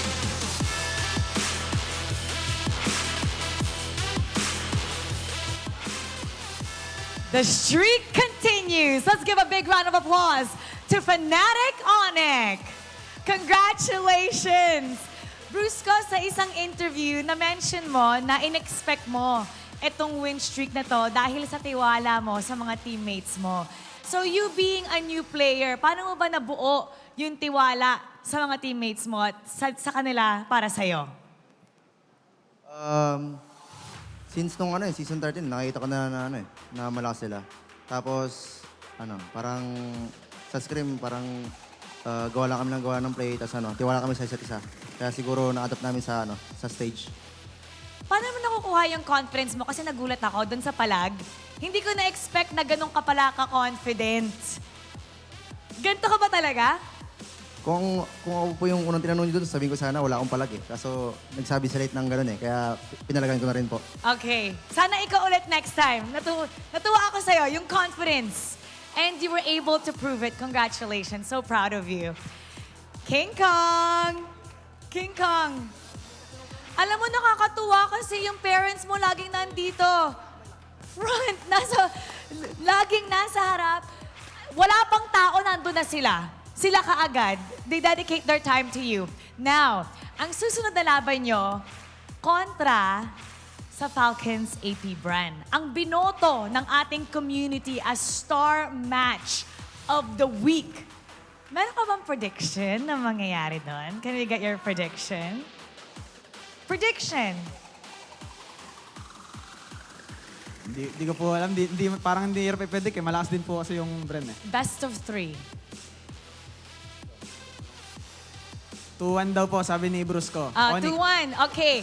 Meron ka bang mensahe para sa kanila kasi inaabangan to ng ating komunidad? Star Match of the Week to. We're really looking forward to both of your performances. Seeing that you're undefeated and they are the world champs, ano ang message mo sa kanila? Sa Falcons APBren, good luck sa inyo. Bibigyan namin kayo ng magandang laban. All right. And now it's time to announce the MVP of game number 2. Can I hear some names? Ano ulit? Parang, ano ulit? Okay, unanimous to Walang rehearsal to. Ano ulit? And let's take a look at the screen. Natuwa ako because first time na isang name lang ang sinisigaw ng lahat. King Kong! Alam mo, masanay ka na talaga na ikaw yung ini-interview. Sana nga mag-post ka ng mas marami pa sa social media mo kasi everyone's curious about you. The highlight is always on you. Now, what do you want to say to everybody? Kasi tinan mo, look, punong-puno ang ating venue. Sa lahat ng mga pumunta, thank you sa pagsuporta sa amin and thank you rin sa mga RSG fans. Thank you sa lahat. Shoutout mo naman yung family mo. Shoutout sa family ko, kay mami, kay papa, tsaka mga kapatid ko, tsaka sa pinsan ko. Congratulations once again. And now it's time to announce our lucky fan who will get 3,000 diamonds. Wow! Excited! Hello, wag ka ba na pa? Wag ka na ba na ba? What's your name? What's your name? Pia. Pia! Pia, nakakatuwa ka. Kumikinang yung face mo. Puro glitter. Nasira kasi yung makeup ko sa CR kanina. So, nag-makeup ka bago pumunta dito?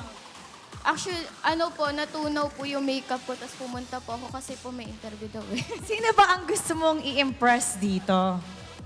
Actually, si Kurt po, pero wag na lang. Si Kirk! Si Kirk, pero wag na lang! Kirk, bakit buwink-wink ka na? Okay, ayan, tumabi ka sa kanya. Tumabi ka! Sabi niya, ano ba? Okay, ayan. Bakit si Kirk? First time ko po siya kasi nakita nung nasiminana pa po siya. Tapos nandun po siya sa may baba ng bootcamp po nila, dun sa may McDonald's. Sa baba ng bootcamp? Sa may McDo? Ba't ka nandun? Inaabangan mo ba? Hindi po, pero nagkataon lang siguro. Okay, anong gusto mong sabihin sa kanya? At gusto mo ba sabihin kung bakit bigla kang humanga sa kanya? Yung abilidad ba niya? Kasi before, naging admin ako ng Hinanad. Oh, okay. So, anong gusto mo sabihin sa kanya ngayon? Ano ba? Pagkakataon mo na. Wait lang, na-speechless ako doon. Nonchalant po siya. Nonchalant talaga siya. Hindi, ganyan lang talaga siya. Kahit ako nagtataka nga ako kung anong iniisip niya minsan eh. Okay, anong gusto mo sabihin?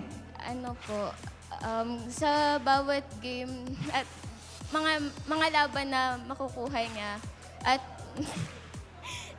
ibigay niya lang lahat ng best niya at sana maging OA na rin siya. Sana maging OA ka na. Anong gusto mo sabihin sa kanya?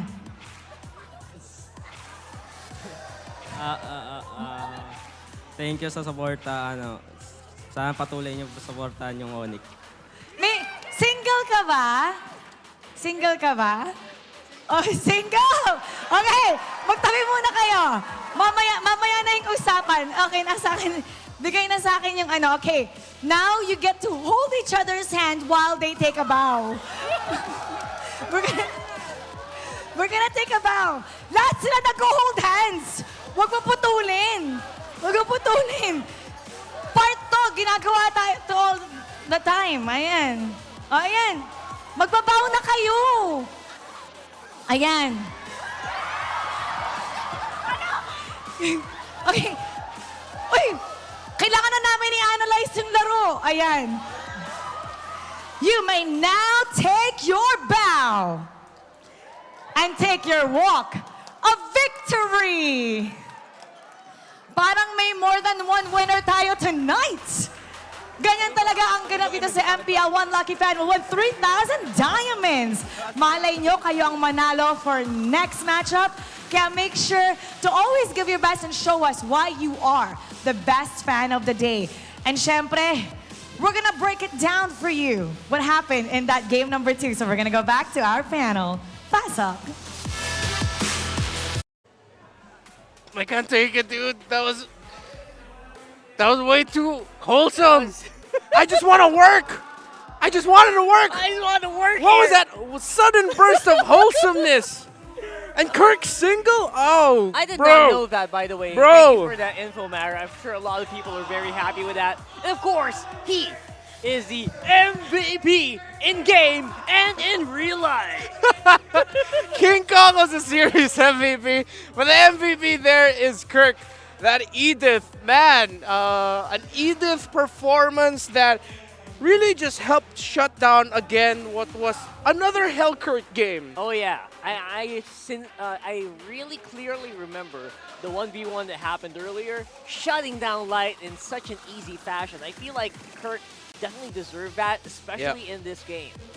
Yeah, him being able to find Light there was crucial. Light was just trying to get information, able to make plays on his own. And Kirk, again, his personality, you see it, he's low-key. But the impact in the game as well, he just makes it work. There was I think it was this sequence or the sequence later on in the game wherein there would be an entry by Brusco, but then Kirk beautifully followed it up as well with his own Earth Shatter. Oh yeah, it's that one. It's that one. It's such a great layering of abilities, not just his own, but understanding what his teammates want to do as well. You have the Grok fronting and again stopping every rotation that RSG wants to do. That Kirk's job is to just, hey, follow up the info that I give or follow up the set I give, continue the crowd control, and continue the damage. He went Thunderbelt and Starlium Scythe. That's how you know that Edith had a really good time. If you can afford to go T-Belt first item and then even build the damage item later on. Yeah, everything else was like a luxury item right after the Yes, Thunderbelt yeah, Starlium exactly. Scythe, right? Just make sure you don't die. You already have a big lead. And I think that just shows you the confidence and how well Fnatic Onic Philippines actually does mesh well together. Knowing that whoever the priority target is, you don't need that much tankiness if you know that the target's going to go down in a blink of 9. That happens so many times in this exchange. And again, as we look at the emblems, the focus of that Hellcurt was to just pick off burst. It was built with Master Assassin, just snowball from there. But then it was just stopped by, again, easy anti-Karas rush by the Grok. Stay forward because there's not much the Hellcurt can do against you. And it was even Kirk that dealt the most damage in the game as an EXP laner, as the Edith. That ain't no joke. I mean, no joke. Imagine he was also building tank there. And he still burst out that amount of damage. Yep, 83% kill participation, more than the gold laner in that Roger, more than the Roam. This is a very well-deserved MVP performance by Kirk with how active he was in the map. And I think all that does contribute to just how easy it was for King Kong and Kelra to do their things. Especially in the later parts of the game when they were blowing up those inhibitor turrets down on the bottom side of the map. 100%. You saw that King Kong was going crazy. Kelra dove in behind the crystal on 3 people. I mean, you can only do that if you have so much confidence with the rest of your team that already did their job that they can clean up after. Again, one of the things that Jushin needs is someone to front for her and hold for her. The Hellcurt can front. The Hellcurt cannot hold. Because you want the Jushin to have a frontliner paired with it that can annoy, that can disrupt. The Hellcurt can't do that as much. Let's say another pairing that we saw this Jushin used by Fnatic Onic Philippines. They went Jushin Jawhead at one point. They go Jushin Jawhead because that Jawhead can stay in the front a little bit, but then at the same time, you can do that toss, do that pickup, and then the Jushin will follow while the Jawhead is still annoying. While the Hellcurt is like more of, I will go in, burst, see what I can do, and then get out. Yeah, you kind of have to rely on your ability to dodge stuff. Yes. You can't tank, because the Hellcurt has ejector shields, right? You have a bit of a Jawhead, shield. the Jawhead. As a Jawhead, sorry. The Jawhead has shields. Hellcurt does not. He just has speed and, you know, vision impairment. Yeah. And again, tough to do when you're up against a Grok as your opposing roamer. That's tough. And then the mid laner, you're up against a Matilda even. So the Hellcurt has speed, then you have a Matilda who has that wide range of focus. It's like, remember before, where in one of the ideas up against, like when you're something up against like a Natalia, you want to pick up like a Rafaela or a Baksha because you have things around it that will either show its location or damage in an area around it. Yeah, that's right. With a Hellcurt going up against something like a Matilda, if you can't burst her down, she can easily dash in. Then you're gonna get hit by the wisps. You'll have vision on you, and then suddenly someone will just follow up. That's right, and all that contributed to Fnatic Onic Philippines becoming still undefeated with a 6-0 match win-loss record. How about that? And that makes the star match for this week all the more hotter. Remember, later this week, it's Fnatic Onic Philippines against Falcons APBren.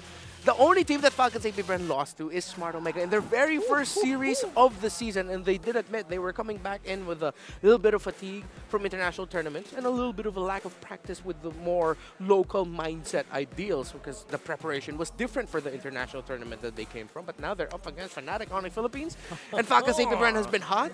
FNOP has been hot the whole season. It's gonna be hot. I'm excited. So I wonder if Falcons APBren has fully prepared for Fnatic Onic. Is the streak ready to be broken by none other than the world champions, by the way? We'll have to wait and see. But for right now, who's winning on Fancy Laban? The on-ground tournament that we've been having between the different fandoms of our teams here. Let's see right now. We have the Phoenix Army leading. Apparently they won earlier. You know what? Good for the Phoenix Army, man. Good job. They need all the wins that they can get. Good for them. Yeah, and again, Aurora's trying to catch up here. Kabarangay's not doing so hot as well. And the Cavaliers and the Bees, you know what? Their fandoms are actually really competitive as well. Yeah. Phoenix Army, interesting. You know what? I should go into the waiting area. We gotta watch that. Yeah, go to the lobby and let's watch some Fancy Laban games. Let's do that. Let's do that like on TikTok, separate live, something, right? And again, Oh, if let's see you're that. a member of, well, any of these communities and you're from the Philippines, maybe you want to fly all the way from abroad, go to the Philippines and I mean, join why one not? game of Fancy Laban while watching MPL, why not? Message the communities of each team. They are more than happy to give you a spot, as long as there is an available spot, because a lot of the fans actually not fight over it, but a lot of them throw their hats in the name, throw their name in the hat. And they come hella early, like Yeah. hours before. Very. We will be honest. There are fans that arrive way before we do. That's right. Like I'm 5 hours before, 4 hours before. So. Really? Yeah. That long? I was thinking like an hour or two. They man. hang out. I mean, They like 4 hours before the match starts. Oh So- yeah. Okay, that's true. So- That's true. Yeah. So honestly, if you're like that, if you're an international fan, and obviously we're in English, right? So if you're an Yeah. international fan, you came over, please message us. You let us know, and we'll definitely come out and meet you as well, right? So that's gonna be it for the Infinix Game Tambayan. I'm Rockhart, this is Renmar. We'll see you online. We'll see you on social media. Right now, let's throw it over to Mara Aquino. Close it out. The first day of the halfway point did not disappoint. The Bees recorded the fastest game of the season, and the Super Family added another win to their streak. Maulan man ang panahon, pero umuulan din ng aksyon at kilig dito sa MPL Arena, at siguradong mas marami pa tayong dapat mas marami pa tayong dapat abangan tungkol sa storyang yan. Muli, ako po si Mara Aquino, nagpapaalala to keep it good vibes, everybody, and see you tomorrow.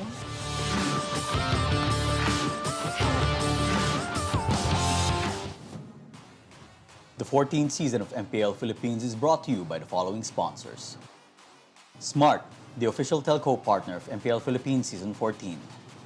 The official tournament phone of MPL Philippines, Infinix GT20 Pro. Official suppliers, EMC Asia and Index Salon. Experience the MPL PH Season 14 action live at Green Sun, Makati City. Grab your tickets now via official MPL PH website. Don't miss any MPL action by following our official Facebook and subscribing to our YouTube channel. Follow MPL PH on TikTok for more content. And to ensure the equality and fairness of our games, MPL Philippines is also monitored and supervised by the Games and Amusements Board.